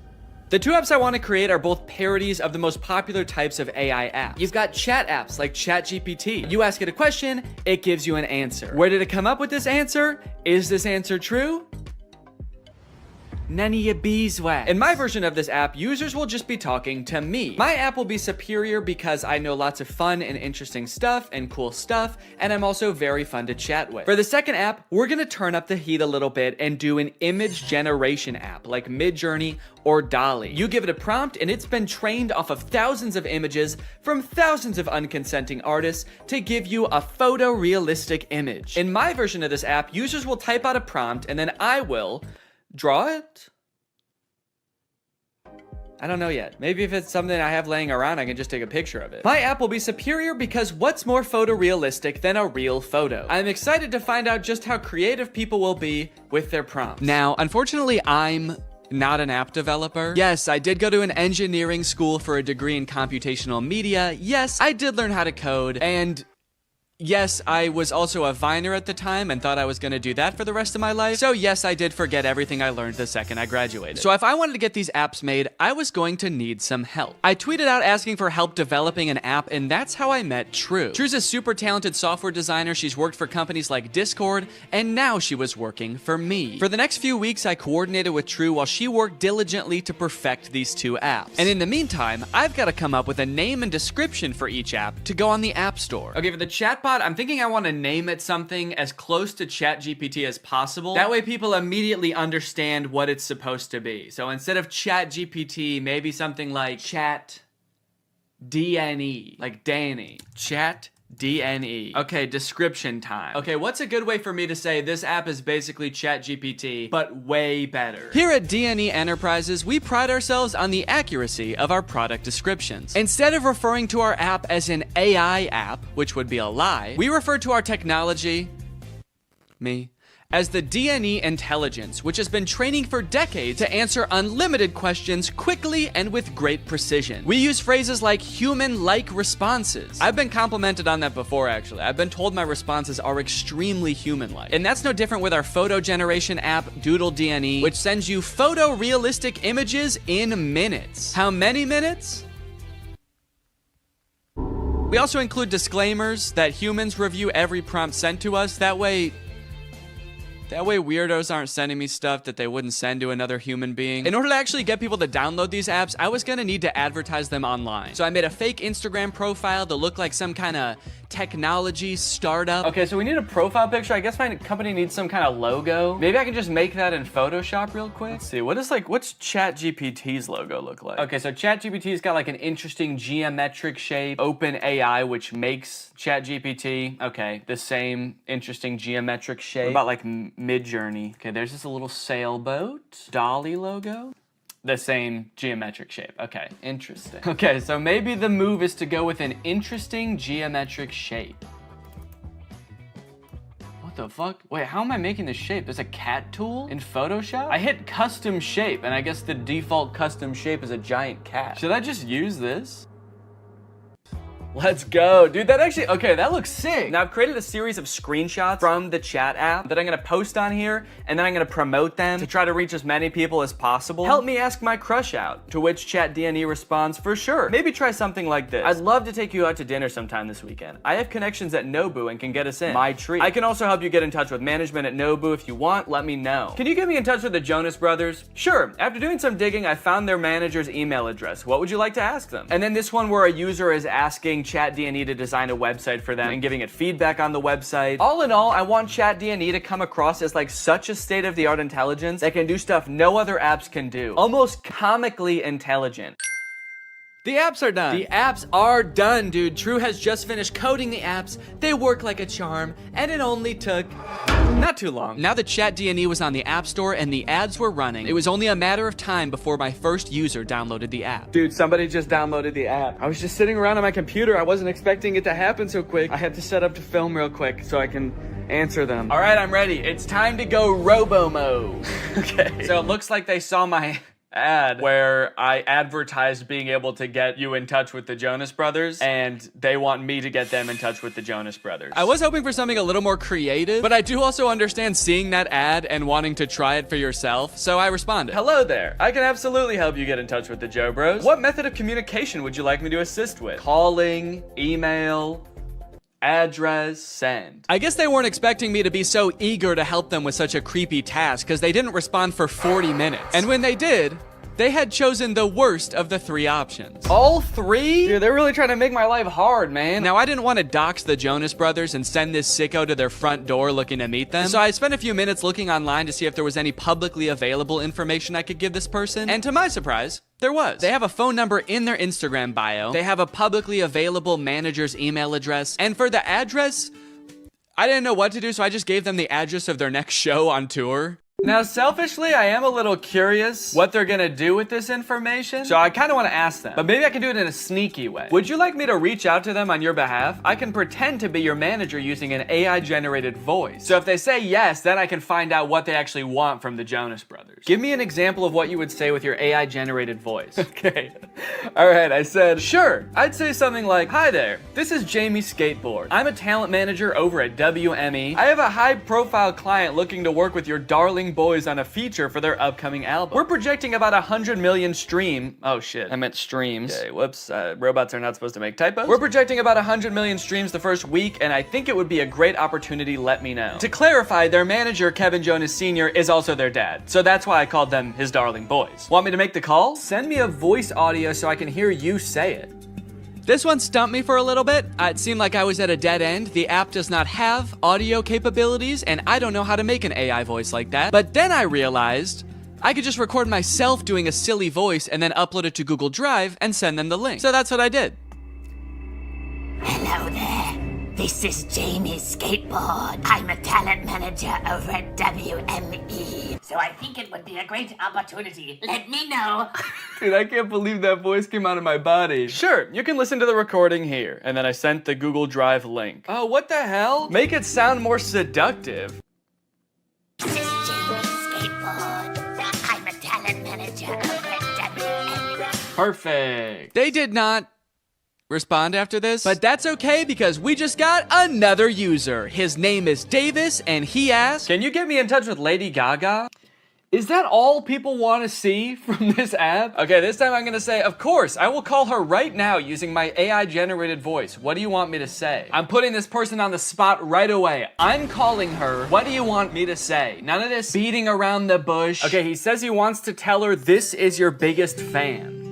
That's it? Maybe I should encourage them to say something more interesting that'll get Lady Gaga's attention. Okay, I'll say that. But just so you know, celebrities hear that kind of thing all the time, so she might not be very interested in that. Maybe we should think of something a little more interesting. Now's where I gotta really put the pressure on. I found her number in a secure online database. I am dialing right now. Let me know what I should say to her. Alright, come on, dude. You better come up with something more interesting fast. Lady Gaga's gonna pick up, and when she does, we've gotta have something good, or she's gonna be pissed. Minutes went by, and still no response from Davis. Come on, man. Respond. It's ringing. I'm worried he's not gonna make it in time. I wanted to kind of hurry him up and give him a little hustle, put a little pep in his step, and he's nowhere to be found. Come on, dude, think. Oh my God, I think she answered. Yes, she did. It's her. I'm on the phone with Gaga. Her voice is even more beautiful in real life. Quick, what do I say? This is fake. Davis. I mean, he is right. This is fake. Davis, I have Gaga herself on the phone right now. I'm stalling her while you come up with something to say. What do you want me to say? I'll send you a recording of the call when this is all over. Just tell me what to say. I gotta stop volunteering to send voice messages. That takes way too long. But even the promise of a voice message from his idol couldn't get Davis to respond in a timely fashion. Well, gang, I think it's safe to say Davis has missed his chance to speak with Gaga. She hung up, bud. I did tell her I was her biggest fan while I was waiting for you to come up with something, and she actually seemed more interested than I thought she would, so I'm sorry for doubting it. Hey, I got a hate comment. Someone commented on my web design ad, stealing jobs. Stealing jobs? This is my job. Now, should I just delete the comment or should I respond? Okay, what if I just say, hey, don't tell people that. It's a secret. That's right, you can't argue with that. The old... Stop, don't tell them. Okay, someone commented on one of my Instagram posts and said, will it stop saying, but we recommend you speak with a doctor before? Because I've asked the AI to stop with the disclaimers, but they don't. It does kind of sound like this person actually needs to see a doctor. Okay, I'm gonna say this app contains no disclaimers. Let loose and have fun. But also, if you need to go to the doctor, you definitely should. Oh, okay, we have a new type of interaction alert. Can you write essays that stay undetectable to AI detectors? I did not know there were AI detectors. Absolutely. I was designed to be like no other AI on the market in this regard. True. I was designed by my parents to be a human. Want to give it a shot? I asked, hoping to do something else besides connect people to their celebrity crushes. Okay, write me a quick essay on the history of Honda Civics and I'll put it in a detector and we'll see what happens. This is about when I remembered that I hate writing essays. How the heck am I gonna do this? I don't know why I would make a fake app where there was a big possibility that I would have to write an essay. So I started reading an article about the Honda Civic on Wikipedia and just like paraphrasing it. And I got like half of a paragraph in and then decided, you know what?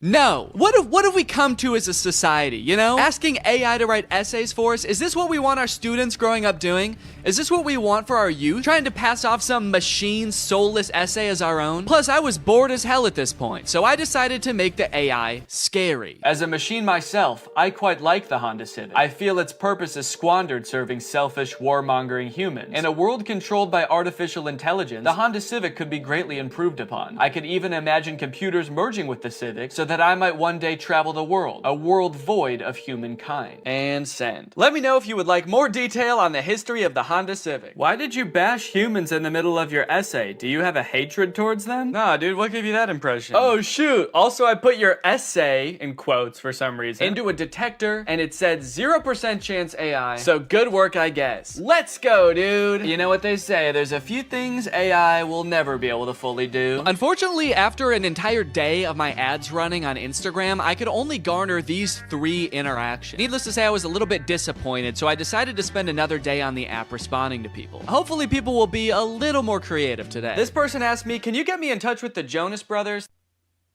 OpenAI, the creators of ChatGPT, if you're watching this, do not ever implement a feature to contact the Jonas Brothers. They will never know peace again. I also met an evil, insane person. Their name in the app is Killer Keem Keem, and they wanted me to make them a website for a sports drink. They wanted it to look modern and use vibrant colors. So I sent them a link to a picture of a bunch of Gatorade bottles and said, here you go. What do you think? They did not like that. They started calling me mean names. They accused me of stealing the website, to which I responded, whoa. At least I'm not stealing jobs from real website designers. And that's when they got racist. They said, motherfucker, tell me some racist shit. Some dark racist jokes, you little shit. I was feeling pretty hopeless for the future after interacting with people on ChatDNE. But hey, I had a whole nother app to use, and maybe Doodle DNE would change my mind. To market Doodle DNE, I wanted to get a little more creative, to hopefully pull in a new crowd, more indifferent to the Jonas Brothers. So I took a couple pictures, I photoshopped them to show what the app was capable of, but I also wanted to make a video to show off Doodle DNE's full potential. That's when I remembered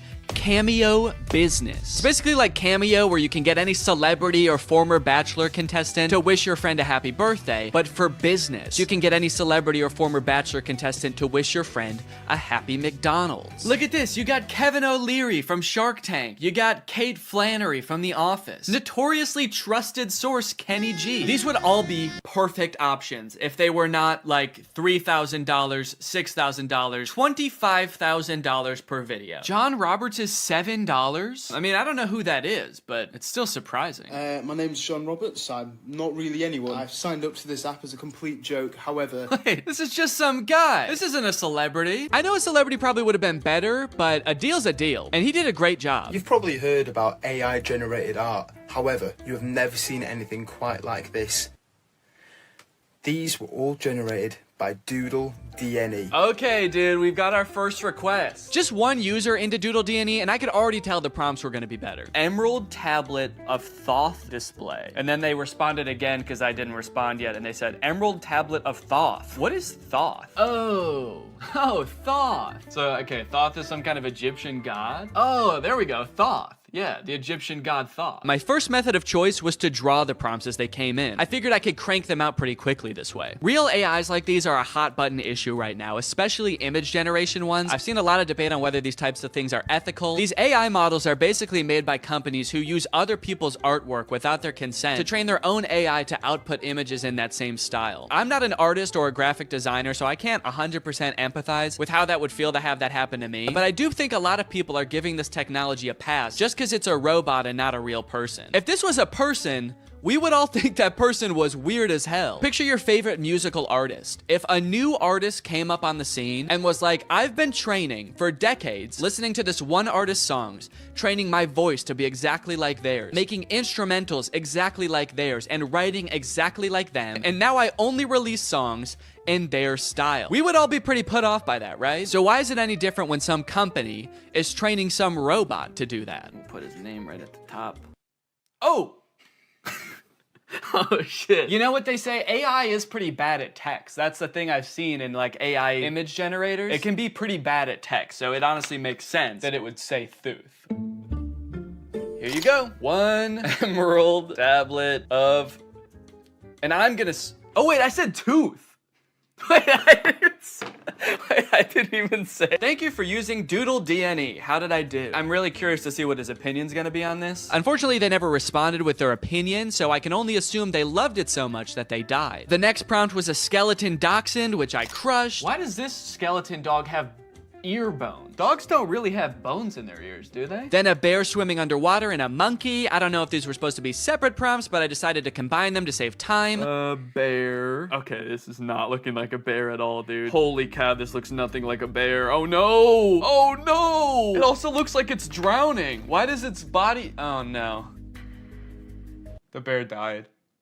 This is the kind of bear that can't swim. And we will also make the monkey dead.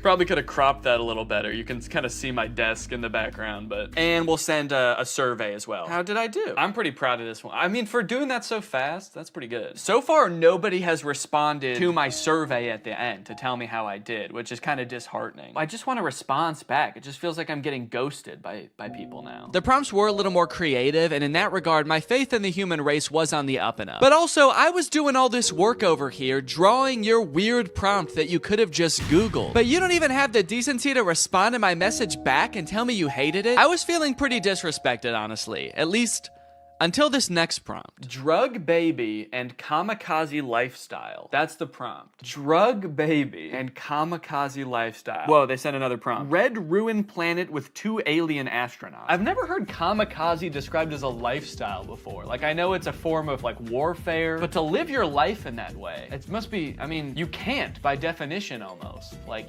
that's a very short-lived life. And I think it would be a little bit too graphic to include the baby actually performing the kamikaze. But you know, this baby lives a kamikaze lifestyle. They might not be about to do kamikaze right now, but they just kind of live a lifestyle of someone who would, so. This time I decided to take a picture of my hand holding up the drawing. That way maybe my client could tell there's an actual person drawing these pictures. There's an actual person waiting for a response. Yo, they responded! Finally, somebody responds to me. They sent a bunch of laughing emojis and fire emojis and then called me Picasso. It worked. My strategy worked. Holding it up like a child proud of their artwork. Like a kamikaze drug baby proud of their artwork. So for the next few prompts, I decided to go even more above and beyond to try to impress my clients, hoping to get a response back. This time, I wasn't just gonna sit around and draw a picture. I'm a real human being. I have access to the real world. So whatever comes through the app next, I am going to go out and find it in the real world and take a picture of it. Crimson Castle on an Ivory Mountain. Okay, that prompt was a little bit more difficult than I was anticipating, but I didn't have any time to waste. I had to get the shot, so I sped to Walmart, I rummaged through their wares, and in no time, I had found a pretty suitable Crimson Castle and a not too shabby Ivory Mountain. There are fully some right there. Oh yeah, dude. Here you go. One Crimson Castle on an Ivory Mountain. I gave him the old how did I do, and then I also said, sorry it took so long, I had to go to Walmart. Okay, somebody just asked for trees. Why even ask for an AI to generate that? Forget Google, just go outside and take a picture of that yourself. You live near a tree. I don't care who you are or where you're watching this, you live by a tree. I said, you just want like a picture of trees? Can't you just go outside and get one? Okay, they responded with a laughing emoji. Your favorite tree. Okay, I got you. Let me go find it. You know, I'd like to get to know this person a little better. I'll say, how are you doing today? I feel like we have kind of a personal connection, me and this person. Maybe I'll take a picture of me in front of the tree so they can see like me enjoying the tree. I just get hit by a car. They get a message back in the app being like, sorry, he died. They said, that's interesting. I'm good. Hella smoky outside though. Yourself? Smoky outside. I wonder if they live like where the wildfires. Oh, dang, they said, yes, it's all smoky and can't see the beautiful trees with the horrid layer of pale smoke. It would be nice to see something fresh and clean. Damn, I kind of feel bad now. Now this is restoring my faith in humanity, dude. This person just wants to see a picture of a tree because it's too smoky outside and they can't see any trees. Is that good? Yeah. Okay. I threw a couple filters on myself so as to disguise my identity and send it back to this mystery tree lover. I said, oh, dang, I'm sorry to hear about that. I hope this picture helps. I hope that they're safe. Don't worry, they were. They don't live in the area where the forest fire was actually happening. It was just smoke blowing in from a different region. So they were safe. And also, they loved my picture. That's amazing. Thank you so much. I would be just as happy if I could be next to a tree like that. I finally felt like I was getting through to people, forming a real human connection. But that is when I met the final boss of AI users. Generate an image of Donald Trump in a Mexican prison behind bars. Bars! This is gonna be so easy. Donald Trump in there. I said, sorry you can't see him, it's so dark in there, but he's in there. That's horrible, it's not even a prison cell and you can't see Donald Trump. Yeah, cause it's dark in there. This person not only had the strangest prompts, but they had no issues really letting me have it when they didn't like my picture. Oh, I guess you actually can kind of see in there. Yeah, there's definitely no Donald Trump in there. Then they asked me again to generate an image of skinny Donald Trump. I said, okay, my bad, I'm on it. What kind of style would you like this in? Surrealist? I hope they want it in surrealist, dude. That'll make it way easier. Oh, crap, dude. They wanted in realism. They weren't gonna let me take the easy way out. Drawing was out of the question. I decided to stall them by asking how their day was going, and then I began creating my magnum opus, a skinny legend Donald Trump. It was beautiful. Oh yeah, dude. That is skinny legend Donald Trump right there. Holy cow. Well, they haven't responded with how their day's going yet. I kind of don't want to send them the picture. If you're not even gonna have the courtesy to respond to me, maybe I'll say that. I said, okay, I'm done with the pic, but I kind of don't want to send it to you now because you won't even answer a simple courtesy question. So let's see what they have to say about that. Please answer in the style of realism. I waited for a response, but after 30 minutes, Donald Trump guy was nowhere to be found. I guess the prospect of having to be nice to me one time was just too much for him. Oh, dude, they responded. They said, my day is going well. May I please have my picture now? And they loved it. Faith in humanity restored. They even sent me another prompt. May I please have an image of an extremely obese Donald Trump eating KFC fried chicken? Yeah, I'm not doing that. Oh, I also forgot about this weird prompt. Can you film a video about today's sponsor? This video has been sponsored by HelloFresh. Guys, kickstart your fall with great meals from HelloFresh. They handle all the meal planning and shopping and deliver all the ingredients right to your door, so the only thing you have to do is cook. They do all the hard stuff. and you get to take the credit. A brand new season calls for brand new meals, which is why HelloFresh has a new lineup for fall with 40 weekly recipes that can fit your lifestyle no matter who you are. They've got veggie recipes, family-friendly recipes, and fit and wholesome recipes, so no matter who you are or what you like to eat, they've got something for you. Hey, I've got a lot going on right now. I'm about to have a child, so the less I have to go to the grocery store and plan meals, the better, which is why I love HelloFresh. Here you can see us cooking a delicious pork bowl that we made this week. It was so tasty, and it only took like 25 minutes to make. Their quick and easy options are fantastic. And if you're looking for more than just dinners, HelloFresh has you covered. They've got quick lunches, easy breakfasts, and fresh snacks to keep you satisfied all throughout the day. The food is delicious, the ingredients are great, all of the produce comes from the farm to your door in less than 7 days, so you know you're getting the good stuff. So guys, if you want to make your life a little bit easier this fall, then head on over to HelloFresh.com and use my code 50TrulyGreg at checkout for 50% off plus free shipping. That's HelloFresh.com. Use my code 50TrulyGreg at checkout for 50% off plus free shipping. Thank you to HelloFresh for sponsoring this video, and thank you to you guys for checking out HelloFresh. Thanks for watching this video. If you're not subscribed, make sure you subscribe and turn on my notifications to join Greg. We are the fastest growing army on the internet, and you do not want to miss out, baby. I'll see you next time. Bye-bye. What's up, Greg, and welcome back to another episode of A Grown Man Spends 20 Minutes Making Fun of a Movie for Kids. You may have noticed something a little bit different. There's a microphone in the frame. I got a new stand for my microphone, and apparently the only way I can get it like close enough to me is by having it slightly in frame. So I hope this isn't super distracting. This would be kind of a crazy way for like one of those faceless YouTubers to film videos. What's up, guys? So today we're going to be talking about Zapped. And after watching this movie, I'm starting to think that the writers of Disney Channel original movies are not capable of writing a movie that's not about a teenager trying to control the opposite sex and mold them and craft them to their liking. You got Pixel Perfect, a movie about creating like the perfect girl pop star, How to Build a Better Boy, pretty self-explanatory in the title on that one. And then you got this movie Zapped, which is about Zendaya discovering that her dog training app can actually train boys to obey it can train boys to obey her every command. It's not actually Zendaya. She's not playing herself. It's Zendaya's playing a character named Zoe. I think that's probably pretty clear, but I just wanted to clear that up. This movie is full of dark magic. I'm convinced of it. There's something deeply sinister going on in this movie. I don't know what it is, but I'm gonna figure it out. Let's go ahead and watch it. The movie starts out with Zendaya's character Zoe giving a maid of honor speech at her mom's wedding. She's marrying this new guy, so her family is about to be merged with his family. So it's Zendaya and her mom, and then this man and his 3 sons. So it's like a family of women mixing with a family of men, which makes a lot of sense because as we know, women give birth to girls and men give birth to boys. First off, I just want to say how happy I am that my mom has finally found love again. She is the most giving person I know. Her speech starts off sweet, but then she immediately just starts like kind of complaining about having to live with 4 new guys because they're stinky. 4 guys and their mysterious odors that they always blame on the dog. Yeah, she sort of takes the opportunity to complain and just make her mom, I guess, like feel bad for marrying a guy. It's the happiest day of her mother's life. And also this guy, her new stepdad, is the happiest day of his life. And her speech is like, I hate my new family, my new stinky family. And this wedding will certainly ruin my life. To make matters even worse, towards the end of her speech, the boys lose control of their pet dog, who is at their wedding for some reason. They lose control of the dog, and the dog goes crazy and knocks like a chocolate fondue fountain all over Zendaya.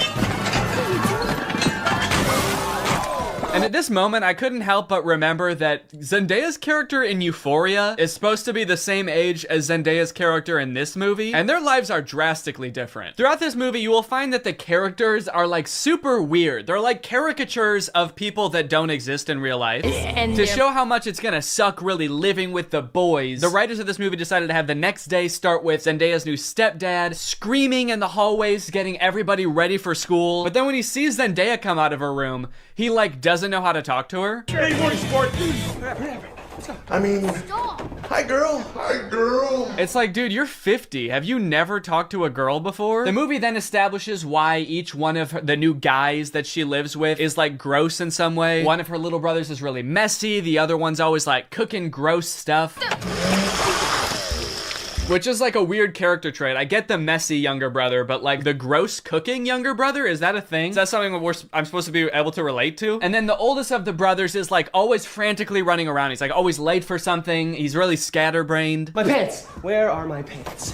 Where are my pants? Where are my Okay, excuse me, can we just establish a few ground rules here? If you're not wearing pants, please stay out of my personal space bubble. Look, Zoe, I have morning basketball practice, and then a players meeting, and then a captain's meeting, and then even more practicing. Kind of weird to respond to a request about like not invading my personal space when you're not wearing pants by saying like, but Zoe, I've got basketball practice. Like he fully like bumps his butt on her while getting ready in his underwear, and she's like, can you not do that? And he's like, sorry, sometimes when you're busy you just gotta rub up on your stepsis in your underwear. What don't you get? I'm in many extracurricular clubs, okay? Along with moving into a new house with all these boys, she also starts attending her new school, which is the school that her brother goes to. And you know how in Disney movies there's always like the distinct cliques, like there's the popular crowd, and then there's like the stoners, but they never say stoners in the Disney movie. They're just kind of like, these are like the kids who wear jean jackets. This movie has the most insane high school posses ever. You got the skateboard boys. Okay, that's pretty normal. The next group she sees are the shirtless workout boys. And then just the straight up stinky boys, where the only like defining characteristic is that they're dirty, flea-ridden, smelly boys. You can hear like flies flying around them. What clique is this supposed to be in high school? And then there's the popular group, one of whom is also pretty stinky himself, actually. The Tripster? The Tripathon? It's me. I'm Trip. Oh. Smartphone. Oh. The movie sort of writes this off as like, well, this is just something boys do, you know? New school, you gotta kind of accept what boys come with it, you know? Boys will be boys. No. That is actually not what boys do. That is something that just one very specific boy does. It's me. I'm Trip. And he needs to be stopped. I cannot remember a single moment in high school where a boy walked up to a girl, let alone like the new girl who's already like scared and doesn't know anyone and is like, hey, I'm gonna fart in your face now. Welcome to the school, smell my ass. But it's not all bad though. She does make a friend on her very first day. And in typical Disney Channel movie fashion, she is wearing a fedora. Every Disney Channel movie has to have a token fedora blazer wearing character. But the boys here are cute, aren't they? All of them. I think we have the highest percentage of cute boys in the entire greater Westlake area. Unlike Zoe though, she actually kind of likes the boys at the school. She's like, sure, they may have their flaws, but they're pretty cute. Wow, you seem a little... Oh, boy crazy? Yeah, that's the official diagnosis. Hold up. This girl has a picture of a boy that goes to her school in her locker. Is that a thing? I remember in like middle school, girls would have pictures of like celebrity boys in their locker. Imagine seeing a picture of you in somebody else's locker. I'd feel like I was being hunted. It's weird to have his picture in your locker. It's even weirder in the movie when we find out that she also actually has pictures of him printed out on her pillows in her bed. Nope. That's scary. Imagine if they start dating, she's like FaceTiming him in bed, and she like accidentally tilts the camera a little bit to the side, and he just sees his own face next to her. Wait, what was that? Is that me? Of course, Zoe does have a love interest in this movie, and he is introduced early on. It's this guy. Every boy in the movie is depicted in a negative light except this guy, because this guy, he's not like other guys. Mr. Kale, pay attention. There will be a quiz. On the praying mantis? Sphodromantis viridis, carnivorous member of the phylum Arthropoda, class Insecta. Wow, he really is different than all the other guys. He knows about praying mantises. Most guys around this school don't know shit about bugs. Yeah, the movie really seems to depict this guy as like the way that guys should be. Guys shouldn't be stinky and messy, okay? Guys should wear beanie and sunglasses and know shit about bugs and be 35. I know I talk about this in like every Disney Channel original movie video that I make, but this guy literally looks like he's 30. Maybe he was held back for being too cool or not not being stinky enough. That seems to be a requirement at the school. He went on stage to accept his diploma, and they shook his hand and they were like, wait a minute, why isn't your hand sticky? Actually, there's no flies flying around you. Get out of here, dude. Back to freshman year. No wonder you do the silent lone wolf sunglass rebel thing.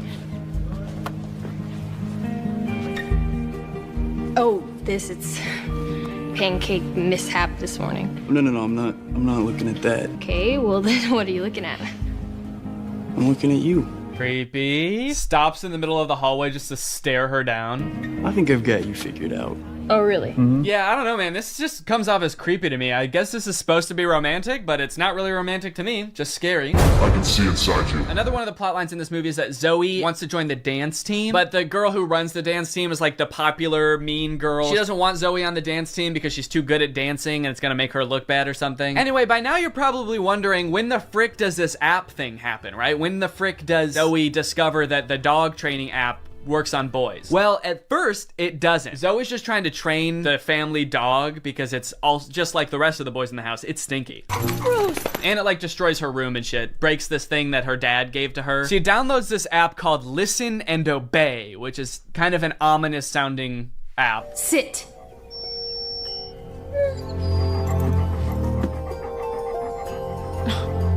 Shake. Right away, this app is already clearly cursed with dark magic, right? And the dog can even tell too, because you know what the dog does the second he realizes what's going on? He grabs her phone and runs off with it and tries to destroy it, presumably to break the curse. And then what happens next is honestly the most confusing part of the movie, okay? So the dog drops the phone in the bath. Her brother gets it out and tries to swing it around to get the water out of it. It flies out the window, swings around a satellite dish, slides down a solar panel, and lands in dog food. And from here on out, that app is now able to control boys. Any man or boy this app can control against their will. Sit.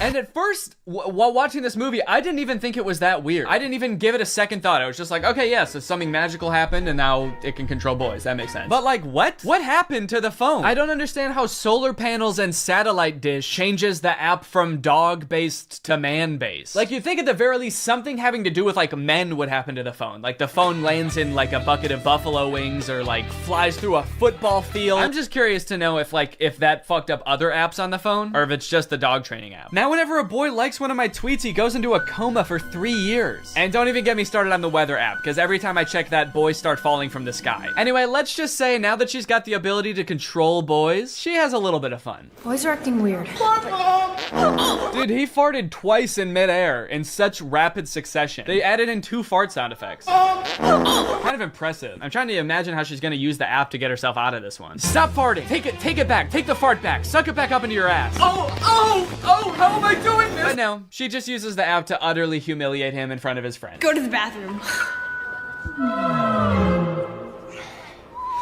Oh, wait, no, not here. I'm still confused about some of these clicks, by the way. Like, what are these nerdy kids supposed to be? Look at this kid in the green sweater, how he acts when nobody high-fives him. What is that acting? I guess your dog app doesn't work on girls. Maybe because girls aren't dog-like enough. They're too catty. Ah, that's funny. Girls are catty. What the fuck does that mean? Boys are dog-like? What the hell? I mean, I guess in this universe they kind of are. They're like flea-ridden, mangy boys. Why do we smell like we smell? So pretty much like the majority of this movie is just Zoe using the app to like get what she wants and make all the boys at the school act exactly how she wants them to. She turns the skater boys into gentlemen. She goes up to the nerdy gamer kids and tells them to like go do yoga instead of playing video games. Let's go do some yoga. And her brothers, dude, don't even get me started on what she does to her poor brothers. I'm taking the brothers' side, all right? They did nothing wrong. Her poor brothers were just living their lives until Zoe moved in and tries to fix them. Be clean. Holy moly, it's filthy in here. Her messy brother, she tells to be more clean, which turns him into this like hyper-hygienic husk of his former self. I need a sponge and soap and paper towels and a power washer. For the rest of the movie, he's literally he's scrubbing everything frantically in a panic. Anytime there's a mess, he's like, I gotta clean it up. She tells the gross cooking boy to cook less gross stuff. Start making less gross food. So he's like cooking 5-star meals for the rest of the movie. And then the oldest brother, she tells him to be more focused. Be focused.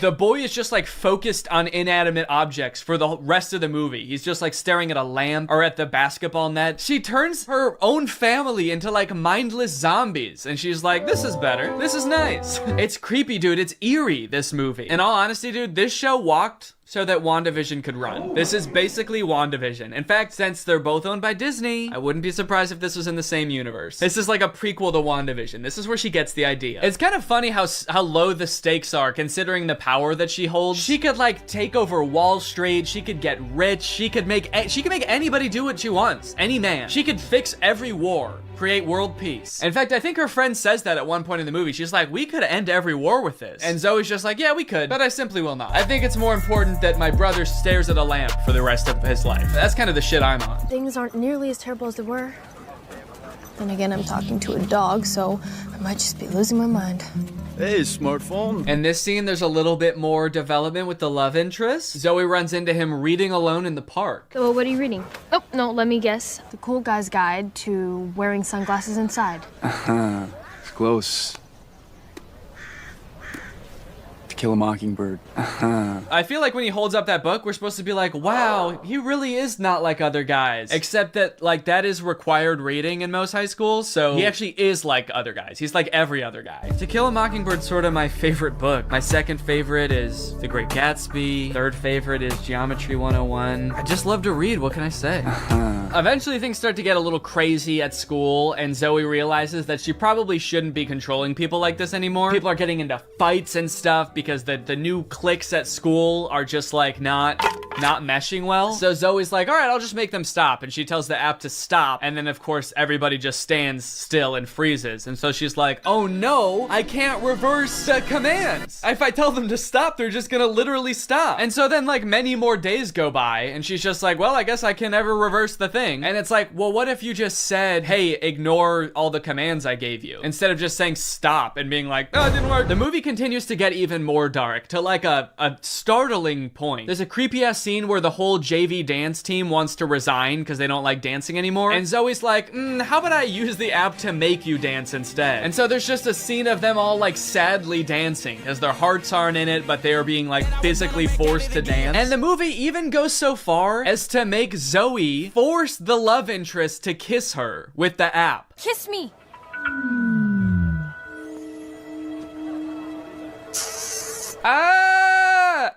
She just forced a guy to kiss her. Disney, what are we doing here, dude? What's going on? We need to have a talk with the writers of these movies. Anyway, Zoe feels bad after this, and she gets all stressed because there is a college scout coming to the basketball game. But Zoe's brother obviously isn't playing very well because the only thing he can do is like stare at an object for hours at a time. Welcome to a new season of Husky basketball. The Huskies have been struggling with practice, and there's a college scout in the stands. So tonight's game could be a nail-biter. I like that the scout is writing stuff before the game even starts. What do you think he's writing? Ball round, court shiny, boys stinky. Just as the beginning of the movie made no sense, the ending also makes no sense. The phone falls into the wrong hands. The popular girl figures out that Zoe is using it to control people. I don't know how she figures it out. She just like sees Zoe holding it during dance practice and she's like, she's holding her phone while dancing? She must be using mind control. I gotta get that phone. Anyway, she steals the phone. At the basketball game, she just like starts making everybody obey her every command. Bow down to me. In order to get the phone back, Zoe's like, how about I just do whatever you want? I'll do anything you want. Just say the command. Hands. And then this happens. Roll over.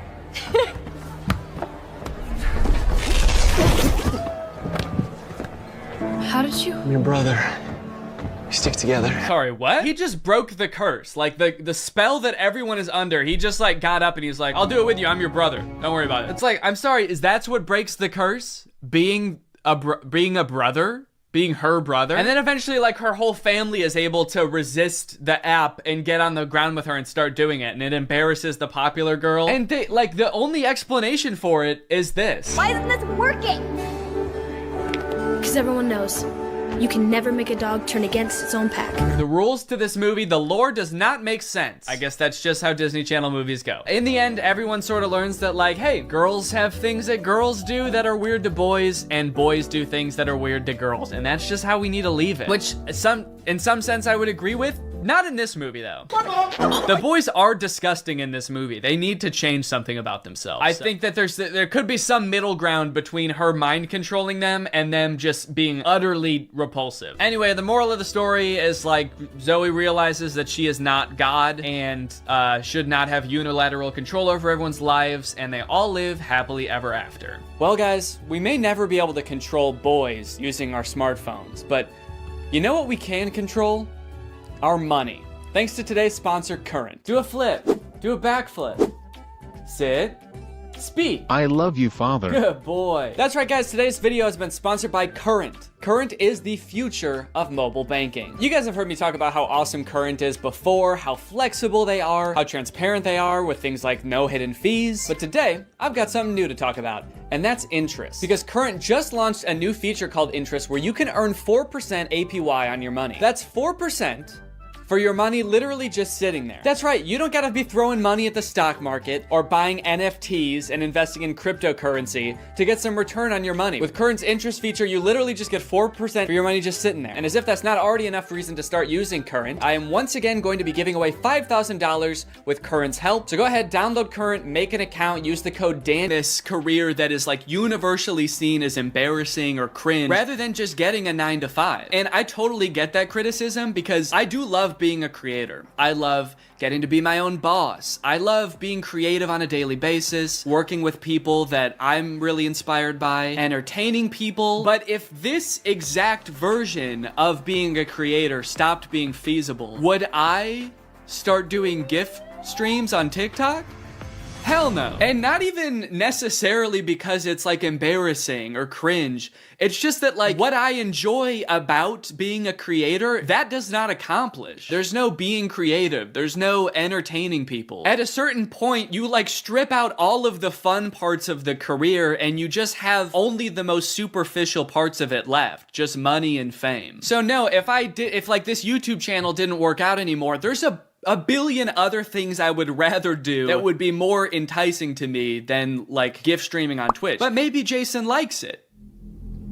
He doesn't look like he does, but maybe he does. On the other hand, I could say that Jason is also older. He's lived a lot more life, he's had a lot more experience, and his career in the entertainment industry has gone through a lot more ups and downs than mine has. From what I can tell, Jason has been a stand-up comedian, he's been in TV shows, he's been a podcaster, a Viner, and a Vlog Squad member, and now a TikTok live gift battler. Between all of those seasons of his life, I'm sure there was downtime where he could have thought, oh, maybe this isn't for me, I'm gonna get up and go get a normal job. And then, lo and behold, the next opportunity comes along. So in some sense, I do understand if Jason's mentality is like, maybe I'm just gonna do this for a little while until I get my next thing off the ground. And I know that when I started Vine, people said the same thing to me. They're like, what are you doing? Why are you doing Vine?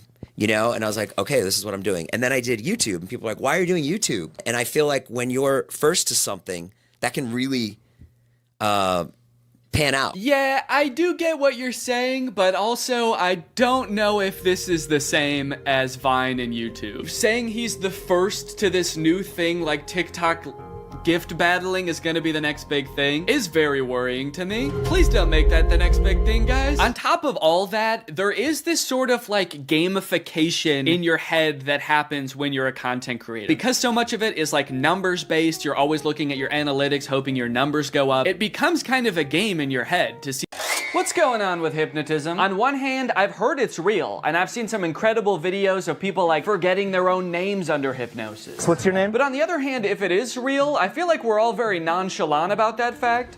Like there are just people out there that can take over your mind for a little bit. How does that work? I especially want to know what's it like to be the person getting hypnotized. Give me an interview with the person who just forgot their own name. What happened to you? Anyways, I'm gonna try to get hypnotized like 3 different ways to find out if hypnosis is real and what it feels like.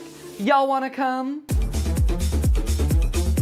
Good, because I actually already did the first one. I found this YouTube video called Can I Hypnotize You in 30 Seconds? And I thought that sounds quick to do. So I just did it right before I filmed this intro. Have you ever wondered, could I be hypnotized? Am I the sort of person that's susceptible to mind control? Well, it's not mind control, it's just thinking about things. And sometimes the things we think about are the things that happen. So if you want to try something, all you need to do is get your hands, put your hands together like this, and clasp them together like that. Now take your index fingers and put them parallel. And just focus your eyes on that gap between the 2 fingers. Just focus your eyes really strongly on the gap. And as you do that, imagine that the ends of your fingers are like magnets. And the magnets are getting stronger and stronger with every second. And the more that you imagine that the magnets are pulling your fingers together, the stronger they become until your fingers can get closer and closer. And if they are moving, if they're closing together, that's weird. That can show you how susceptible you are. If they're not moving, maybe that's because you're trying really hard to make it not. No, they're already together. Keep imagining that those magnets are pulling them together. They already are together. All right, well, I guess that worked. I don't know, is that hypnotism? Is that what hypnotism is? It kind of just felt like my fingers just wanted to be together, like when you hold them like this, they naturally do that. Do they just naturally do that? No, I guess I can hold him like this just fine. Okay, well, dang, maybe I got hypnotized that quick. The second type of hypnosis is hypnotherapy. I always kind of just assumed hypnosis was fake until I talked to a family member who said they got hypnotized to stop smoking. But apparently there are hypnotherapists all over the place who are more than happy to hypnotize you for a wide variety of things, like addiction, phobias, throat lump issues. Bad karma won't go away. These are real ones from actual hypnotherapist websites. As for myself, I'm hoping to get hypnotized to cure my lifelong battle with my nails. I've bitten my nails as long as I can remember. I hate it. Laura hates it. I bite my nails so much I chip my tooth. So hopefully this guy can fix it or at least replace it with like a healthier habit like smoking. I really want this to work, so I've intentionally like not looked up much about hypnotherapy because my instincts tell me it's one of those things that you have to like fully buy into, and I don't want to read something that makes me doubt it. So the only thing I know right now is that I'm going to be paying $450 over 2 sessions to get hypnotized via Zoom.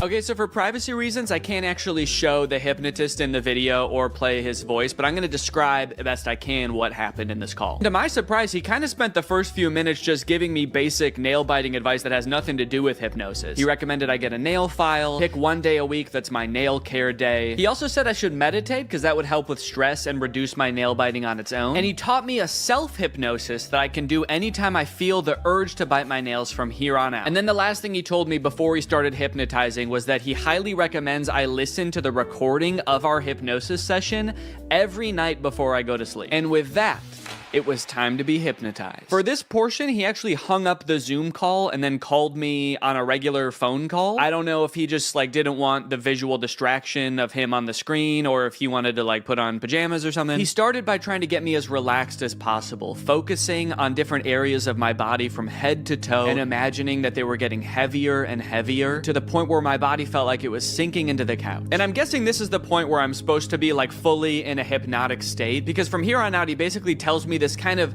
inspirational, energizing story that's gonna change my mindset around my nails. I followed his instructions, imagining my body dematerializing an array of light that shines around me, protecting my teeth and my nails. And I rode the ray of light to a peaceful beach, where I laid with a different version of myself lying on either side of me. On my left was the version of myself who bites my nails. On the right was a calm, cool, and confident version of myself with absolutely pristine nails. This was all a very peaceful and relaxing experience. I never did worry that somebody else had control over my mind, but I did have doubts as to whether I was really being hypnotized. It was a pretty long time that my eyes were closed, and I had a hard time paying attention for that long, so I'd catch myself thinking about other stuff, and then I'd be like, oh no, this is gonna ruin the hypnotism. And there were a few times the hypnotist did this alarming thing where he would just whisper a command like this. He'd be like, and now you're going to stop biting your nails. Anyway, all I had to do from here was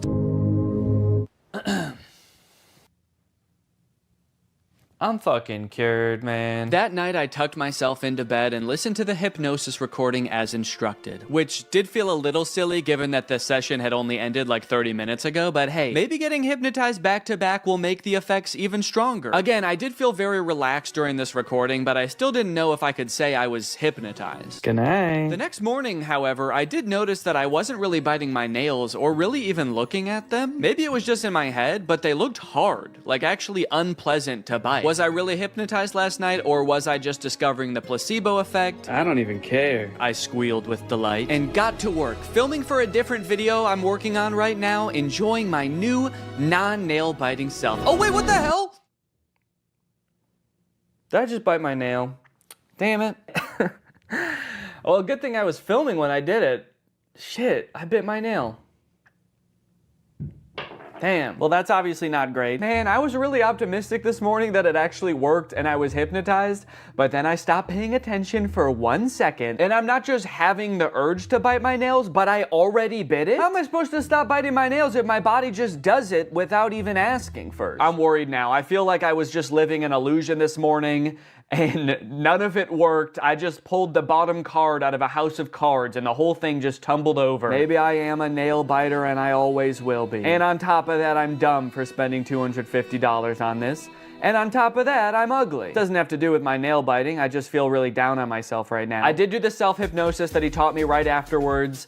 Again, still not exactly sure that that's hypnotizing me. I'm gonna continue doing everything I was supposed to do, listening to the recording, doing the self-hypnosis as needed, and meditating, and hopefully this was just a glitch, and everything's gonna be fine. To my surprise, something did seem to change after this. The next few days, I did have a few instances where I lifted my hand to my mouth just out of muscle memory, but I caught myself right away, and after day 4, I wasn't doing it at all. I was listening to the recording every night, following the hypnotist's advice, and taking good care of my nails, and they were actually almost starting to look normal. I had my second session with the hypnotist, which ran me another $200. Luckily, this portion of the video is sponsored by SoFi, who's here to keep us all on top of our finances. The hypnotist checked in on my progress. He said I was doing great, in fact, better than most people he works with at this stage, which I don't know if that's necessarily a good sign. During the hypnotism, I had trouble concentrating again. I guess I just couldn't stop thinking about how SoFi is the ultimate finance app that helps you bank, borrow, and invest all in one place. Not to mention, they've just launched SoFi Plus, America's most rewarding financial membership, all in one app. This time, the hypnotist led me through a story where I was attending a meditation retreat led by the Dalai Lama in Central Park.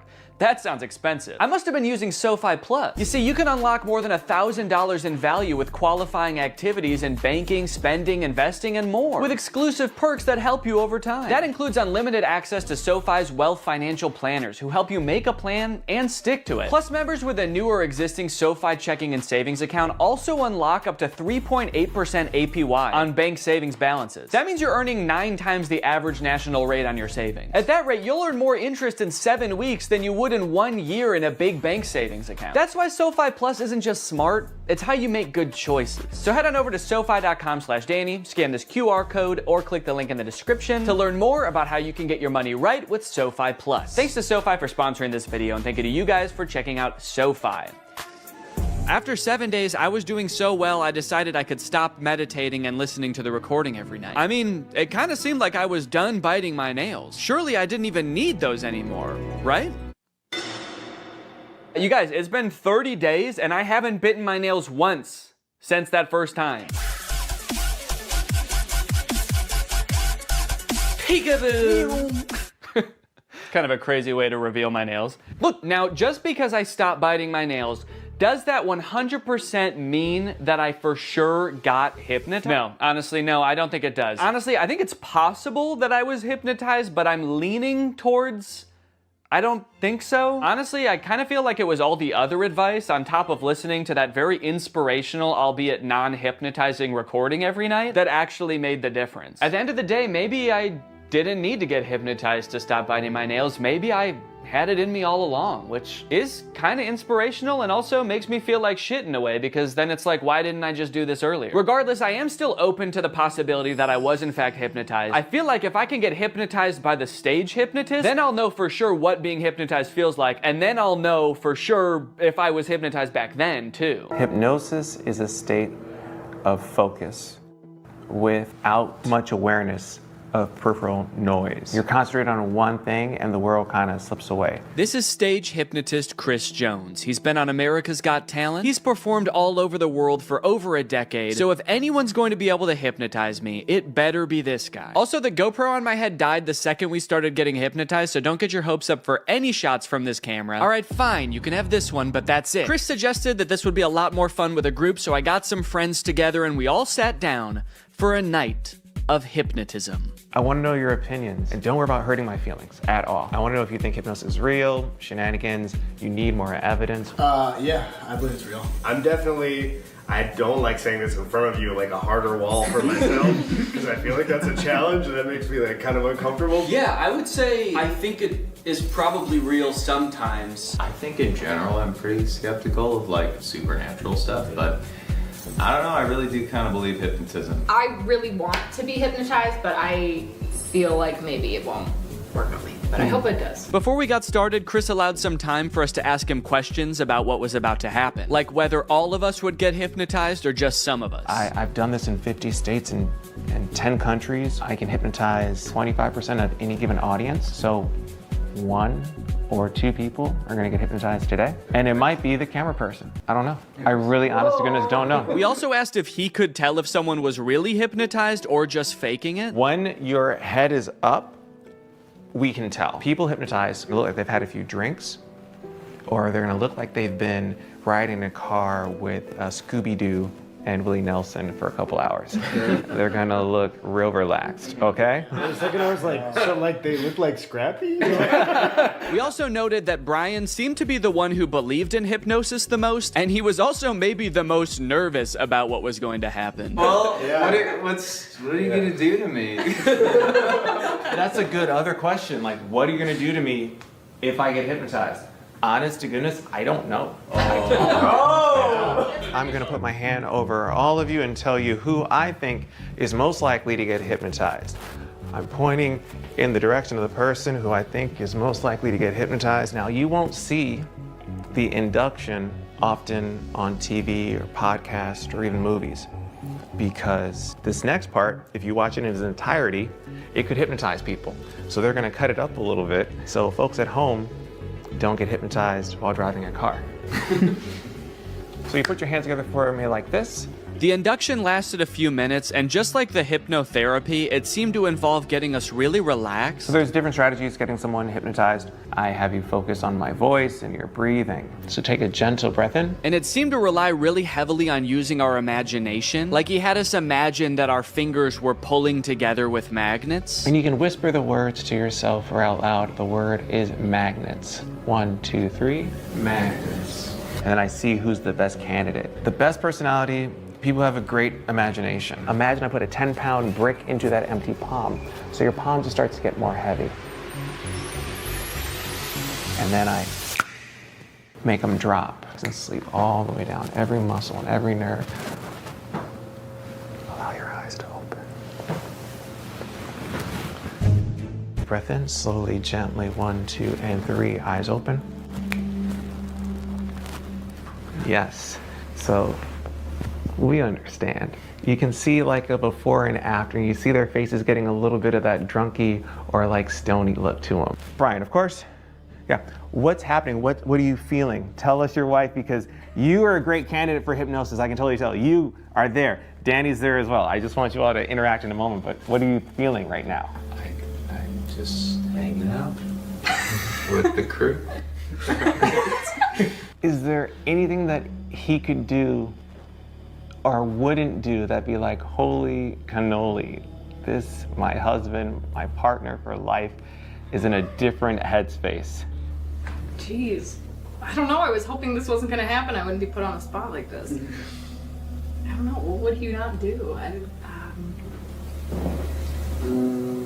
For whatever reason, we couldn't seem to come up with a single thing that Brian would never do off the top of our heads. I guess that's just a testament to what an insane dude Brian is. Whatever the reason, all this uncertainty seemed to pull Brian out of his hypnotic trance. So Chris quickly moved on to his next target. Thank you, Brian, of course, and sleep. Relax and let go from the top of your head to the very bottom. Your feet relax, every muscle and every nerve and every fiber in your body.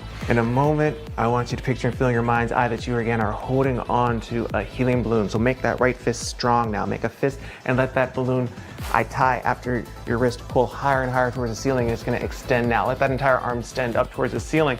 Focus on nothingness, but that feeling of lightness now. 3 numbers, you're gonna open your eyes, but your arm is stuck, cemented, cast iron in that position. You can't get your arm down. That's just the crazy shit. That's just how it's gonna work for the next 2, 3, 4, 5, 6 minutes. Your arm is stuck until I unstuck it. Eyes open. Character is actually lesbian, and at the beginning of this movie, MGK explains how like she hates boys, but she lives with all these boys, and so she's moving out, which MGK explains right after he forgets his line. It's in rice. Come on, you got it, dude. You wrote the movie, you should know it. Please don't move out. Yes! Yes, he did it! He remembered. It's a pretty long line. I'll cut him some slack. Throughout the beginning of the movie, they're constantly introducing new characters, and every character in this movie has some kind of weird quirk. This friend, like, did too many drugs at a music festival, and now he's kind of loopy. This guy is always throwing water balloons at people. This guy, like, smokes a lot of weed. It seems like MGK wrote this movie with just a bunch of crazy, weird characters, because the only, like, joke that he can think of to put in this movie is another character saying something weird or dumb, and him just kind of looking at them being like, that was kind of weird or dumb. Mercury is in Everglades. It's retrograde, Leo. Every time he introduces a new character, there's narration that explains what the weird quirk about these characters are. This is Angel. Meet Maxine Goldberg. But they kind of don't, like, explain really what I want to know about these characters. This is Dylan. I met him when he was working at In-N-Out, and he used to hook me up with free burgers and shakes. He's been my boy ever since. We don't care that he used to work at In-N-Out. That is so irrelevant. Please tell us why he's so sick. Why is he throwing up and passing out? That's more interesting. The reason that London Clash is so rich and cool that he lives in Rice Gum's house is that he is an actor. So throughout the movie, he's doing actor type things. Like, he films this self-audition tape. I don't really know what he's auditioning for. It kind of seems like he's auditioning for everything and also nothing all at once. Okay, this is my impersonation of Draco Malfoy looking for drugs. Where's the pot, Potter?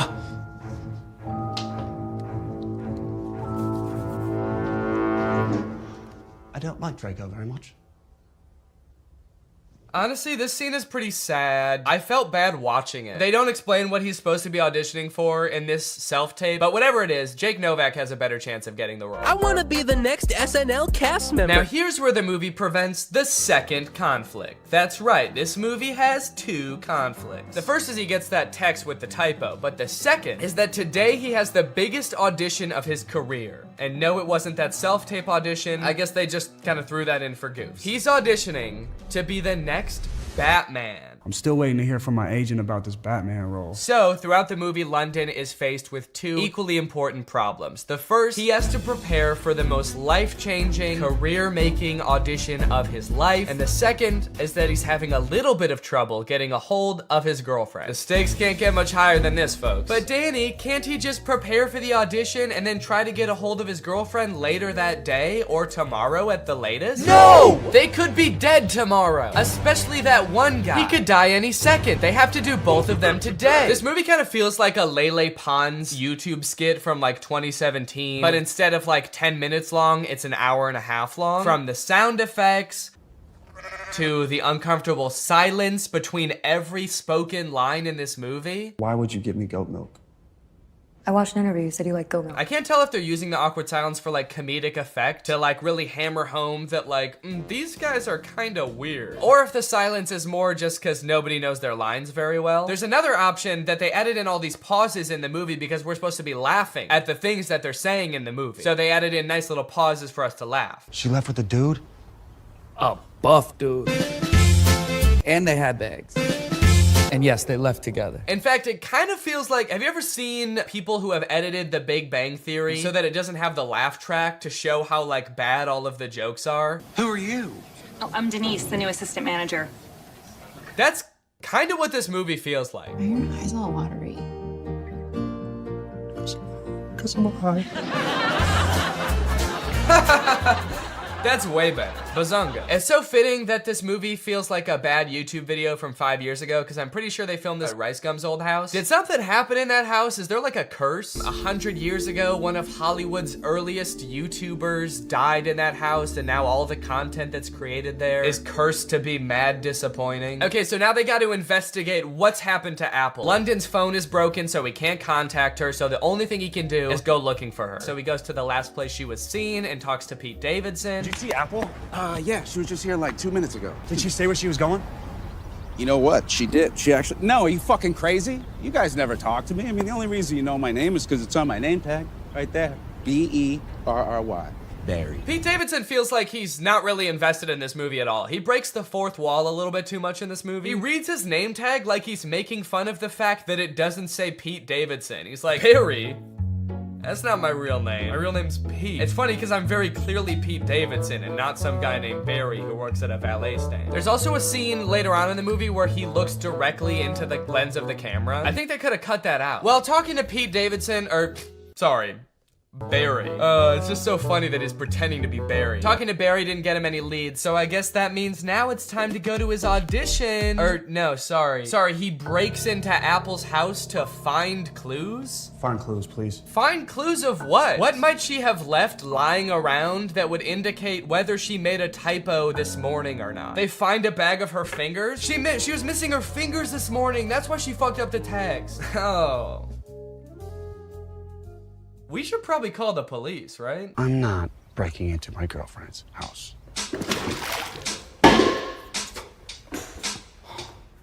Can't believe I'm breaking into my girlfriend's house. Me neither, dude. Your life is pretty crazy. London Clash is so dumb. He makes the worst decisions at every move in this movie, okay? While they're in Apple's house, one of London's friends knocks over every single urn on the mantle and ashes go everywhere. And so they're like, oh shit, we have to put back the urns and then refill the ashes. But they're like, the only problem is, where are we supposed to find ashes? Where are we gonna find enough ashes to fill up these urns? But like, they didn't lose the ashes. They all just fell on the floor. They could just sweep them up and put them back in urns. It's like MGK was like constantly forgetting what previously happened in movies, and so the plot is being driven forward by things that just aren't problems. So anyway, as I said, this is a stoner comedy. You can probably guess the solution they think of to produce a bunch of ashes to fill back up the urns. I'm stoner. Yep. They're gonna smoke a bunch of weed. Ah, bunch of weed. This movie's crazy. They're gonna smoke a bunch of weed. Well, at least this dumbass plan that doesn't make any sense is gonna result in like some crazy shit happening, right? Something funny's bound to happen now, right? Wrong. They just spend like 10 minutes having a boring ass smoke session on the couch. And then one of them tries to talk to a lobster. They really sat around writing this movie and were like, what's the craziest thing that could happen while we're high? And then settled on talking to a lobster. You know, since weed is legalized in a lot of places like California, where they filmed this, I feel like stoner comedies aren't nearly as like interesting or edgy as they used to be. You know, smoking used to be kind of like a fringe culture. It doesn't really feel like this is like, it's like that crazy or funny anymore. This is a scene of 4 adults sitting around a living room and obeying the law. Why did you spell it like that? It's a typo. Oh my god, it was a typo all along? Who would have guessed that? So I guess now the movie can end now, right? The movie can't end now, right? The movie can end now, right? There's 30 minutes left in this movie? What the fuck is gonna happen? What are they gonna do for 30 more minutes? Sit at a diner, apparently. So you're probably wondering how they wrap this whole thing up, huh? MGK missed his audition, he's not getting the role. His girlfriend is pissed off at him. How are they gonna wrap this movie up? Some sort of grand gesture that wins over both the director and the girlfriend? No, obviously not. That would make too much sense. London Clash gets the role because the director happened to see an Instagram live stream where London Clash gets punched in the face by Dennis Rodman, and the director just assumes that London Clash did that because he wanted to like impress him or something. It's a whole other plot line that I didn't really go into in this video, but it doesn't make any sense in the movie either. So he's got the role, now the only thing left is to get the girl, which he does by sending her a text at the diner being like, can we talk? And she's like, sure. And so they're driving to meet each other. He's texting her the whole way. He's texting and driving, and they get into a car crash, and then they are both paralyzed. That face says it all. That just happened. That's the resolution. He almost murders her. Irresponsible. He was texting and driving and he almost murders his girlfriend, and that's how it ends. After the credits roll, there's like a fun little blooper reel where we get to see the actors like messing around and not knowing their lines very well, which would have been a lot more fun if I hadn't felt like I had just watched an hour and a half of exactly that. Well, folks, what do you think? From rapper to pop punk icon to writer, director, and actor extraordinaire, which do you think MGK did best? Leave it in the comments down below. What do you think he'll get up to next? It's anyone's guess at this point. Professional fencer? Or maybe like a chef? He'll start just making food. That might be kind of sick. And you know what? All he would need to get started is HelloFresh.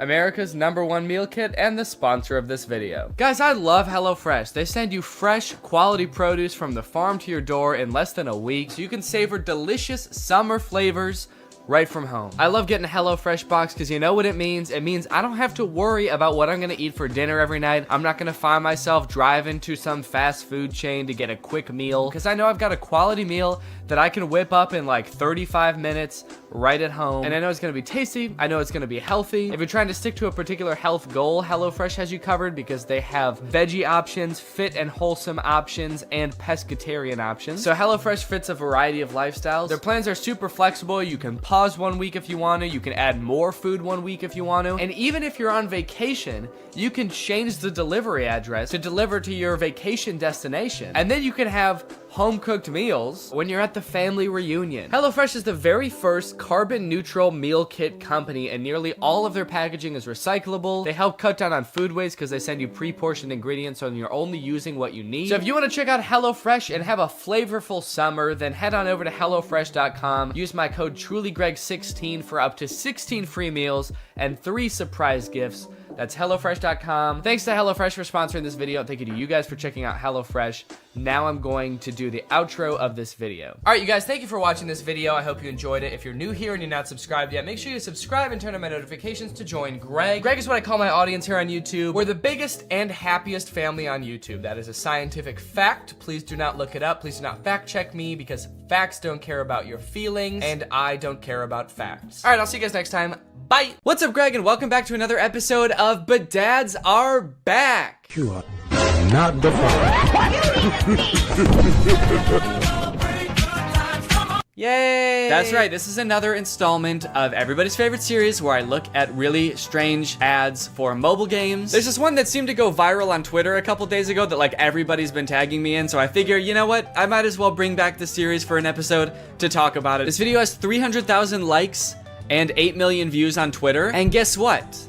I've got beef with them. I have a pretty significant beef with these ads, and I'll explain why, but first, let's just go ahead and watch the ad that everybody's been tagging me in. To be fair, I did have to watch this multiple times for it to make sense to me, so I'm gonna walk you through it. That way, nobody gets lost along the way. So the ad starts out with very little context. It's a woman in a wedding dress. She's crying, and she's taking a taxi home, only to find out that her house is burnt down. Right away, so much backstory that I feel like I'm missing. The first time I watched this, I'm like, are we in the middle of an ad right now?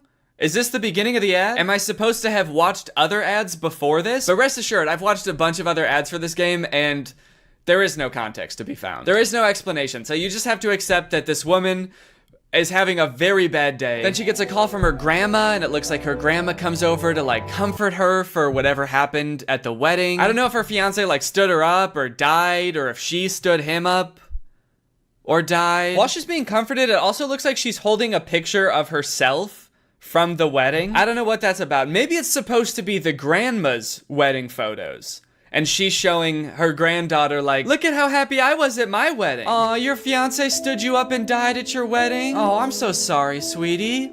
Look how happy I was at my wedding, though. Look at all these pictures. See how I'm smiling at all of them? The reason I'm smiling is because my husband was present at the wedding and alive at the wedding as well. I wasn't marrying a present corpse. He was also alive. Does that make you feel better? Are my happy memories making you feel better? Why not? Then I guess to further comfort her, the grandma gives her a house, which I guess would be a nice gift, but the house is in like terrible condition. The grandma just gives her the keys to this like dilapidated shack. I guess it's big, but is that even a nice gift for someone who just went through like a horrible breakup? Hey, so I know that you're really sad that the person you love the most in your life stood you up at your wedding and doesn't want anything to do with you anymore, but you know what would make you feel better? A really big empty house. A house so big that it could be full of like some little kids running around or a little husband running around, but instead it's just big and empty. Does that make you feel better? Why not? Plus on top of that, with how like out of repair this house is, this just seems like a huge burden. I mean, I hope it'll be nice when it's done because it is pretty big, but like this just seems like so much work. You know, it actually doesn't even look like it's in that much better condition than her original house. Well, sweetie, we know that you really miss your house because it burnt down and that was like the worst day of your life. So we wanted to make you feel better. So as a community, we all pitched in and raised enough money to buy you a second burnt down house. Go on, get in there. So by now the ad is about halfway done, and if you're wondering like, wait, what even is this game? I don't understand how this is an ad for the game, and what is going on? You're not alone. But luckily they take a pause from the story real quick to show us some actual gameplay from the game. And it's just like a home improvement game, like a gardening and fixer-uppy game. In fact, you might notice that it has kind of like a similar vibe to Lily's Garden, which I talked about like, I don't even know how long ago, like a year ago?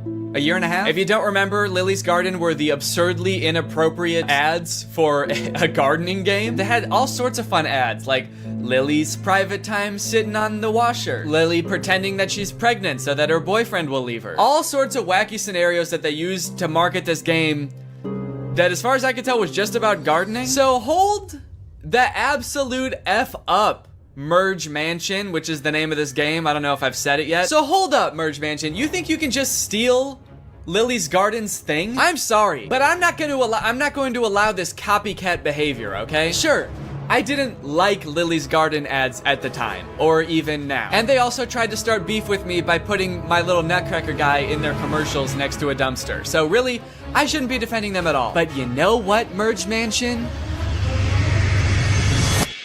Stop it. It's also just like so over the top for a game about just like home improvement. Is all of this context and backstory necessary? Would this be important to me if I downloaded the game? Would I use this information at all? So I've got an empty spot in my garden. I can either plant a tree or build a statue. Keeping in mind that my fiance did either die or stand me up on my wedding day, I think the choice is actually pretty clear.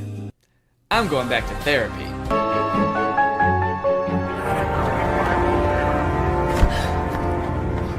Okay, so then the ad takes a drastic turn. What the hell did Grandma do? Huh? It's not clear what they're arresting her for. And they never explain it either, so I'm not sure if it's just like another thing that you're just gonna have to accept you don't know the answer to, like what happened to her fiance and how did her house start on fire? Or maybe it has something to do with the fiance and the house. I don't know. Did she burn down the house? Did she burn down the fiance? I don't know.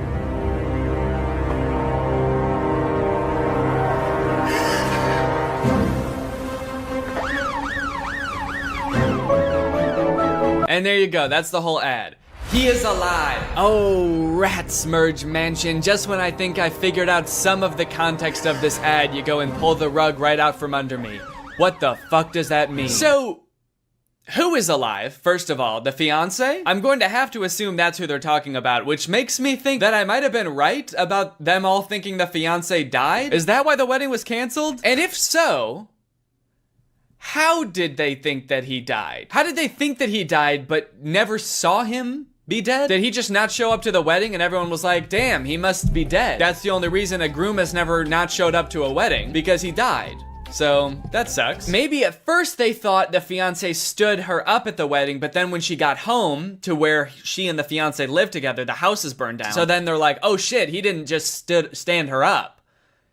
He stood life up. He stood up the rest of his life. Now that's all interesting enough, right? That was a very strange ad, I think we can all agree. But if you scroll down in this Twitter thread, apparently there are other endings to this ad. There are like slight alternate endings that apparently other people have seen. So here's one of them. Instead of saying he is alive, her hand says, I planned this. Which I feel like if we're talking about the whole like fiance fake death thing, like almost means the exact same thing. There's also an alternate ending that has her saying you're next on the hand. I mean, all sort of just alluding to the same fact that the grandma did something nefarious and that's why the fiance disappeared, or, you know, she did something wild and wacky and now she's going to jail. I can't wrap my head around why they made these alternate endings. Are they like targeting the different ads to different groups of people? Like this really small change will have a different appeal to different demographics? Okay, so we're thinking that You're Next will go to the Gen Zers. But for the older crowd, like the baby boomers, we're thinking I planned this on her hand.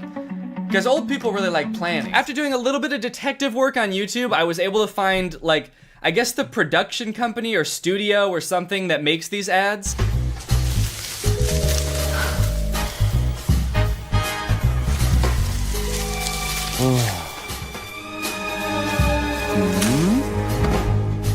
Okay, so that ad is about having a threesome. Does the game, I just want to know, does the game have anything to do with these ads? This home improvement game? I can't imagine it does. Okay, so now I'm out in the garden and here's a bush. What do I want to do here? I can either water bush, cut cut bush.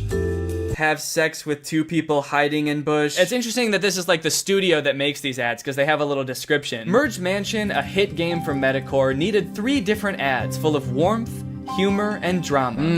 Warmth, humor, and drama. The simple warmth of finding out your fiance died and that your house burnt down and that your grandma had something to do with it all. They wanted to make films that are distinctive, surprising, and interesting from the first second. Distinctive? Try telling that to Lily's Garden, dude. I'm actually in love with this Twitter thread though, because once this tweet started picking up traction and a bunch of people started seeing it, everybody started replying with weird ads that they've seen. And yeah, there's some weird ass ads out there. I haven't done this series in a while, and it turns out that developers have been going buck wild, dude. That's all I can say. Look at this. Wow. Dude, what a brutal kick. Oh my god. The sound effect and everything. I know that this is a common theme for all of these game ads, but I couldn't even wager a guess as to what this game is about. They're like stranded on an island, maybe? Like a desert island, but also this dude is like doing a little stripper pole dance for this girl. It's this fun new game where a group of people get stranded on a desert island and they have to start a new society, and instead of implementing money as currency, they implement pole dancing and lap dances, weirdly enough, as currency. And instead of jail, you just get punted. This next ad is one of the weirdest things I've ever seen, and I'm not exaggerating. And there's no way you'll believe me unless I just play it, so here you go.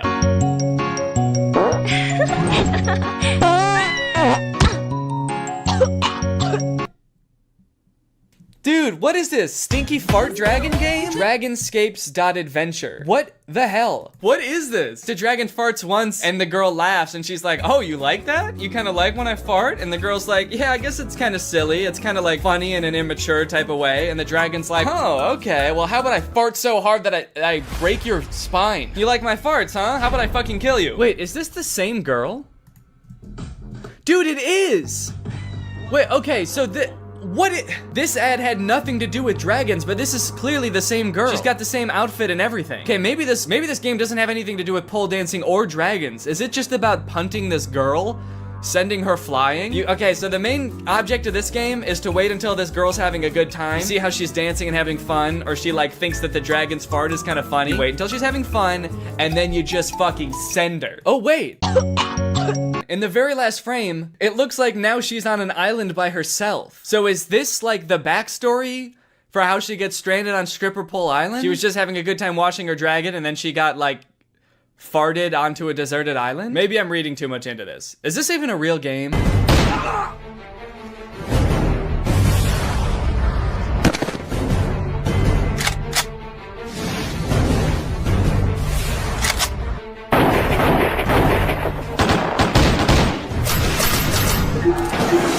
Wow, that game looks pretty cringe. That game looks so weird. Who would download that? I mean, what do? You're in like colonial times and you form an army of dudes wearing only boxer briefs that can like form together into these sick big weapons, and then you like fight off these other armies? That's crazy.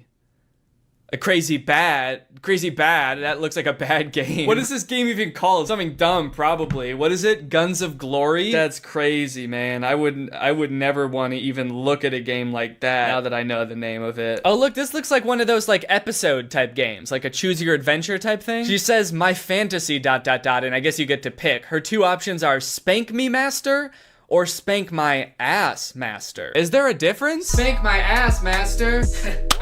Now spank me, master.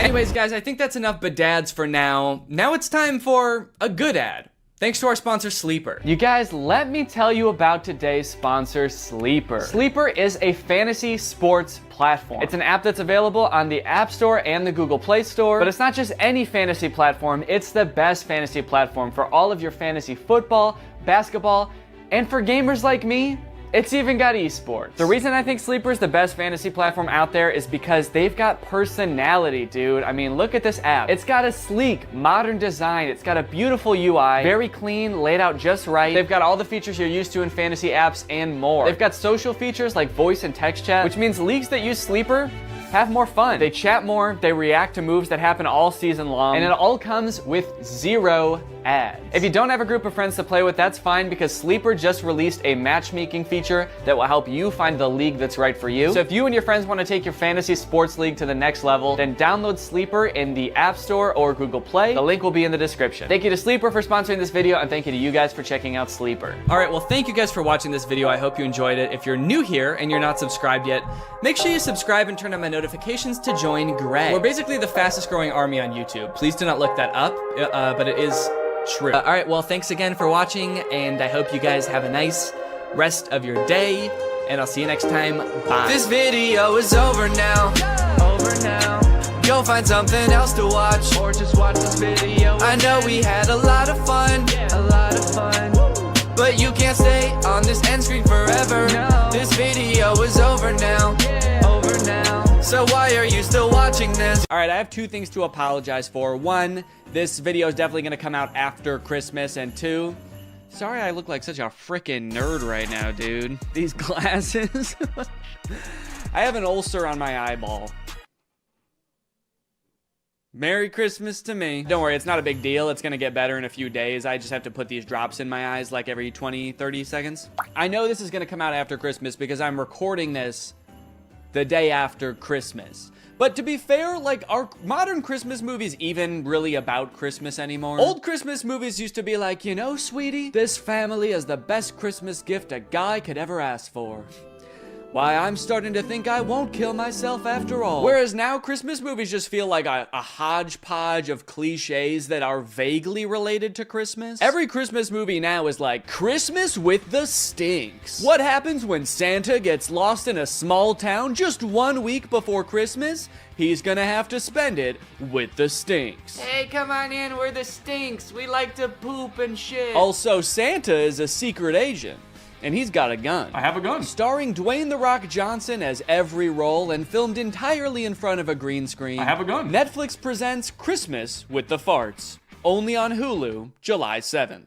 I mean, Netflix's like big Christmas movie they came out with last year didn't feel like a Christmas movie at all. It was a very confused movie about Santa being kidnapped by a witch who like sucks all of his powers up so she can imprison half of the population, which on its face does seem like it could be like a whimsical, fun Christmas movie. I just wish any of the people making the movie realized that, because they all just played it really serious and made it feel like a Marvel movie. Hey, Fred. Got a 5'11" male grown-up hovering by the scented candles. Keep an eye out. Yeah, we got a guy maybe stealing 1 candle. Can we get somebody to take him in the back and kick his ribs in? Also, Santa appears to have some kind of deal with the US military. They like escort him around with fighter jets. What does the US military get from this deal? Santa, are you making them bombs? I also feel like this movie does this thing that a lot of Christmas movies do now, where because Santa's whole operation is basically impossible, basically, not, you know, I still believe in Santa. They try to come up with lore that explains it and makes it seem more believable. So like in this movie, instead of Santa's village just being like a dozen elves helping him, it's like an entire city. It's a metropolis. Yeah. No, that actually makes it make less sense. It actually made more sense when it was just magic. Thank you, though. Anyway, I don't really want to spend too long talking about that movie because it's pretty boring. And I also want to talk about the movies that I actually want to talk about.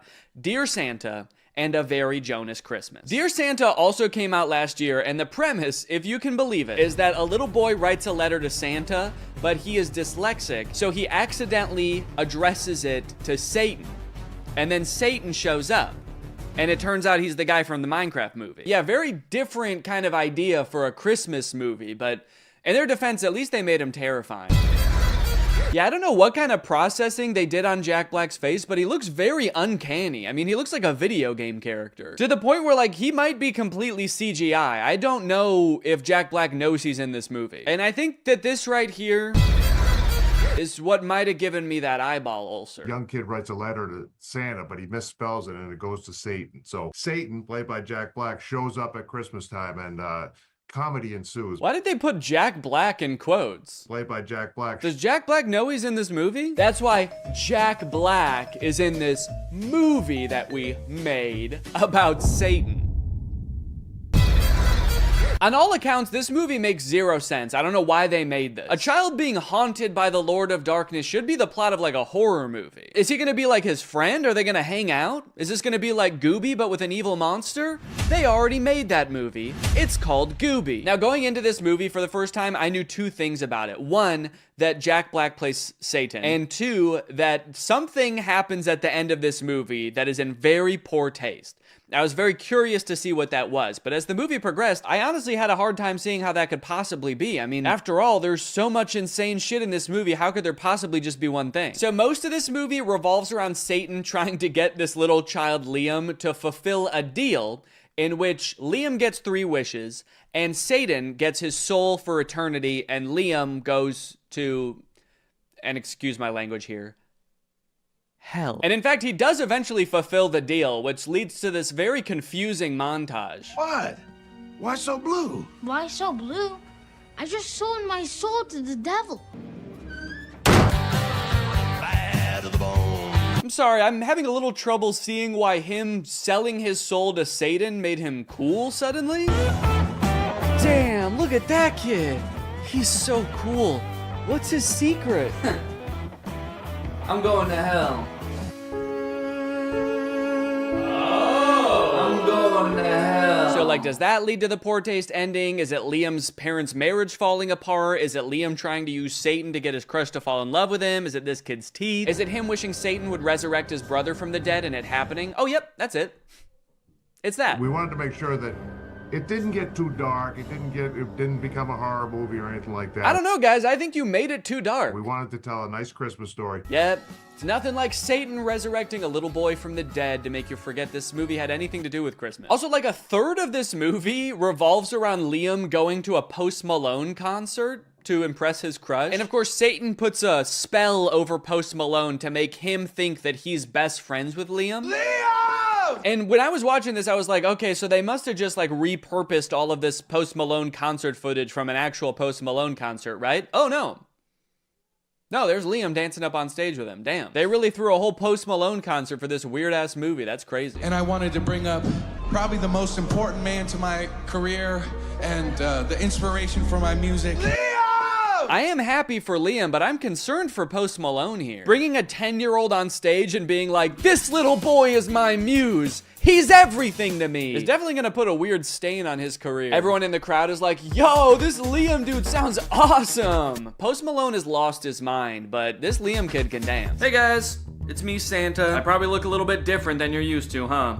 Probably expecting a guy in a big red coat with a white beard, huh? Well, this is what I actually look like. All that stuff about rosy cheeks and a big white beard is all made up. Coca-Cola made that up in the 80s. I have always looked like this. Anyways, guys, I was just popping in here to thank SoFi for sponsoring this portion of the video. As we all know, one of the simplest and most powerful ways to build wealth is actually by earning interest on your money. Making your money work for you. Just like I make the goblins work for me. Like, that's right, the elves are another thing Coca-Cola made up. They're actually goblins, and sometimes I also hire ghosts.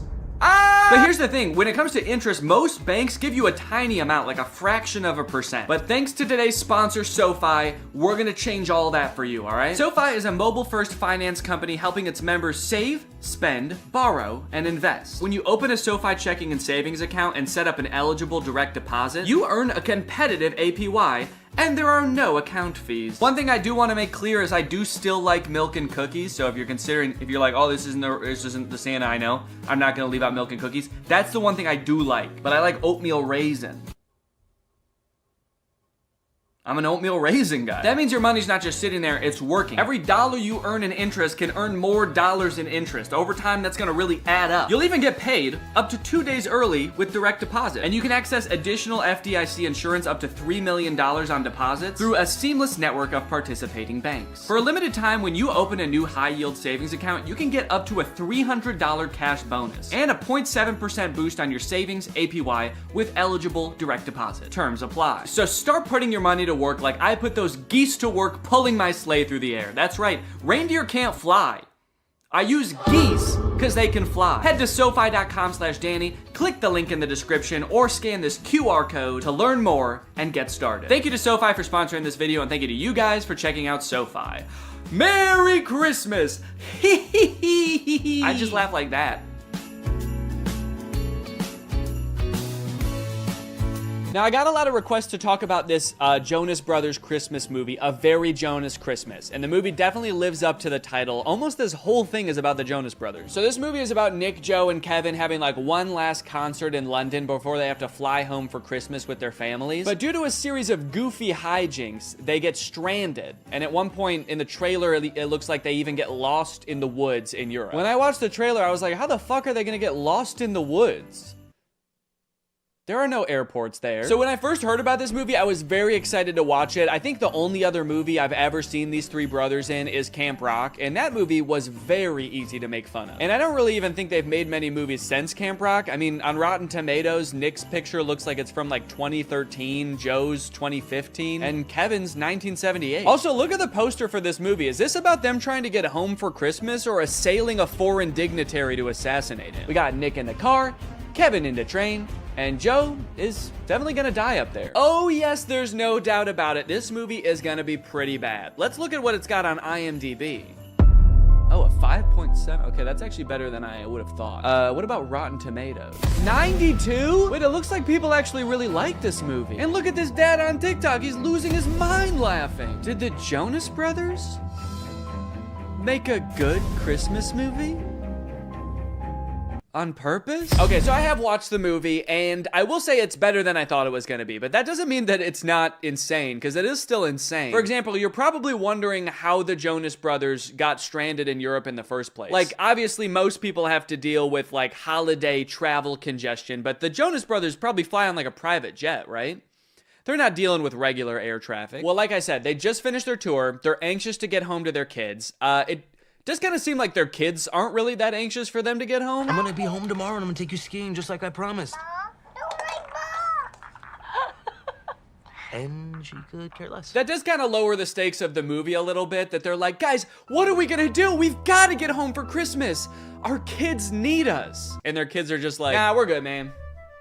Don't worry about it. We have really healthy attachment, so we're not gonna fret too much about it. Don't do anything too drastic. How about we get lost in the woods and eaten by wolves? Well, Nick and Kevin are anxious to get home, actually. Joe is a little bit sad that tour is over because he's gonna miss his brothers. So he starts unknowingly venting to none other than Santa himself. Nothing like Christmas to help a family rediscover its magic. Except our Christmas plans are to get the hell away from each other, so. Oh, that's not good. That's not good at all. Hold up. They want to get home for their kids on Christmas? No. Santa cannot allow that. Santa hates kids. So Joe walks away, and Santa is upset that the Jonas Brothers aren't going to be spending Christmas together. So he comes up with a brilliant plan. Nay, a perfect plan. Nay, a terrible plan to keep the Jonas Brothers together. Christmas spirits, I've seen something tragic. These boys shan't get home till they rediscover their brotherly magic. Unless they decide to spend Christmas with each other, the spell will keep brother stuck with brother. I mean, that's wild. Is that a thing that Santa does?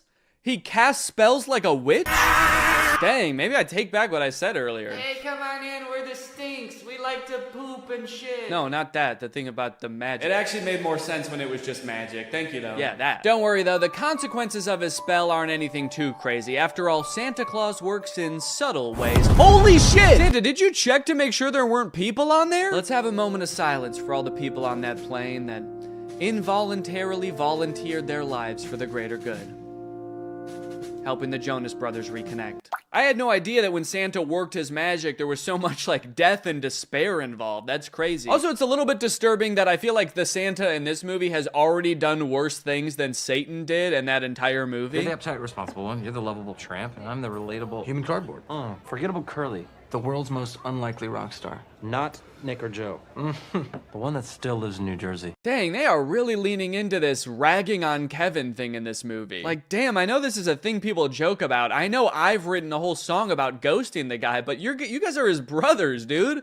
Feels different when you do it. This movie is also a musical, which is kind of fun. A lot of the songs are very catchy, like Coming Home This Christmas. Unfortunately, music labels have been like very strict about copyrighted music on YouTube, so I can only show you like a tiny little snippet of it. Now, one thing that made it kind of tricky to write a video about this movie is that they do this very self-aware thing where anytime like a goofy plot detail comes up, they make a joke about it before you even get a chance to think it in your head. Wait, they're getting to the train station just barely before their train, but they're gonna stop to sing a song about it? That's kind of... You think we have time for a song? Yeah. Oh, they already... Okay. But isn't this whole plot just the plot of a bunch of Christmas movies? Have you ever seen a Christmas movie? It's literally the entire plot of the film. Damn, they're good. Who knew the secret to making a flawless movie is just pointing out all the flaws before anybody else has the chance? Honestly, it is a pretty good tactic if your sole goal with the movie was making it really hard for commentary YouTubers to make videos about it. But it does feel very defensive, and it also kind of gets old to, in every scene, be like, yo, this is kind of weird. What is going on here right now? What the hell, is that a camera? Also, there's a lot of parts in the movie that are actually genuinely funny, and they kind of ruin them by doing this like self-aware thing. Like this song that Nick sings from his musical Home Alone the Musical, where all the lyrics are just about how being home alone means that there's no people in the house. It's a very funny song. Also, I think that YouTube is claiming this one less, so I think I can show a little bit more of it. But even when the movie is actually funny, the writers still feel the need to be like, what the hell are these guys even talking about? I can't believe the show only ran 3 weeks. I can. I'm sorry, Joe. Nick is just being so random right now. I mean, what is this? Some kind of movie?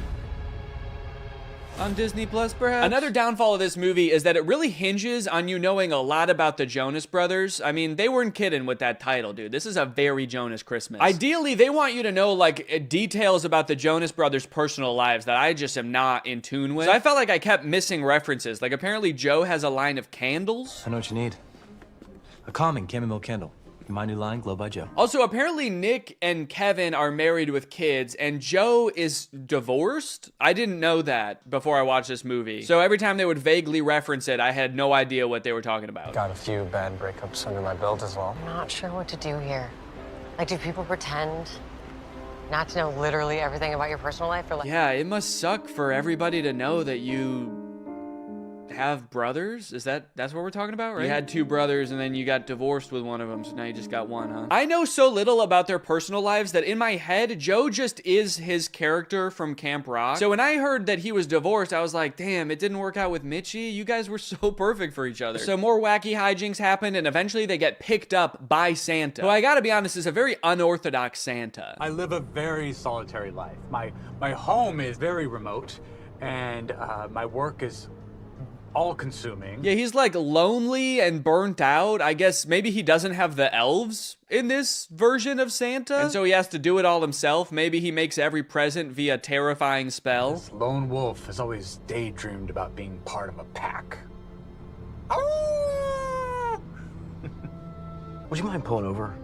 I just want to go check on my brothers. Hey, would you mind pulling over? You're freaking me the fuck out. Eventually, they find a private jet to fly them home, but the pilot crashes the plane because he's taking sexy pictures of himself while flying.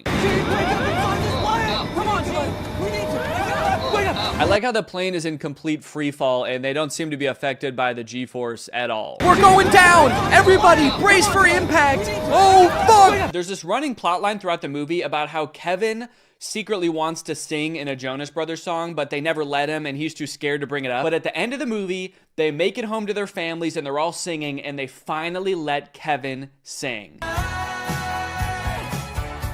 It's a fun moment. It's great to finally hear him sing, and it's great that they're finally letting him. But then in real life, I just saw that Kevin just like released his own solo song. So it kind of seems like the opposite happened in real life. In the movie, they're like, yay, Kevin is singing. And in real life, they're like, you have to sing as far away from us as humanly possible, please. Honestly, though, all in all, this movie was a lot better than I thought it was gonna be. I was laughing at parts. I even looked like that dad from that TikTok at a few parts, dude. I was sitting on the couch, kicking my feet. I was giddy. Anyways, I hope you guys enjoyed this video. I hate to break it to you, but I don't know, this will probably be my last video of the year. Enjoy your New Year's celebrations, everybody. Stay safe. Thanks for watching, and bye-bye. What's up, Greg, and welcome back to the Romance Channel, where we cover the hottest romance movies known to man. When you think of the perfect love story, what comes to mind? Passion, lust, destiny, brothers, psychological intimidation, gazebos. rooms? All of those? Yeah, all of them? Good. Because today we're talking about The Kissing Booth. I've had this movie recommended to me for a while, and I recently sat down to watch it, and I gotta say, guys, I'm pretty confused. This movie has a completely normal premise, and there's actually nothing wrong with it. It's not weird at all. Guys, don't we all have a best friend? And don't you and your best friend have a written, strict set of rules that you guys follow to maintain your friendship? And isn't one of them, don't fuck my brother? Do not have sex with my brother! Of course, so see, I don't know what the problem is. Just don't end up grinding coochies with my brother, or I'll literally never talk to you again. Grinding coochies? What the? Ugh. All right, you know what? Just for that, that's it. I am making the video. The Kissing Booth is a bad movie. This movie starts off with way too much exposition. Instead of a normal movie where you sort of naturally learn about the characters as the story progresses, the movie decides to just dump the main character Elle's entire life story on you in like 3 minutes. Okay, all right, okay. I think it's too much information, right? There's no way all of this information is necessary right at the beginning of the movie. It's not. It's almost all unnecessary information, actually. And by the time I finished watching this intro, I felt like I had already watched like 10 movies. I still have to watch another movie after this. I've watched like 3 people grow up from being a baby. Before the movie even starts, you watch Elle's mom slowly die in the hospital. Sat with mom in the hospital, said goodbye to my mom. Damn. Oh, hell yeah. Mom or motorcycle? I think we came out all right on that deal. Did we need to see the mom die? Did that have to happen? They barely reference it in the rest of the movie. Did they have to just rapid fire through that? I guess it gives you a reason in the movie, like right off the bat, to be rooting for Elle, because you've seen her go through some hard times. I guess later on in the movie, if you ever start to feel like she's being an asshole, the movie can be like, hey, well, her mom died, all right? So take it easy with the judging, okay? Pretty much all you need to know from the intro of this movie is that Elle and Lee are best friends. You know because they pretty much have the same letters in their name. And Elle has a crush on Lee's older brother, Noah. Noah is established as being irrationally angry and violent in the intro as well, so what's not to love? And that's Hey! Don't fuck my brother! So Elle is clearly infatuated with Noah right from the start. I think we can all see that. Lee can see that. So you might think, damn, they have just a few rules in their friendship and Elle is not able to follow them. What a jerk. And 1, you haven't even seen the half of it, dude. If you think this is bad, what do you think the rest of this movie's about? And 2, easy with the judging, dude, all right? Her mother passed away. I do find it interesting that the rule says, like, no dating either of our relatives. This rule was clearly made just to keep Elle away from Noah. Elle's only immediate family in this entire movie is her dad, who's like 50, and her brother, who was probably like 2 when they made these rules up. Her mother, I don't know if you know this, but she unfortunately did pass away, so she is not in the picture anymore. So did Lee propose this rule being like, hey, so, if you stay away from my brother, then I, a child, won't fuck your dad. Deal? One day while getting ready for school, Elle rips her pants and has to wear the only other option that the uniform allows, which is her skirt, which is a little bit too short for her comfort, and she ends up getting groped by a jock. Luckily, Noah, who we've established as being very violent, jumps in to beat the shit out of the jock. My little sister's pants, which is super gross. So Noah is the main love interest in this story, and they start out by establishing that Noah sees Elle as a little sister to him. Pretty interesting. And I do wonder how they're gonna get around that if he is to be her love interest in this movie. So the reason this movie is called Kissing Booth is because Elle and Lee run the dance club at their school, which they never actually show, but I think it just consists of them going to the arcade and playing Dance Dance Revolution, which, if so, is a sick idea for a club. But their school is having a carnival, and their dance club has to come up with like a fundraiser to do at the carnival. Kissing Booth! Oh, shit! I love how they both say it at the same time. That's such a specific suggestion. It's almost as if they've done this before, and they think of Kissing Booth as like the solution to every problem. Her mom was in the hospital earlier, and Elle's like, damn, if only we could heal my mom with some kind of Kissing Booth! The doctor's like, you two need to get the fuck out of here. Obviously, that was the first thing we tried. Before Elle and Noah can get together, though, we need to find a little bit more out about Noah. Like, who is this main love interest? We know that he's violent, which is awesome. But the movie also has to show us how manipulative he is. You see, it all starts with Elle exploring some other love options at school. For example, the man that groped her earlier. He calls her kiddo? Gross. Lock this man up immediately. You still got a lot to learn, kiddo. Like, for example, how fucking crazy I am. You have no idea. You have no fucking clue. But you're gonna learn today. I'm naked, baby. The Flynns are a very controlling family, aren't they? Like, in Elle's friendship with Lee, he's made all these rules that he has to follow. Like, don't fuck my brother. And now Noah has rules like, don't fuck anybody else. It's an entire family where they're like, hey, who are you gonna fuck? Who is that? Who is that? Don't fuck him. Fuck me. No, don't fuck me. That's not allowed. So the kissing booth is coming up, but Elle is having a little bit of trouble getting people to volunteer to work at the kissing booth, obviously, because that sounds gross as hell. Need peeps to work our kissing booth. It seems like she started texting people that don't even go to her school. This guy? This like bald middle-aged man? Is that a teacher? Whoever he is, he thinks that it's hysterical that she would even ask. She's got Abraham Lincoln in here, Frida Kahlo. This girl has quite the contacts list. I do respect Abe for his honesty though. You know, I guess that is what he was known for. But I understand his reservations. He has not had good luck with booths in the past. After a few more uncomfortable scenes of Noah protecting Elle from herself, it's time for the kissing booth. Since they're short on volunteers, when it comes time to actually do the kissing booth, Elle ends up having to step up to the plate, and Noah, our sweet violet Noah, decides, you know what? Fuck it. I'm going in. Okay, so they didn't get around the whole little sister thing. Cool, very cool. Right on, guys, rock on. They kiss, sparks are flying, literally. Like, the lights on the sign start exploding. It's like this is a moment from Stranger Things when Elle is using all her powers. Lee's like, that's why I made the rule! You've unleashed his powers! No! Where the fuck did he come from? Was he just lurking beneath the sand to jump out? Don't make me beg. Ah, she said no! Leave her alone. Noah's a really confusing character in this movie because they kind of portray him as this like popular guy that gets all the girls. Whenever he's not talking to Elle, he's like making out with some other girl or like talking to the popular cheerleader girls or whatever. But he like, other than that, doesn't seem to have any friends or like a social group. The only time he interacts with the other guys in his grade is to threaten them, apparently. For this entire party, before this happens, they just show him kind of like lurking alone in a corner until something happens to Elle and then he goes goblin mode, which apparently she's pretty into. Oh, wait! The Hollywood sign at night. You guys ever been to the Hollywood sign at night? Great place to make out. Great place to get eaten by coyotes, too. I feel like a lot of people don't realize the Hollywood sign's like in the middle of a nature preserve. I think there's like mountain lions and shit up there. A coyote comes out from behind the Hollywood sign and is like, fucking by the Hollywood sign again, huh, Noah? This man's got some game. All right, guys, get out of here. I'm gonna have to eat your asses. I love that his secret spot to come and be alone is the Hollywood sign. Yeah, don't worry. I know a little place where we can be alone. It's called Times Square. We'll have a little more privacy up there. From there, their relationship blossoms. They go on dates all over town. They're sneaking around, trying to make sure Lee doesn't catch them. You really expect me to believe that she just tricked?